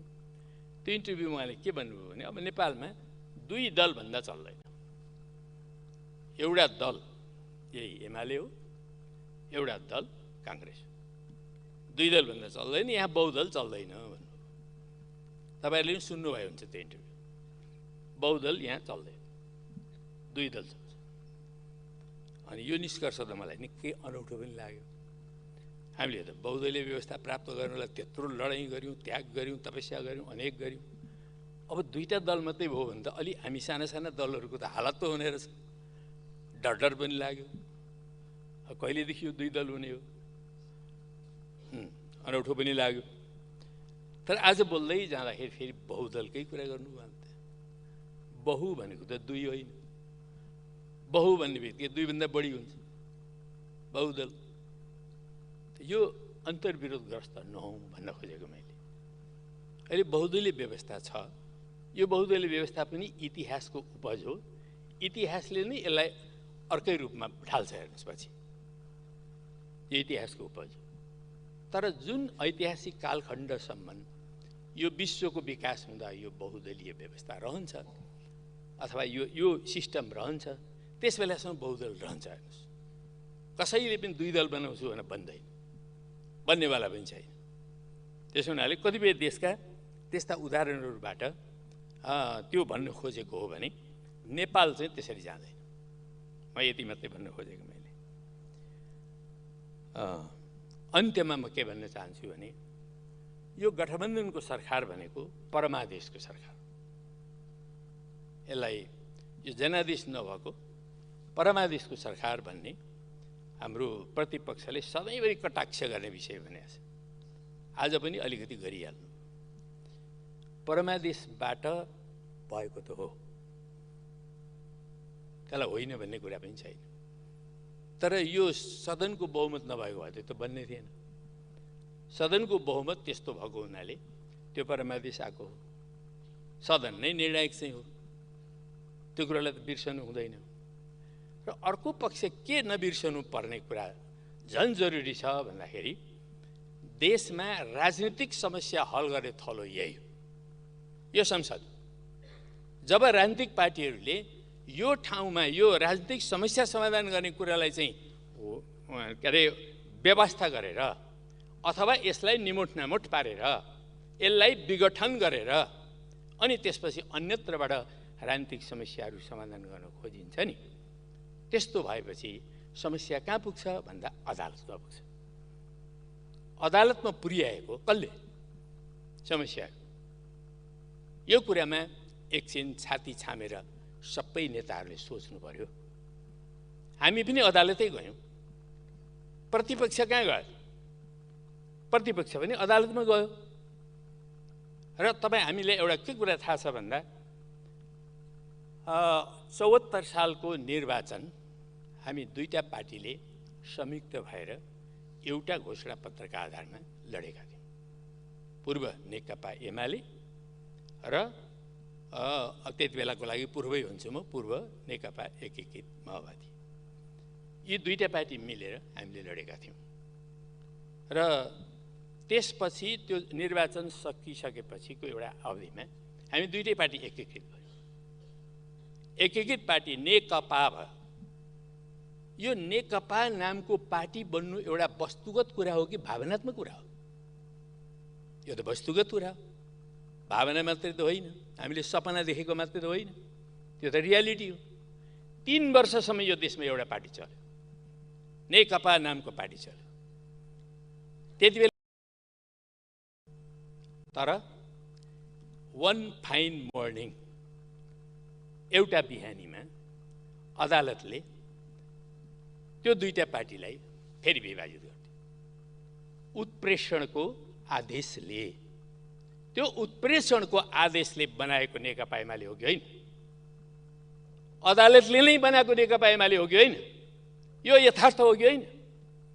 त्यसकारणले अरूलाई परामदेशको सरकार भन्नु र आफू उत्प्रेषणको आदेशले बनेको कुरा बिर्सनु राम्रो कुरा होइन। म प्रतिपक्षका नेतालाई एकचोटि आफ्नै अनुहार ऐनामा हेर्न अनुरोध गर्न चाहन्छु। हेर्नुहोस् राम्रो ढङ्गले, कहाँबाट नेकपा एमाले बन्यो? हिजोको नेकपा, हामीले बनाएको नेकपा एमाले त बिलाइ भइसकेको थियो त। यो त अदालतले बनाइदिएको हो नि। त्यसकारणले उत्प्रेषणको आदेशले बनेको पार्टी आफू चलाउने, अरूलाई परामदेशको सरकार भनेर कटाक्ष गर्ने मिलेन। कुरा मिलाएर गर्नुहोस् मात्रै भनेको मैले। म तपाईँलाई कटाक्ष गर्न चाहन्छु। त्यसो हुनाले यति कुराहरू भनिसकेपछि अब यो नीति कार्यक्रमका बारेमा भन्न मन लाग्ने त धेरै कुरा छन्, तर अब धेरै लामो कुराहरू गर्नु त्यति राम्रो होला जस्तो मलाई लागेन। सभामुख महोदय, यो यसपटकको नीति कार्यक्रम जुन ढङ्गले आएको छ, यसलाई अझै पनि मेहनत गर्न सकिन्छ भने अलि रिभोल्युसनरी, क्रान्तिकारी धारतिर लैजाउँ, अलि आमूल परिवर्तनतर्फ लैजाउँ। कमसेकम कृषिमा हामी कृषि क्रान्ति गर्ने ढङ्गले, भूमि सुधारका अघि मैले दुईटा पक्ष भने, त्यो पक्षलाई अगाडि बढाउने ढङ्गले, राष्ट्रिय औद्योगिकरणको दिशातर्फ मुलुकलाई लाने ढङ्गले, सिङ्गो समाजलाई विद्युतीकरण गर्ने ढङ्गले हामी लैजाउँ। त्यति मात्रै गऱ्यौँ भने पनि हामी यो देशलाई आत्मनिर्भरतातर्फ लान्छौँ, देशको अर्थतन्त्र अगाडि बढ्छ। आजको विश्व सङ्कटले हाम्रो देशलाई त्यति धेरै छुन सक्दैन। अहिले श्रीलङ्का बन्छ भन्छन्।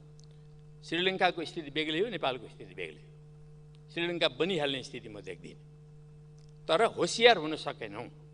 जस्तो अहिले मकै उत्पादन भयो, त्यो मकै भाँचेर ल्याउने बित्तिकै ट्रकका ट्रक इन्डियातिर, ट्रकका ट्रक इन्डिया गइरहेको छ। अब अरू कुनै पनि चिज उत्पादन हुन्छ, अब किसानलाई त उत्पादन हुने बित्तिकै के खानु पर्यो कि अलिकति बेचेर मसला किन्नु पर्यो। मसला किन्नुको लागि बेच्न गइहाल्छ, बेच्दा सीमा पारी पुगिहाल्छ। हाम्रो अन्न सबै बाहिर जान्छ। अब धान फल्छ, धान फलेको 1 महिना 2 महिनाको बिचमा सबै सीमा पारी पुग्छ। हामीसँग भण्डारण छैन। त्यसकारणले यो भण्डारणको व्यवस्था हामीले गर्न सकेनौँ र यो विश्व आर्थिक सङ्कट बढ्दै गयो, फैलिँदै गयो, त्यो युक्रेनको युद्ध टाङ्गिँदै गयो भने हामी भयानक सङ्कटमा पर्न सक्छौँ। हो, यो कुराप्रति एकदम सजग हुनुपर्ने जरुरत छ।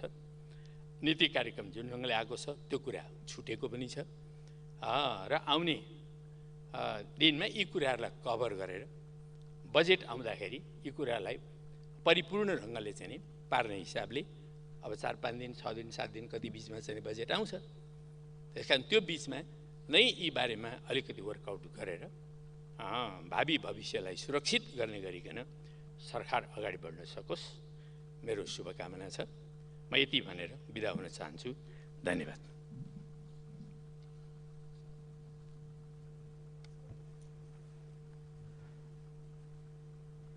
माननीय श्री राजकिशोर यादव,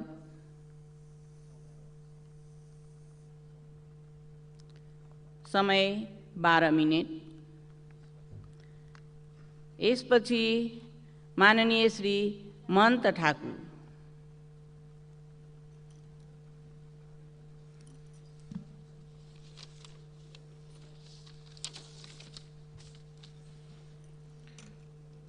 सम्मान्य सभामुख महोदय, सरकारले नीति तथा कार्यक्रम यो सम्मानित सदनमा प्रस्तुत गरेको छ र यो पालिको नीति तथा कार्यक्रम यो विशेष परिस्थितिमा अलि फरक ढङ्गले आउँला कि भने सोचेको थिएँ, तर यो कार्यक्रम पनि एउटा परम्परा धान्नको लागि हिजोको दिनहरूमा जसरी ल्याउने गरे थियो त्यसै प्रकार ल्याइएको छ जस्तो लाग्छ। त्यो यो महिनेमा कि यो नीति तथा कार्यक्रम भनेको हामीले अब मुलुकलाई कता लाने, हाम्रो पोलिटिकल, हाम्रो इकोनोमिकल, हाम्रो सोसियल डिस्कोर्स तय गर्ने, डिपार्चर गर्ने कुरा हो। तर यो गरिमामय सदनको मान्यज्यूहरूको उपस्थिति र नेपाली जनमा पनि हाम्रा नेता र नेतृत्वप्रति, दलहरूप्रतिको जुन उदासीनता छ, यिनीहरूले यस्तै भाषण गर्ने हो, एउटा परम्परा धान्नको लागि ल्याउने हो, जुन प्रकारको उदासीनता छ, यो लोकतन्त्रको लागि, यो व्यवस्थाको लागि राम्रो सङ्केत होइन भन्ने कुरा म निवेदन गर्न चाहन्छु। सम्मान्य सभामुख महोदय, भर्खरै स्थानीय तहको निर्वाचन सम्पन्न भएको छ। त्यसको लागि म सम्पूर्ण नेपाली जनमा र यसलाई सम्पन्न गर्नको लागि नेपाल सरकार, निर्वाचन आयोग र सम्पूर्ण मतदाताहरूलाई हार्दिक बधाई एवं शुभकामना दिन चाहन्छु। विजेताहरूलाई बधाई भन्न चाहन्छु। यसले एउटा ठुलो मेसेज दिएको छ सभामुख महोदय। काठमाडौँ नेपालको राजधानीमा एउटा 31 वर्षको ठिटो स्वतन्त्र उम्मेदवार भएर काठमाडौँमा जितेको छ। धरान 1 नम्बर प्रदेशको राजनीतिक र आर्थिक केन्द्रबिन्दुमा एउटा हर्क तामाङ साम्पाङले जितेको छ र सुदूरपश्चिमको धनगढी जसरी स्वतन्त्रले जितेको छ, यो सामान्य विषय होइन। यो भनेको हाम्रा पार्टीका नेताहरू दलपति बनेर जसरी उहाँका काम गर्ने तौर तरिकाहरू, उहाँका निर्णय प्रक्रियाहरू जसरी अपारदर्शी भयो र जनमतलाई जबरदस्त रूपमा हामी जे गर्दा पनि यिनीहरू मान्ने छ भन्ने प्रतिको विद्रोह हो। बालेनको, हरको र गोपालको विजय वास्तवमा यी दलपतिहरूको अपारदर्शी र जनमतको बरखिलाफ जुन प्रकारको एउटा मनोवृत्ति पलाएको छ, त्यसका विरुद्धका यो विद्रोह हो। यसलाई समयमै यदि चेतेन भने मलाई लाग्छ आउने दिनमा म यी दलपतिहरूको लागि राम्रो देखिरहेको छैन। त्यसैले इट डिमान्ड्स रिफर्म। हामी पार्टी सञ्चालन कसरी गरिरहेका छौँ, पार्टीका निर्णयहरू कसरी गरिरहेका छौँ, जसरी सिन्डिकेट्स निर्माण गरेर हामी अगाडि बढ्न खोज्दैछौँ, यसले नेपाली जनताको, नेपाली जनमत एउटा विद्रोहको सङ्केत गरेको छ। र म यो माइनेमा खुसी छु कि नेपाली जनता वास्तवमा फार साइटेड एन्ड भिजनरी छ। बरु त्यसका बनिस्पत हाम्रा नेताहरू पछाडि छ। त्यसैले अब लोकतन्त्रलाई कुनै खतरा छैन। यी निर्णयहरू हेर्दा, काठमाडौँका जनमत हेर्दा, धरानका जनमत हेर्दा, या जहाँ जहाँ निर्णय गलत भएको छ, चाहे त्यो जनकपुरका हुन् चाहे त्यो बर्दिवासका हुन्, ती निर्णयहरू प्रतिको विद्रोह र त्यसमा पाएको समर्थनले मलाई लाग्छ पोलिटिकल पार्टीहरू सञ्चालन गर्ने मा एउटा रिफर्मको आवश्यकता छ, त्यसको डिमान्ड गर्छ भन्ने कुरा मलाई लागेको छ। अर्को कुरा, अहिलेको परिस्थिति मलाई लाग्छ अलिकति हामी विशिष्ट प्रकारका छौँ। विश्व राजनीति जबरदस्त रूपमा आज ध्रुवीकृत हुँदैछ। रसिया र युक्रेनको वार खालि रसिया र युक्रेनको वार होइन, ग्लोबल पोलिटिक्सलाई विभाजित गरिदिएको छ र यसका बछिटाहरू, यसका पराकम्पनहरू, यसले पार्ने प्रभावहरूलाई हामीले कसरी त्यसबाट बच्न सक्छौँ भन्ने चेतका साथ मलाई लाग्छ यो नीति तथा कार्यक्रम आउनु पर्थ्यो। सम्मान्य सभामुख महोदय, खाद्य सङ्कट निम्तिन लागेको छ। आज युक्रेन विश्वकै लागि एउटा ठुलो ग्रेन सप्लाई गर्ने मुलुक हो र यो वारले गर्दा आज तपाईको भनौँ न एउटा समाचार पढ्न पाइयो कि भारतले चिनी र गहुँ अब निर्यात बन्द गरिदियो। खाने तेलको त्यस्तै समस्या छ। मलाई लाग्छ यी कुराहरू यदि हामी समयमै सोच्न सकेनौँ भने खाली एउटा झारो टार्नको लागि यस्तो गरिनेछ यस्तो गरिनेछ, यो नीति तथा कार्यक्रम मलाई लाग्छ यसमा कुनै यस्तो विषय छुटाएको छैन। हेर्दा यदि यो नीति तथा कार्यक्रम लागू गर्न सकेको स्थितिमा नीति एउटातिर छ, कार्यक्रम अर्कोतिर छ। यदि यो लागू भयो भने हामीले वास्तवमा नेपालको कायापलट हुन्छ। तर कार्यक्रमलाई सपोर्ट गर्ने नीति छैन र नीतिलाई सपोर्ट गर्ने कार्यक्रमको बीचमा जुन सिंक्रोनाइजेसन हुनु पर्थ्यो त्यहाँ सर्वथा अभाव देखिएको छ। तपाईको कृषि प्रधान देश भन्छौँ, अब हाम्रो त्यो कम्पल्सन पनि हो कि अब हामीले जुन प्रकारको अहिले ग्लोबल लेभलमा समस्या देखेको हो, हाम्रो आफ्नै उत्पादन बढाउनु पर्ने त्यो बाध्यात्मक स्थिति हो। हामी कृषिलाई यहाँ आर्थिक वृद्धिदार रोजगारीको प्रमुख संवाहकको रूपमा विकास गरिनेछ।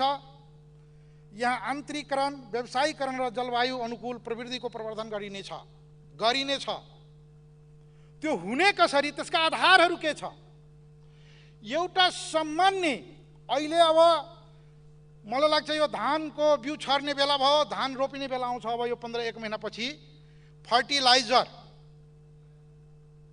को अभाव छ। जहिले पनि सरकारसँग या मन्त्रीसँग सोद्धा हप्ता दिनमा आउँदैछ, 10 दिनमा आउँदैछ। आज तपाईको फर्टिलाइजरको कुनै व्यवस्था गरिएको छैन। फर्टिलाइजर आएन भने उत्पादन वात्तै घट्छ। अनि हामी कहाँ व्यावसायिक हुन्छौँ, कसरी यान्त्रिकरण हुन्छौँ र कसरी हामी चाहिँ खाद्यान्नमा आत्मनिर्भर हुन्छौँ। त्यसैले विषय के हो भने मलाई लाग्छ हामी यो गर्नको लागि गर्ने हो कि भन्नको लागि भन्ने हो। तपाईको आज मैले यो बालेनको प्रचार शैली हेरे, यो हर्कको प्रचार शैली हेरे, उनीहरू ठुलो कुरा गरेन, सामान्य कुरा गरे जो नेपाली जनतालाई चाहिएको हो। आज सबभन्दा ठुलो यो नीति तथा कार्यक्रममा हेर्ने हो भने मलाई लाग्छ भाषाको हिसाबमा, यहाँ राखिएको विषयको हिसाबमा कुनै कमी छैन। तर सर्वथा अभाव हो त्यो हो भनेको विश्वसनीयताको। नेपाली जनतालाई विश्वासै छैन। क्रेडिबिलिटीको सवाल छ हाम्रो नेतृत्वप्रति, हाम्रो सरकारप्रति, यी दलका शीर्षस्थ नेतृत्वप्रति। ठुला ठुला भाषण हामी गरिरहेका हुन्छौँ, तर त्यसलाई जनताले खिसिट्याउँ गर्छ। यिनीहरू भाषण मात्रै गर्न जानेका छन्। तर एउटा सामान्य युवाले म खानेपानीको व्यवस्था गर्छु भने सम्पूर्ण धारणवासीहरू त्यसलाई विश्वास गर्यो। त्यसैले यहाँ विषय हो, अहिले मलाई के लाग्छ भने हामी ठुलो कुरा गर्ने भन्दा पनि यो नीति तथा कार्यक्रम या हामीले ल्याउने बजेटको को इम्प्लिमेन्टेसनको सवाल, हामी त्यसलाई इम्प्लिमेन्ट गर्न सक्छौँ कि सक्दैनौँ, त्यो इच्छा शक्ति हामीमा छ कि छैन, त्यसका हर्डर र अब्स्ट्याकलहरूलाई हामीले त्यो स्ट्रक्चरल जुन अब्स्ट्याकल छ त्यसलाई रिफर्म गर्न सक्छौँ कि सक्दैनौँ, त्यो प्रमुख विषय हो जस्तो लाग्छ मलाई। चालु खर्च हुने तर पुँजी खर्च, आज हामी कति % पुँजी खर्च गर्न सकेका छौँ? यो किन हुन सकेका छैन? यसको जवाबदेही हामी बनाउने कि नबनाउने? मलाई लाग्छ आज ट्रेड डिफिसिटको जुन ग्याप छ त्यसलाई कसरी घटाउने? हामी जतिखेर पनि यसो गर्ने उसो गर्ने भन्छौँ। त्यसैले मलाई लाग्छ यी कुराहरू अब यो पालि मैले यसो कार्यक्रम पढ्दा सबभन्दा बढी फोकस गरेको तपाईँको उद्योग मन्त्रालयलाई अलिकति मलाई लाग्छ यति बेलाको सङ्कटलाई टार्नको लागि लिडरसिप लिन्छ भन्ने सोचका साथ छ।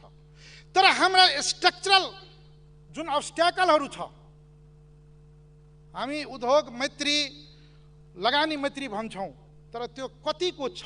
हाम्रो राज्य या हाम्रा जुन माइन्डसेट, हाम्रा ओरिएन्टेसन, हाम्रा कर्मचारी तन्त्रका जुन प्रकारका ओरिएन्टेसन छ त्यो कति लगानी मैत्री छ?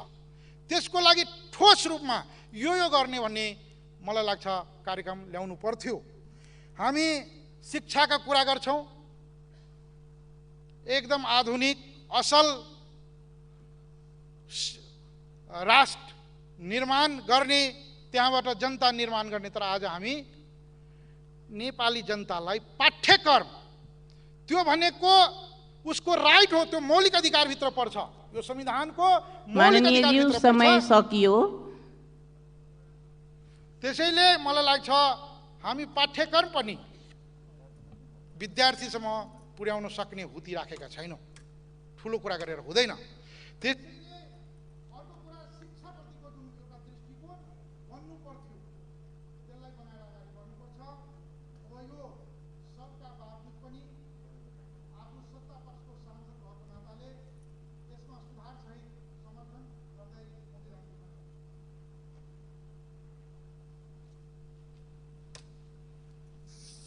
माननीय श्री महन्त ठाकुर,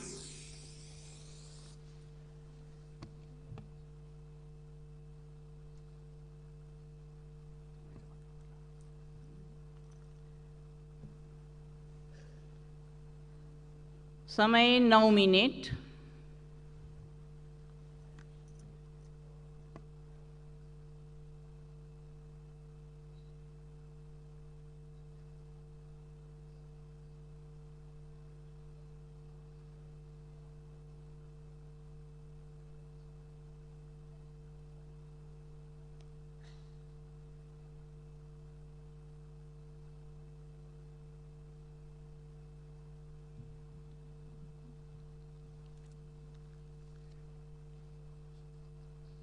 सम्माननीय सभामुख जी, सर्वप्रथम स्थानीय निर्वाचन जुन समाप्त भएको छ त्यसमा जनतालाई धन्यवाद दिन चाहन्छु। भय आतंकको वातावरणमा पनि जनताले यसमा आफ्नो मतको अधिकारको प्रयोग गरेर स्थानीय सरकारको निर्माण गरेको छ। त्यसैले जनतालाई धन्यवादको साथसाथ शुभकामना पनि दिन चाहन्छु। यसको साथसाथै निर्वाचित सबै पदमा निर्वाचित पदाधिकारीहरूलाई पनि बधाई तथा शुभकामना दिन चाहन्छु। अब जहाँसम्म यो वार्षिक नीति र कार्यक्रम जुन सरकारको द्वारा प्रस्तुत भएको छ त यसमा जुन पहिला 1 नम्बरमा नै बीचमा भनिएको छ कि यो चुनाव जुन निर्वाचन भएको छ निष्पक्ष, स्वतन्त्र, शान्तिपूर्ण, स्वच्छ र भयरहित। यो वास्तविकता होइन, ग्राउन्ड रियालिटी त होइन। यो गोली चलेकै हो, मानिस मरेकै हो, दुर्घटना भएकै हो, घायल भएकै हो। महोत्तरीको मठियानी नगरपालिकाको लोसपा लोकतान्त्रिक समाजवादी पार्टीको मेयरको उम्मेदवारमाथि जानलेवा हमला भएकै हो। सबैलाई जानकारी छ। यदि यहाँहरूलाई जानकारी छैन भने जिल्ला प्रशासनलाई सोधेर, गृह मन्त्रालयलाई सोधेर या जानकारी गराउन सक्नुहुन्छ। हाम्रो सांसद चन्दा चौधरी यहीँ हुनुपर्ने, उनको माथि पनि सङ्घातिक आक्रमण भएको थियो। जाने मार्ने नियतले हाम्रो उम्मेदवार र हाम्रो सांसदमाथि, उनको घरैमाथि आक्रमण भएको थियो। उनको बुढी आमालाई चाहिँ गाली बेइज्जती गर्यो र प्रशासनको अगाडि नै उनको चाहिँ विभिन्न किसिमले धम्की र गाली बेइज्जती दिएको सबैले। जब हामीले बिहान दोस्रो दिन 28 गते मठियानी पुग्दा त्यहाँ सैकड़ों महिला र पुरुषहरूको भेला देखे, जो आतंकित रूपमा चुपचाप साइलेन्टली बसेका थिए। सबैको चेहरामा एउटा आतंक थियो, भय थियो कि कसरी मतदान गर्ने। मतदानको समयमा पनि ठाउँ ठाउँमा चाहिँ उपद्रव भएकै हो, मतदान रोकिएको हो। 80 ठाउँमा चाहिँ उ भएको छ। कसरी भन्ने यसलाई कि स्वच्छ भएको छ, निष्पक्ष भएको छ, डर भयरहित भएको छ।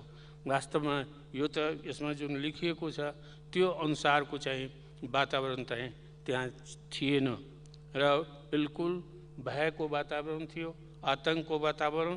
त्यो 27 गतेको सन्ध्यादेखि नै सुरु भइसकेको थियो र लाग्थ्यो कि सारा देश नै गठबन्धनको चाहिँ कब्जामा आइसकेको छ। कसैले चाहिँ उसको विरुद्धमा केही बोल्न पनि सक्दैन, केही गर्न पनि सक्दैन। त्यो अवस्था छ। हमेसा चाहिँ सबैले चाहिँ धाक धम्की चारैतिरबाट चाहिँ विरोधी पक्षका उम्मेदवारहरूलाई, अर्को पार्टीको, दोस्रो पार्टीको, गठबन्धन बाहेकका उम्मेदवारहरूलाई चाहिँ त्यहाँ आइरहेको थियो। बाहिरबाट फोन आइरहेको थियो, भोट दिएन भने गठबन्धनको उम्मेदवारलाई त 5 वर्षपछि, 5 वर्षको भित्र के हुने हो त्यो बुझ्ला भनेर यस किसिमको धम्कीहरू पनि आएको थियो। त त्यसैले अब अर्को कुरा के छ कि जुन चिजको चाहिँ यहाँले गठबन्धनका नेताहरूले भाषण गरेका थिए नागरिकताको विषयमा, फेरि यहाँ नागरिकता नदिने मनसायले 132 मा एउटा छेकबार लगाइदिएको छ कि राष्ट्रिय सहमति। अहिलेसम्म जति ऐन बनेको छ, कानुन बनेको छ नागरिकता सम्बन्धी, त्यो के राष्ट्रिय सहमतिले बनेको छ के यो संविधान संशोधनको लागि जुन हामीले 6 महिनासम्म किन हामीले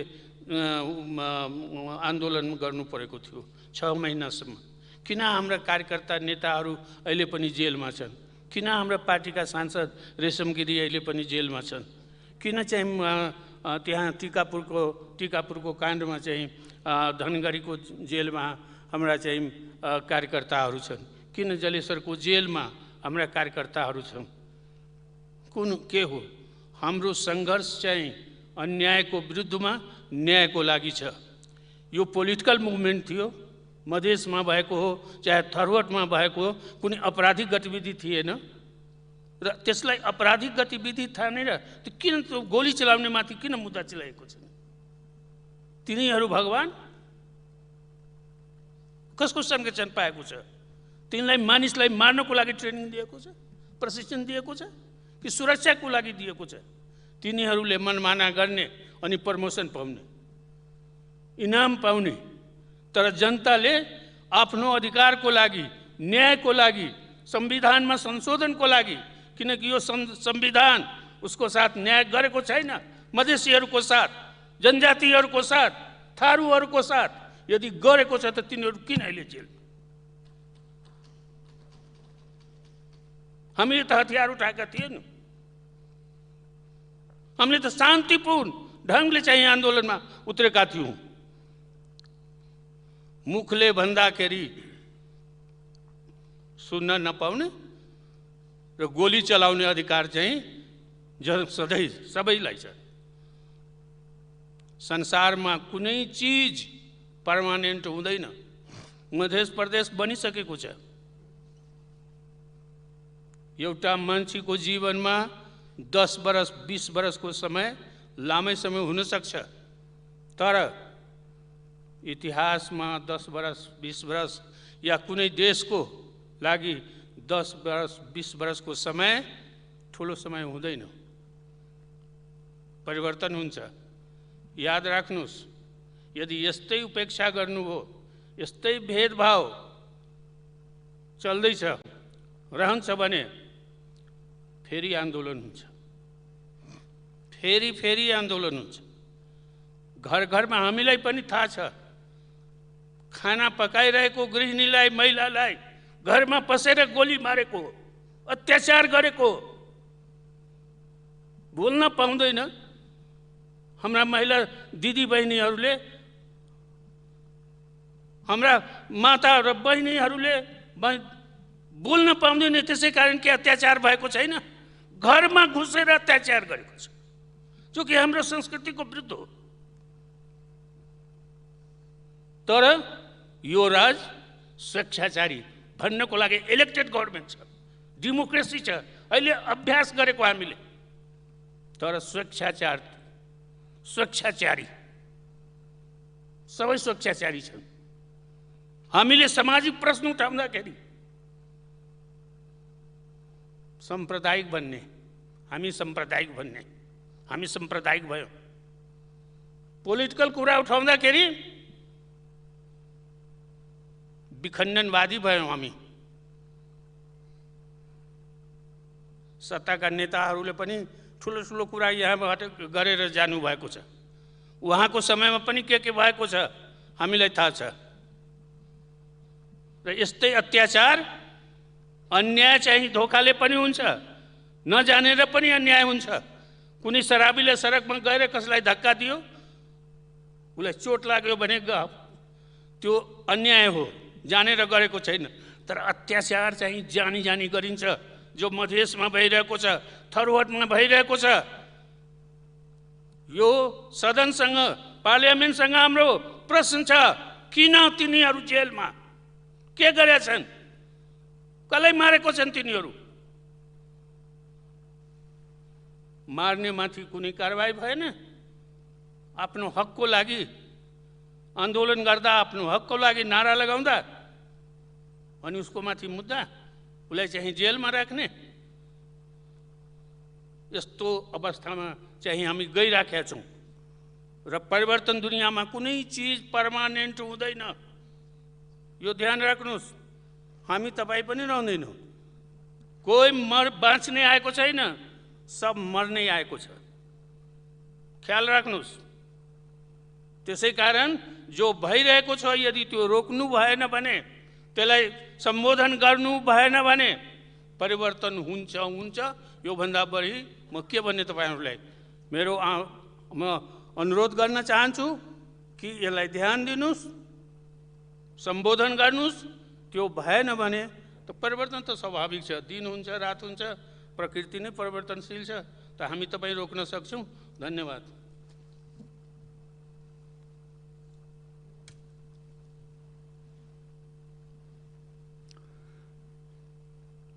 माननीय सदस्यहरू, सम्माननीय राष्ट्रपतिको सम्बोधनमा उल्लेखित आर्थिक वर्ष 2079-80 को लागि नेपाल सरकारको वार्षिक नीति तथा कार्यक्रममाथिको छलफलमा मान्य सदस्यहरूले बोल्ने क्रम आगामी बैठकमा जारी रहनेछ। मान्य सदस्यहरू, अब कृषि, सहकारी तथा प्राकृतिक स्रोत समितिका मान्य सभापति श्री पूर्ण कुमारी सुवेदीलाई कृषि, सहकारी तथा प्राकृतिक स्रोत समितिको वार्षिक प्रतिवेदन 2079 पेश गर्न अनुमति दिन्छु।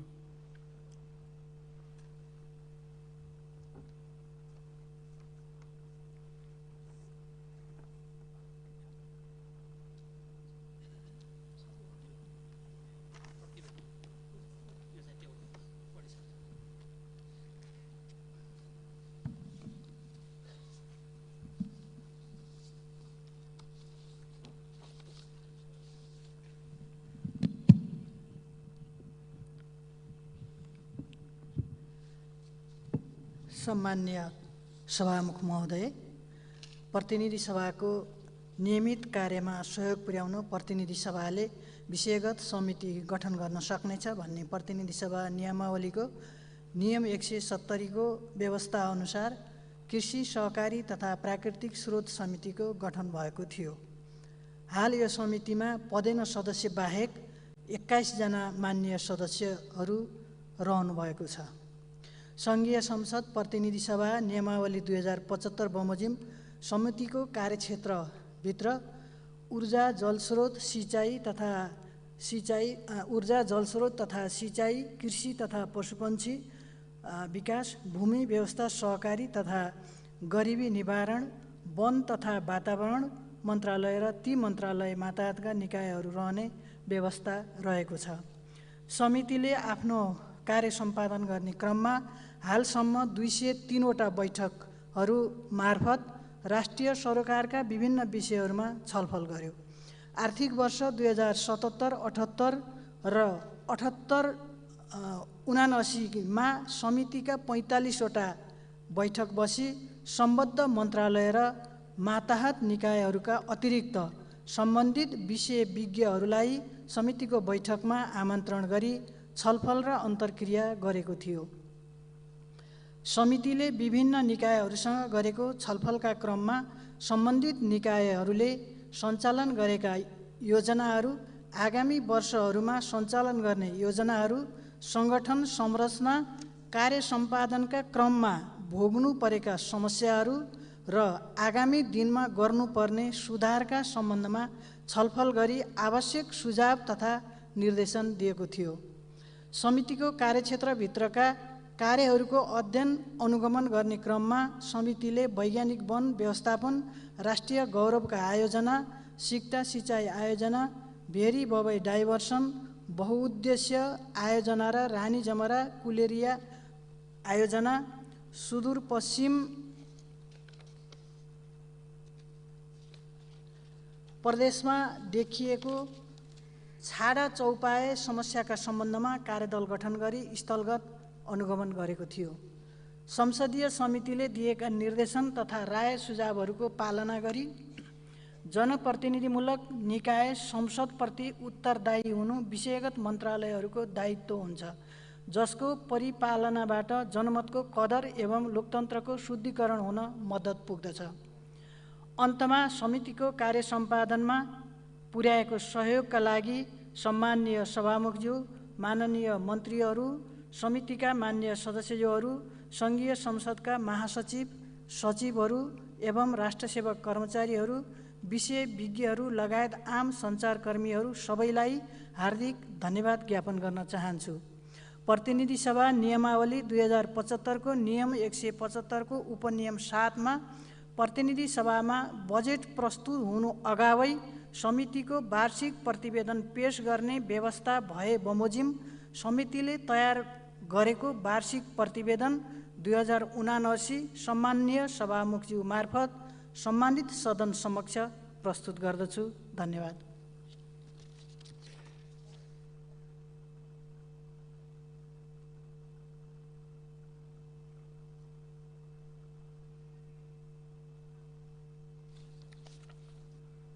माननीय सदस्यहरू, अब महिला तथा सामाजिक समितिका माननीय सभापति श्री निरुदेवी पाललाई महिला तथा सामाजिक समितिको वार्षिक प्रतिवेदन 2079 पेश गर्न अनुमति दिन्छु।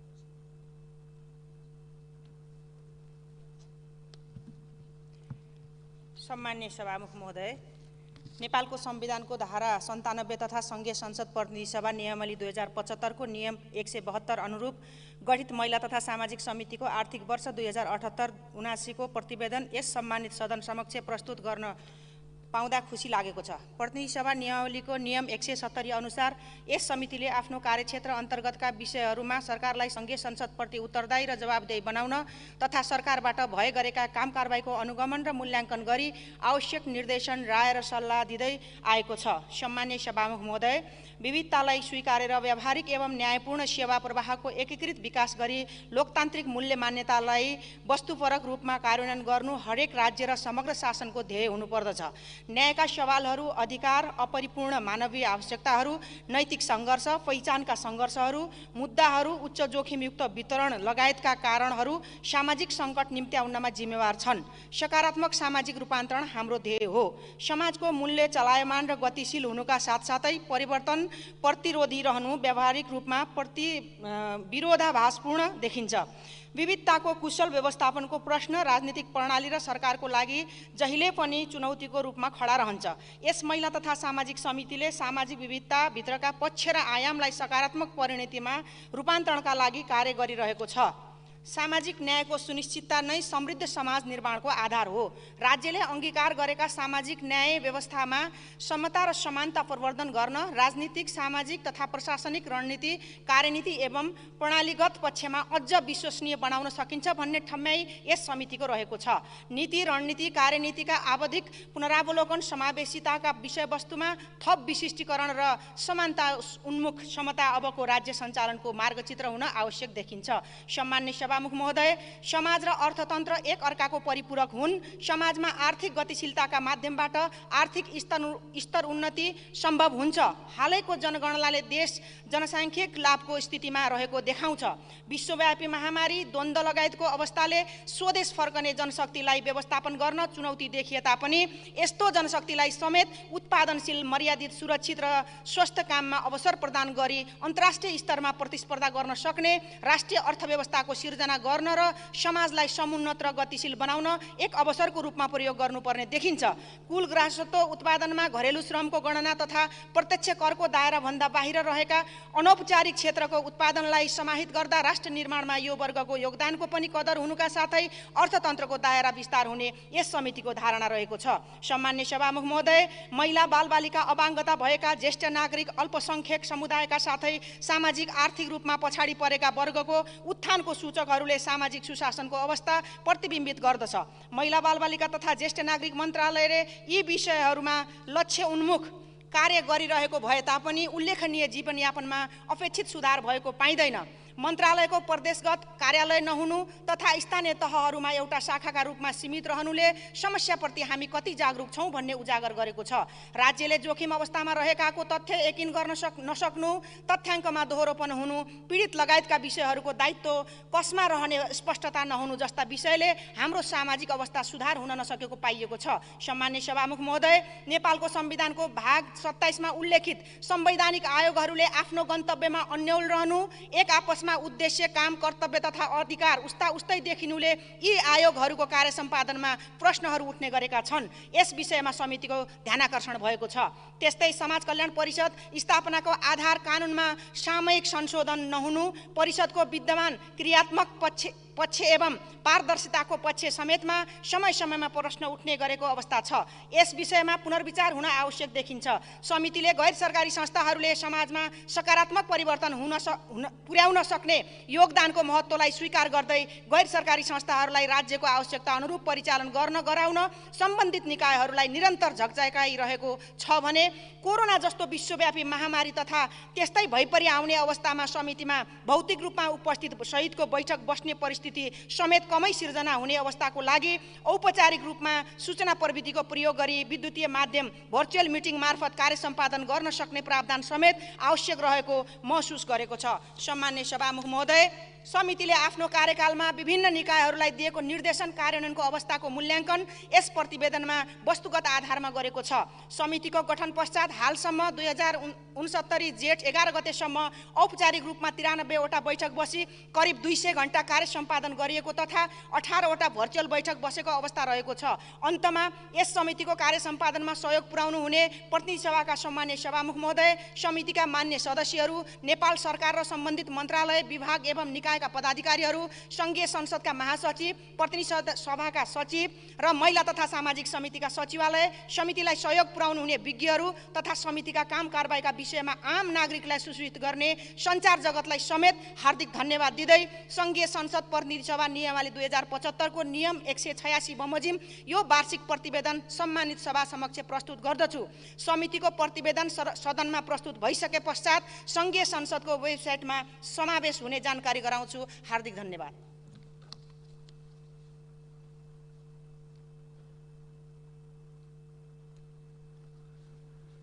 माननीय सदस्यहरू, प्रतिनिधि सभाको अर्को बैठक 2079 साल जेठ 13 गते शुक्रबार बिहान 11 बजे बस्ने गरी यो बैठक स्थगित हुन्छ।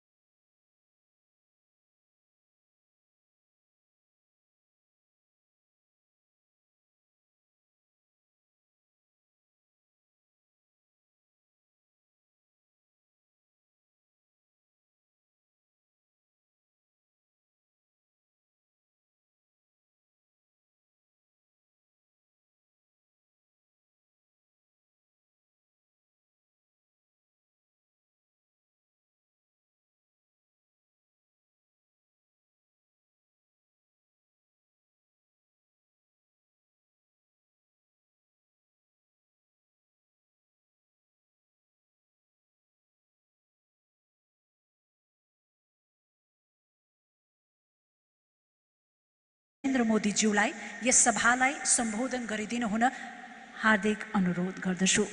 May I humbly request His Excellency, the Prime Minister